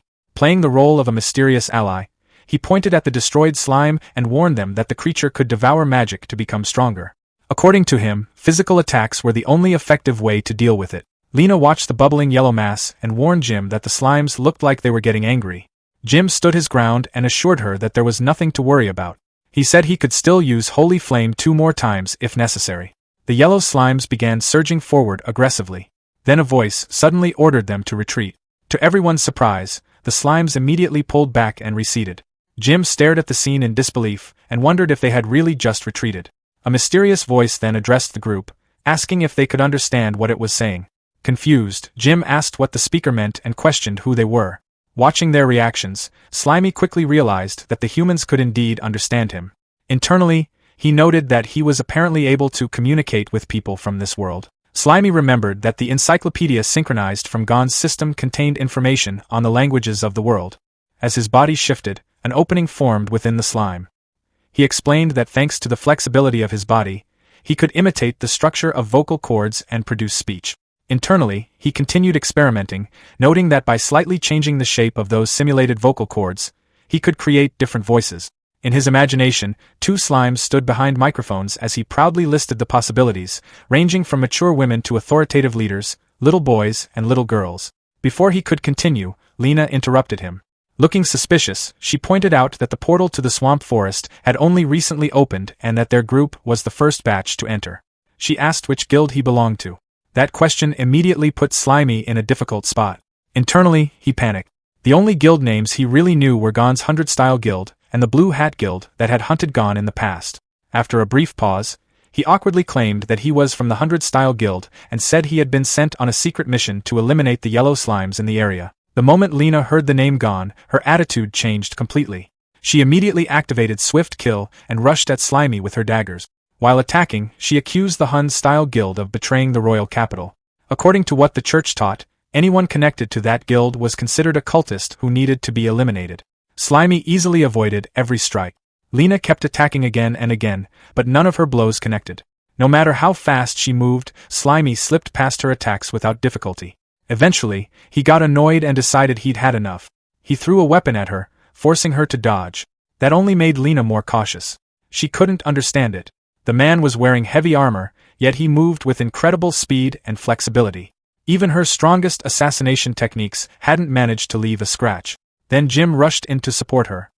He accused Gon of making a contract with a demon and claimed that everyone connected to Gon was the lowest kind of criminal. Slimy was genuinely confused and wondered what demon contract they were even talking about. As Jim brought his sword down with full force, Slimy casually blocked the attack with one hand. The strike only dealt minor damage. Slimy immediately pointed out that he had just helped them deal with the slime monsters. Instead of thanking him, they had tried to kill him the moment they met. He couldn't understand their logic at all. Jim stared in shock. His sword had been crafted by a mastersmith, yet Slimy had stopped the attack with a single hand. Before he could react, Slimy activated plasmatic cannon. The blast sent Jim flying backward and crashing into a tree. Slimy was pleased with the result. The armored body combined with martial arts talent felt incredibly powerful. He could even fire plasmatic cannon with one hand while barely putting in any effort. Seeing Jim get hurt made Lena furious. She activated Shadow Kill and rushed forward at incredible speed. Appearing right in front of Slimy, she drove both swords through the eye slits of his helmet while yelling that he would pay for hurting Jim. Just before she could continue, Jim shouted for her to stop. He told her to keep the enemy alive because they still needed information about the supposed cultist. Lena immediately backed off and awkwardly admitted that she might have accidentally killed him already. She explained that seeing Jim injured had made her lose control for a moment. Jim looked embarrassed and pointed out that she usually didn't react that strongly to him getting hurt. Lena quickly tried to deny it. Jim, now equally embarrassed, said he knew she still cared about him. He even brought up the time she rejected him and left the Silverleaf Guild, suggesting her master had probably forced her to do it. Lena reluctantly admitted that her master had taught her that a true assassin should abandon unnecessary emotions. That answer seemed to encourage Jim. He shyly shared a dream he had been keeping to himself.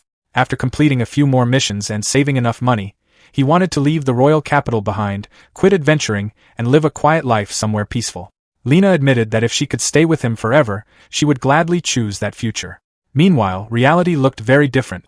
The swords Lena had thrust through the helmet hadn't hit Slimy's eyes at all. They had only pierced through his cheeks. So while the two adventurers were having an emotional conversation, Slimy was still sitting there listening to everything.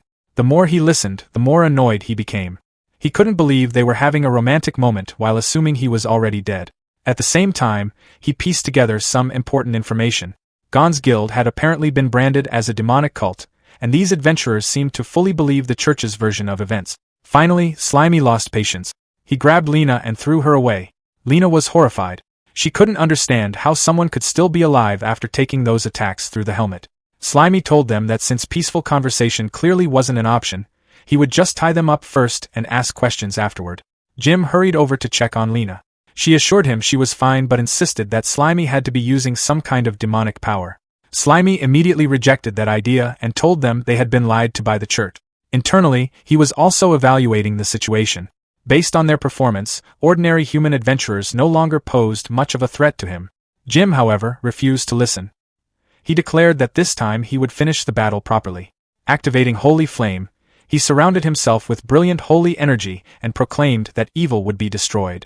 Slimy sighed. He really hadn't wanted to kill them, but they kept forcing the situation in that direction. With that, he activated martial arts talent, Raider. Just as the battle was about to begin again, the scene shifted elsewhere in the swamp forest. Not far away, another group was busy hunting fish-type monsters and collecting their souls. After clearing out large numbers of weaker creatures, they continued deeper into the forest. One of the members suddenly sensed something unusual and informed Sister Faye that a powerful magical signature was coming from the left.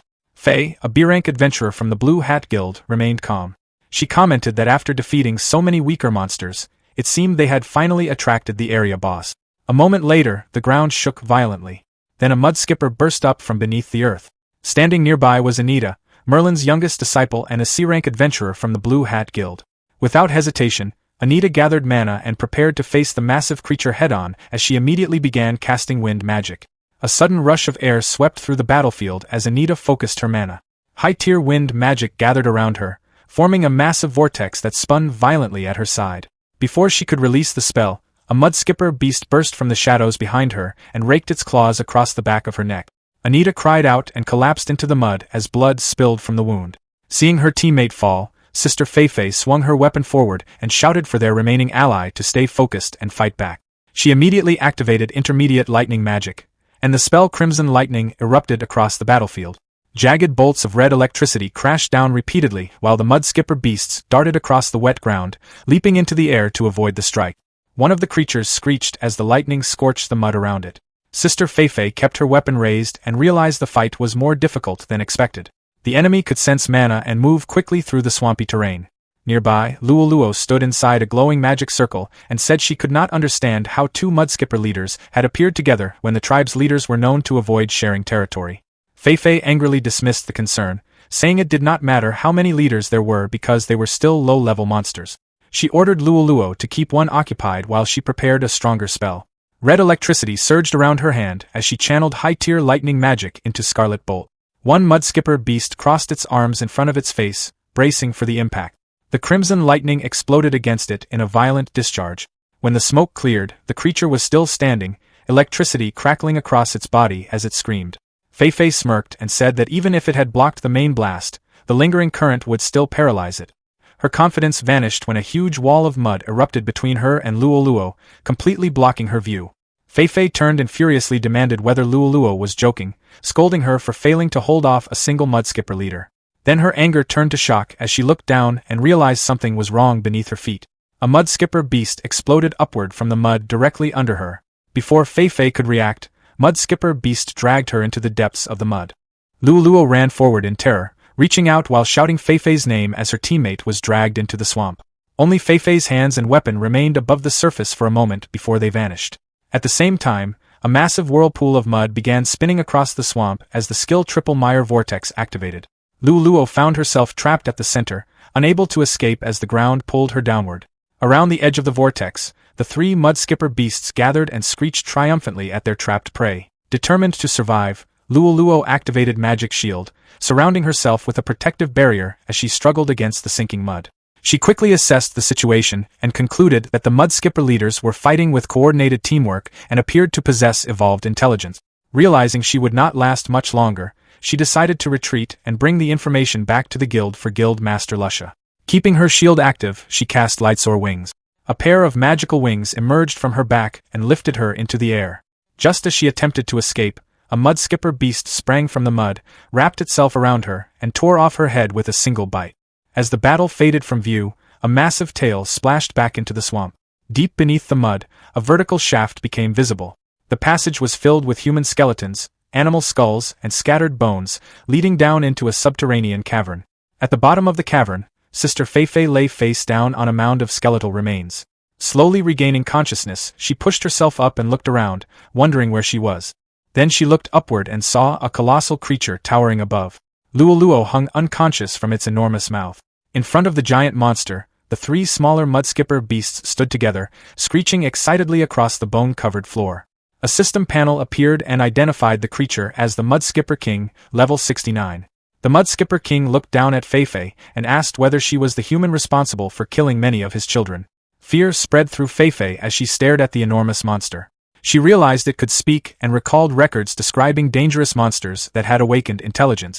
She could not understand how such a creature had appeared within the swamp forest. Drool dripped from the Mudskipper King's mouth as he declared that he was starving and could never be satisfied.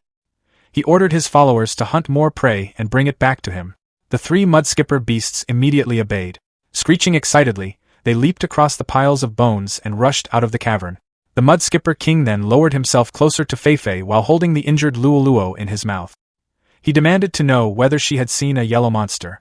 Feifei lay on the bone-covered ground and could only cry out for help. The giant monster lowered a massive hand toward her and asked whether she could not understand human language.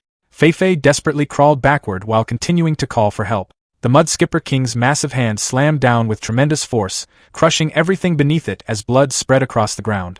Blood-stained drool dripped from his mouth as he muttered that the more he thought about it, the angrier he became. He added that if a heavy rain had not saved him, things would have ended differently. His anger continued to build. Repeatedly muttering that he was furious, he unleashed a blinding burst of light from his eyes. Columns of golden energy shot upward through the mud and into the forest above. On the surface, Senior Bacchus noticed beams of light piercing the sky. Turning toward their source, he immediately sensed the power behind them and remarked that the aura of evolution was unusually strong and worth investigating. Before he could leave, a large bird monster wandered onto the path and let out a chirping call. Bacchus noted that he needed to deal with the two monsters in front of him first. Bacchus leaped forward and brought his boot down onto the green-headed bird monster's neck, driving it hard into the dirt. As the creature endured the attack, a crimson serpent suddenly emerged from its back. The snake immediately coiled around the bird monster's body. The serpent then lunged at the warrior and sank its fangs into his leg. Despite the venomous bite, he remained completely unfazed. With a swift spinning kick, Senior Bacchus sliced through the serpent and severed its head before landing firmly on his feet. Looking down at his leg, he noted that the venom appeared to have a petrifying effect. Before he could react further, one of the bird monsters activated pseudo-dragon breath. Gathering stones splash within its beak, it unleashed a torrent of molten stone and magma that crashed over Bacchus and engulfed him completely. As the magma hardened around him, Bacchus observed that the monsters in the area seemed far more troublesome than before. A massive column of hardened earth rose around him, completely sealing him inside a stone prison. Even while trapped, Bacchus calmly assessed the situation. He concluded that after the fall of the swamp forest's former ruler, the nine-headed dragon king Kidoyelua, its origin soul power had been evenly redistributed among the monsters of the region. Moments later, a powerful shockwave erupted from within the stone shell. The prison shattered apart. Senior Bacchus stepped out of the debris completely unharmed and fixed his gaze on the remaining enemies. The two bird monsters screeched in alarm and backed away. Looking down at them, Bacchus gathered his strength and remarked that it seemed he would need to get a little more serious. Looking out from beneath his helmet, Slimy noticed the powerful evolution light rising from the direction of the mudflat and wondered what had happened there. After briefly considering going to investigate, he decided against it and told himself to forget about it since he had developed a trauma toward that place. Nearby, Jim knelt on the ground covered in bruises while Lena remained tied up behind him.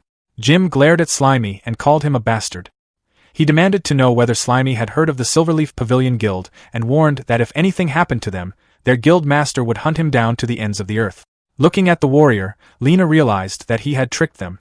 She had initially assumed he was just a clumsy warrior because he used a hammer, but she had not expected his shadow kill skill to be so powerful. She recognized it as the exact same move her master had taught her. She recalled that her master had once learned from Brother Gon, the guild master of the 100-style guild, and that this was a secret known only to her.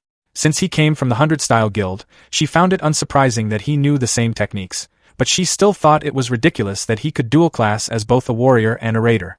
Slimy complained in frustration that he had never intended to hurt them in the first place, but now everything had become a mess.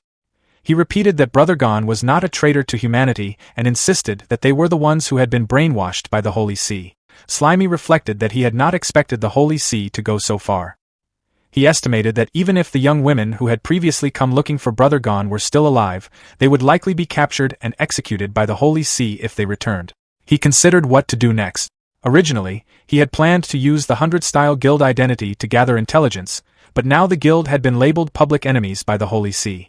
Since his identity was already exposed, he knew he was no different from a wanted criminal in their eyes, and because these people already knew, there was no way to hide it again.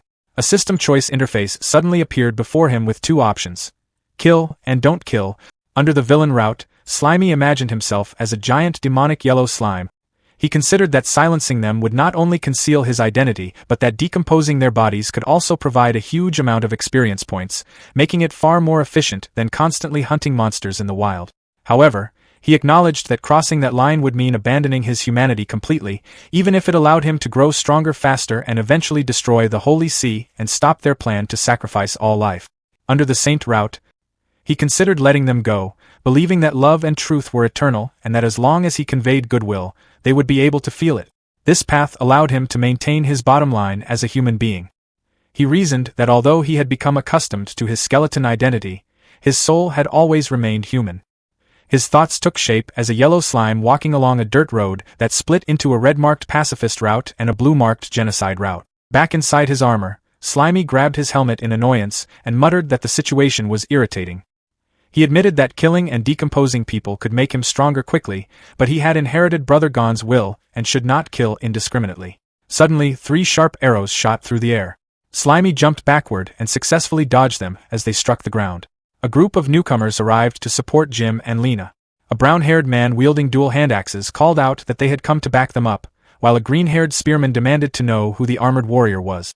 Slimy immediately panicked and wondered where his corpse puppets had gone. Deep within the forest, his giant spider corpse puppet was trapped inside a solid block of ice.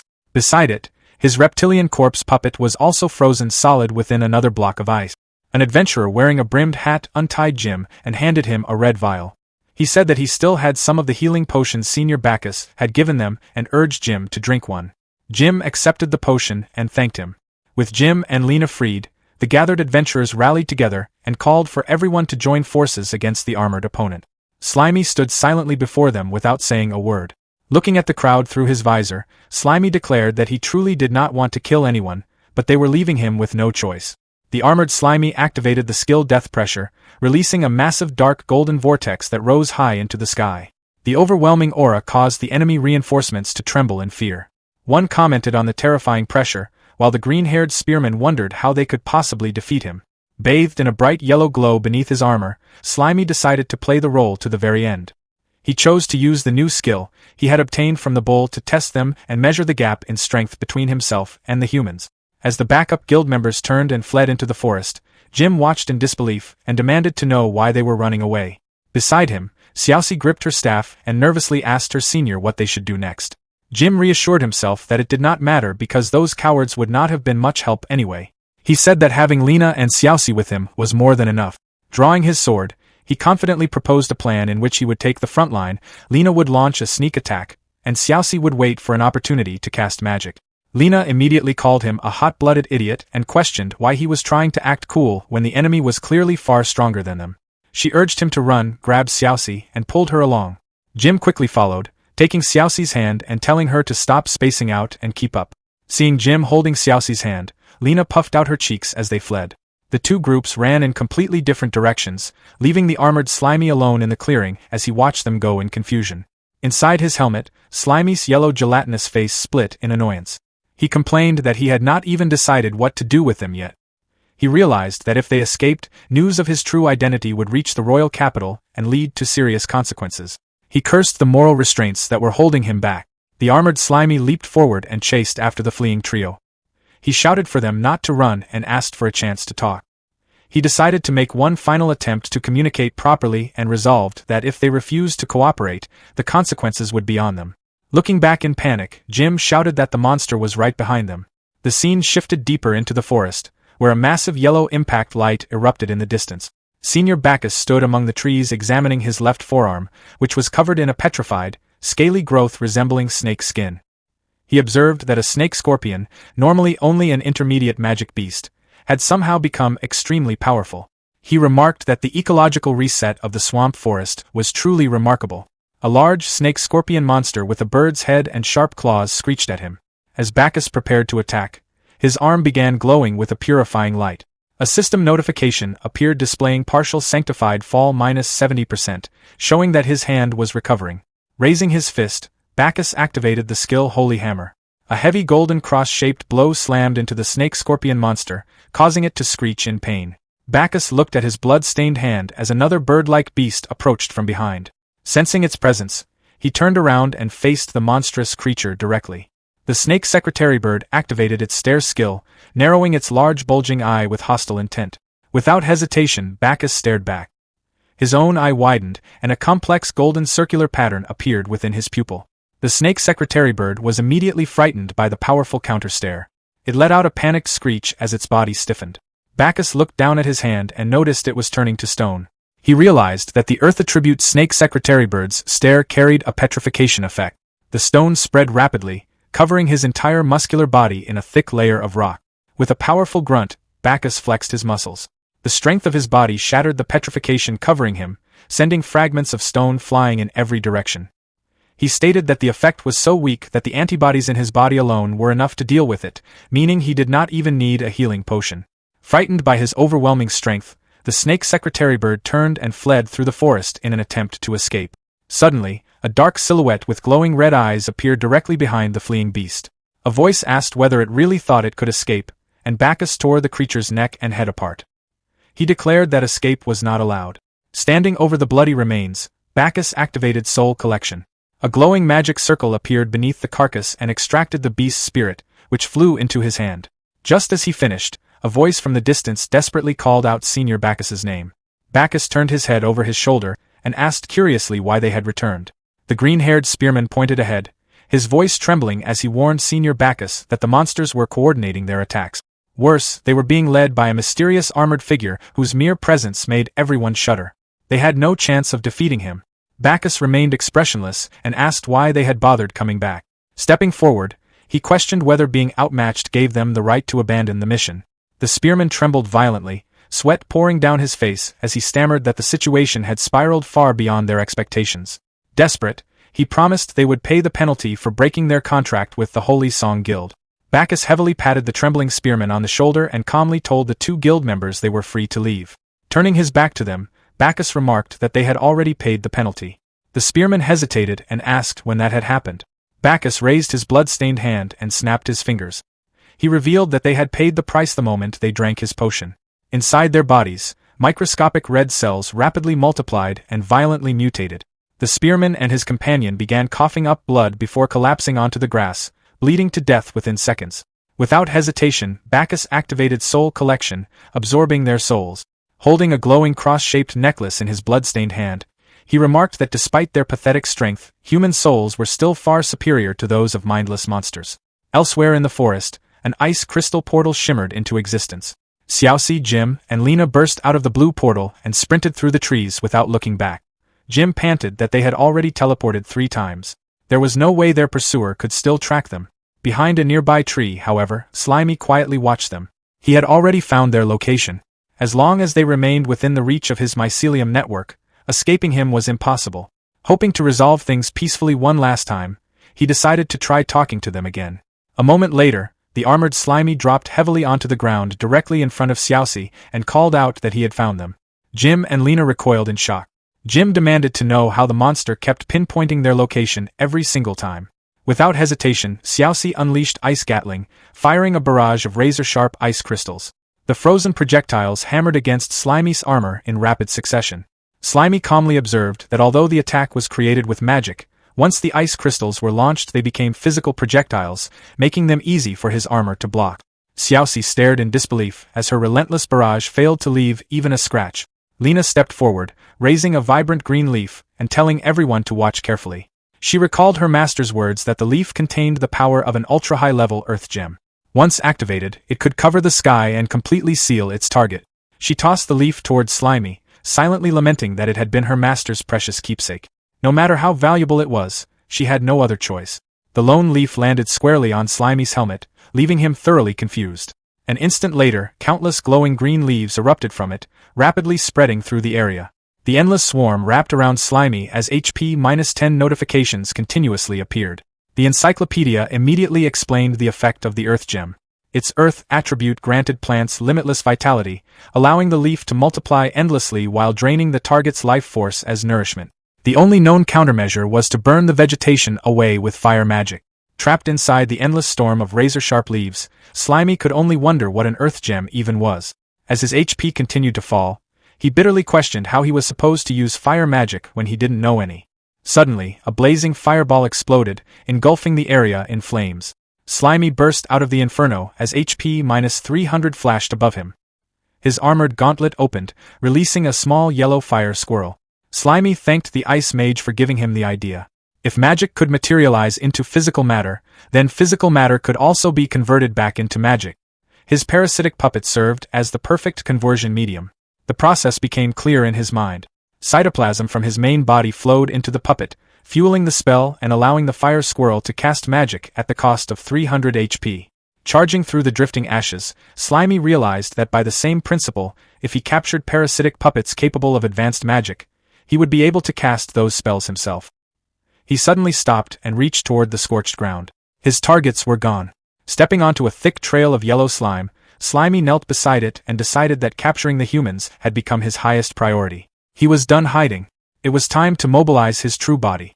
The yellow slime rapidly expanded, engulfing the armored figure until it became a massive gelatinous blob.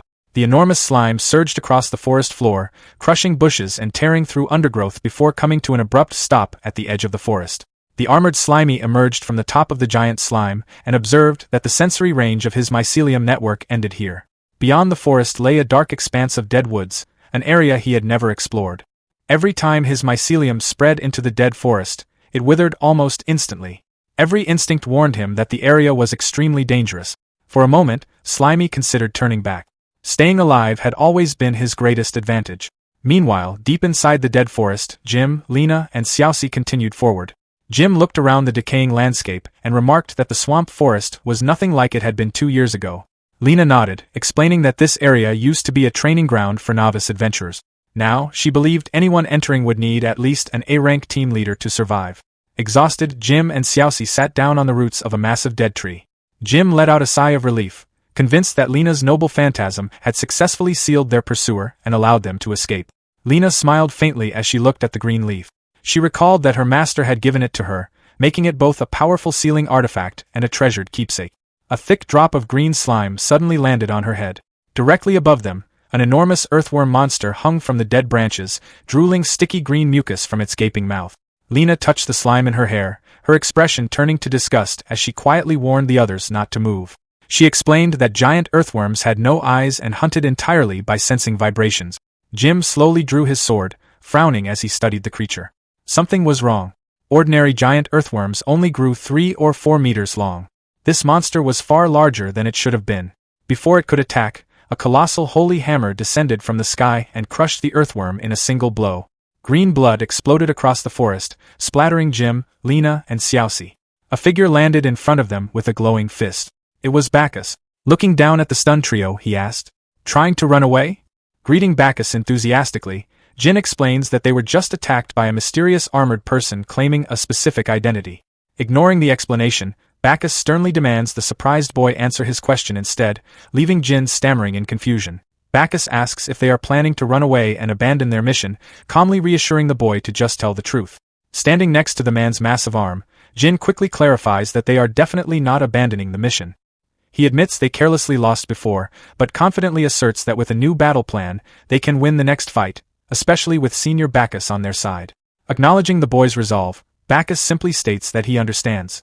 Meanwhile, Jin and Lena inspect their glowing hands, amazed that their fatigue is completely disappearing and their mana is rapidly recovering.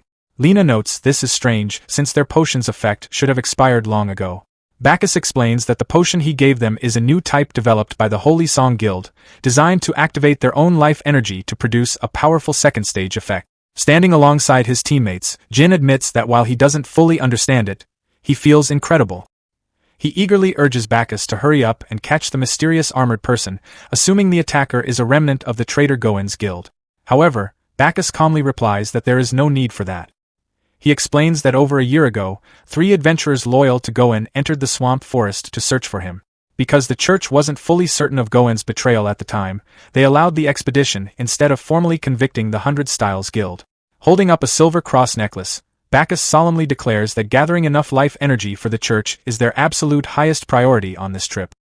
He confidently states that the mysterious attacker is likely just one of those 3 second-rate loyalists, adding that even if they survived in the wild, they are at most A-rank in strength and nothing to worry about.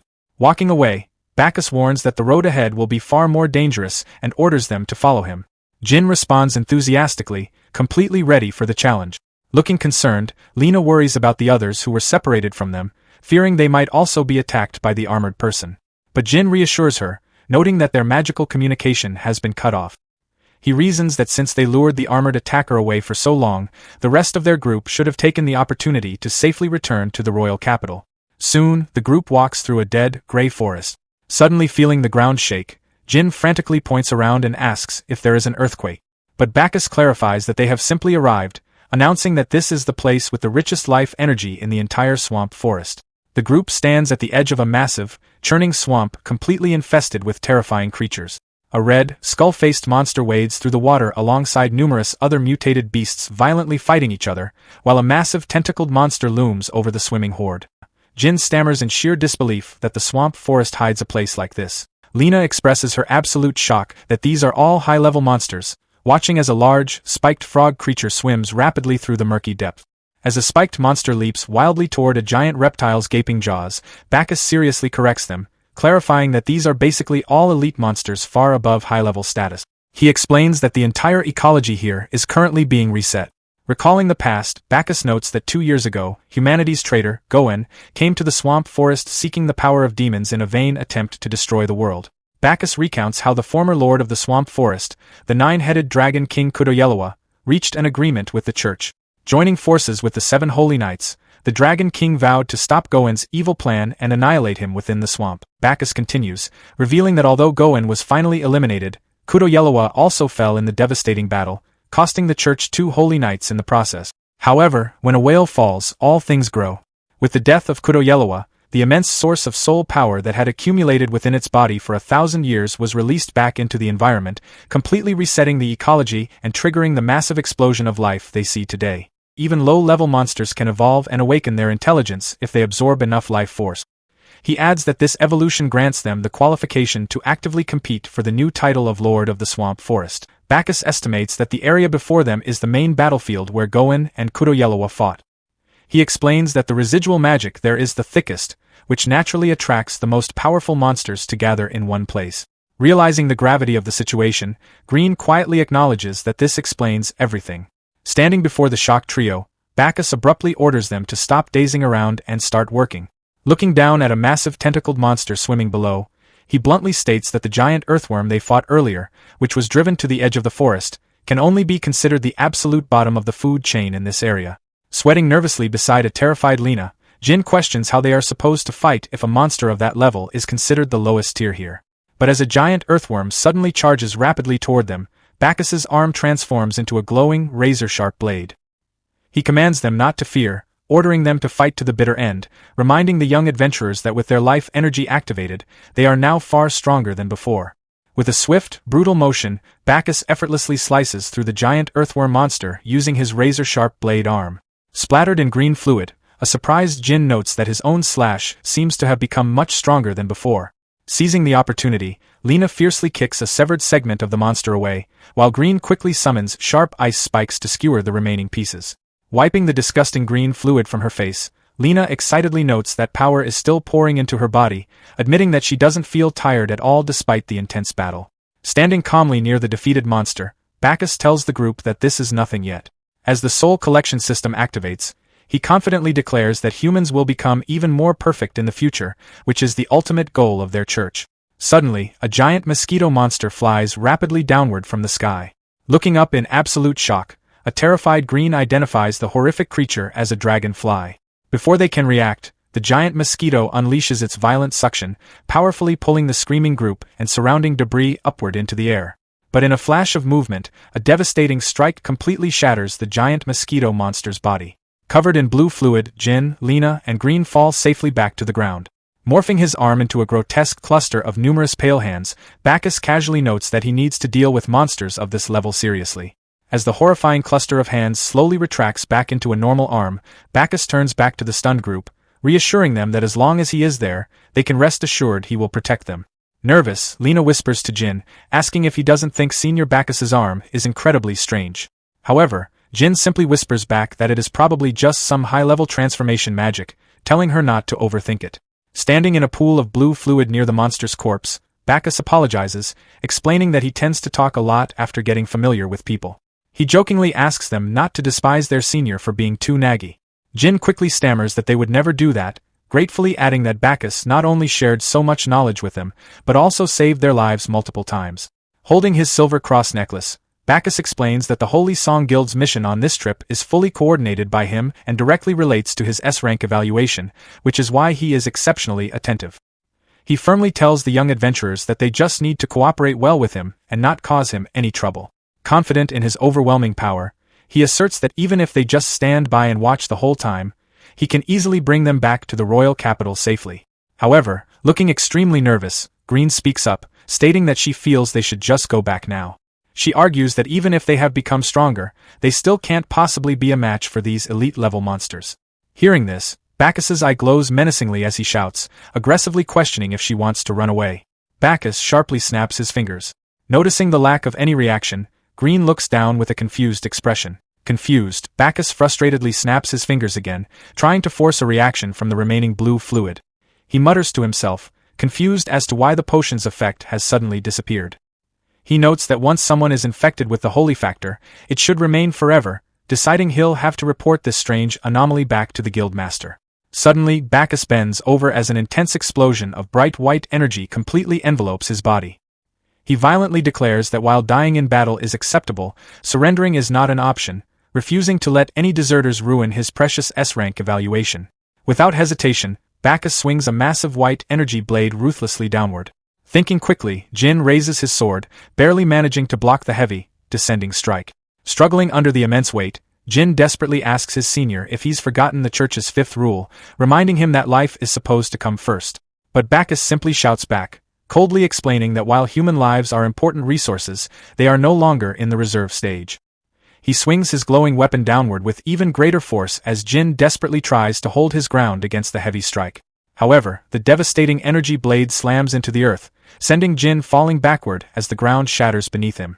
Elsewhere in the swamp, the armored knight stands silently near a pile of scattered human skeletons and a discarded backpack. Peeking out from inside the dark helmet, the slime examines the remains. He notes that their clothes and equipment match the other group of adventurers who just ran away, wondering how they were reduced to mere bones when there are no signs of a struggle nearby. Suddenly, the sound of two hands clapping echoes through the green mist. A shadowy humanoid figure slowly approaches the knight, chuckling as he announces that he has finally found him. A close-up reveals a wide, unsettling mouth calling out to the yellow little bastard. Confused, the slime peeks out further from the helmet, asking the stranger who he is. Stepping into the light, a humanoid aquatic creature with fins stands tall in the forest. He confidently tells the slime that hiding inside the armor won't work, swearing that this time, he absolutely won't let him run away. The armored knight lightly touches his helmet in thought, genuinely asking if they actually know each other. Annoyed by the response, the monster pulls off his crown, revealing a clean, bald head. After briefly wondering if this armored monster ate the missing human adventurers, he demands to know if the slime has finally remembered the guy whose fish fins he swallowed. Hearing this, the slime fully emerges from the top of the helmet, shouting in absolute shock as he finally recognizes the creature as the Mudskipper. Laughing hysterically, the Mudskipper mocks the slime's ridiculous bald appearance, leaving the slime stewing in annoyance. Suddenly, a colossal hand made of mud violently erupts from the swamp water, grabbing the armored knight. Punching his fist forward, the Mudskipper arrogantly boasts that his strength is on a completely different level after his latest evolution. With a brutal squeeze, the mud hand completely crushes the armor. But refusing to be defeated, the slime forcefully bursts out from the top of the mud hand, angrily declaring that he has also grown much stronger. Without hesitation, the slime fires a plasmatic cannon directly at his opponent. Reacting quickly, the Mudskipper throws his hands forward, summoning a thick mud wall to successfully block the incoming attack. However, using mycelium transport, the slime instantly disappears from view, reappearing right above the surprised creature with a blazing flame. He forcefully blasts a massive fireball directly at the Mudskipper, engulfing the area in a blinding explosion. Watching the destruction, the slime confidently states that he won't stop attacking until the system confirms the kill. Suddenly, a system window appears in his vision, warning that his parasitic puppet, the fire squirrel, has reached zero durability. The ruined fiery squirrel completely burns away into nothing but ash right in his hand. Standing before the blazing wreckage, the knight notes that even if the Mudskipper isn't dead, he must be heavily injured from such a blast. Looking down at his hand, he casually remarks that the fire squirrel was quite useful and plans to replenish it later. As the smoke clears, the knight looks down into a massive crater, completely shocked to realize that the Mudskipper is missing. Deep within the swamp, the enraged Mudskipper activates his swamp flow art, sending massive ripples echoing through the environment. Without warning, a massive wall of gigantic mud spikes violently erupts from the ground, completely surrounding the startled knight. The mud spikes brutally crash together with a devastating impact. Engulfed by the overwhelming force, the armored knight falls backward and is forcefully dragged underground into a dark chasm. Landing heavily on the cavern floor, the armored knight rubs his helmet, noting that the Mudskipper is quite adept at digging holes. Peeking out into the darkness, the slime realizes that excavating such a massive underground space in so short a time means his opponent's skills have improved significantly. Suddenly, massive earth spikes violently erupt from every direction, ruthlessly striking the armored knight. However, as the spikes relentlessly pin him to the floor, a series of system notifications reveal that his shock armor is completely absorbing the damage, leaving its durability at an almost perfect 99.97%. Reaching his hand out with a confident grin, the Mudskipper arrogantly declares that they are now on his home field. But in response, the slime's armored body violently bursts apart in a massive explosion of yellow goo. The Mudskipper's eye twitches in sheer surprise as the detached, gooey pieces of the slime's armored body begin moving completely independently. The scattered armor segments shoot rapidly through the air like missiles directly toward the Mudskipper. Panic washes over the creature's face as he desperately throws his hands forward, firing rapid mud shots while frantically screaming for the terrifying pieces to stay away.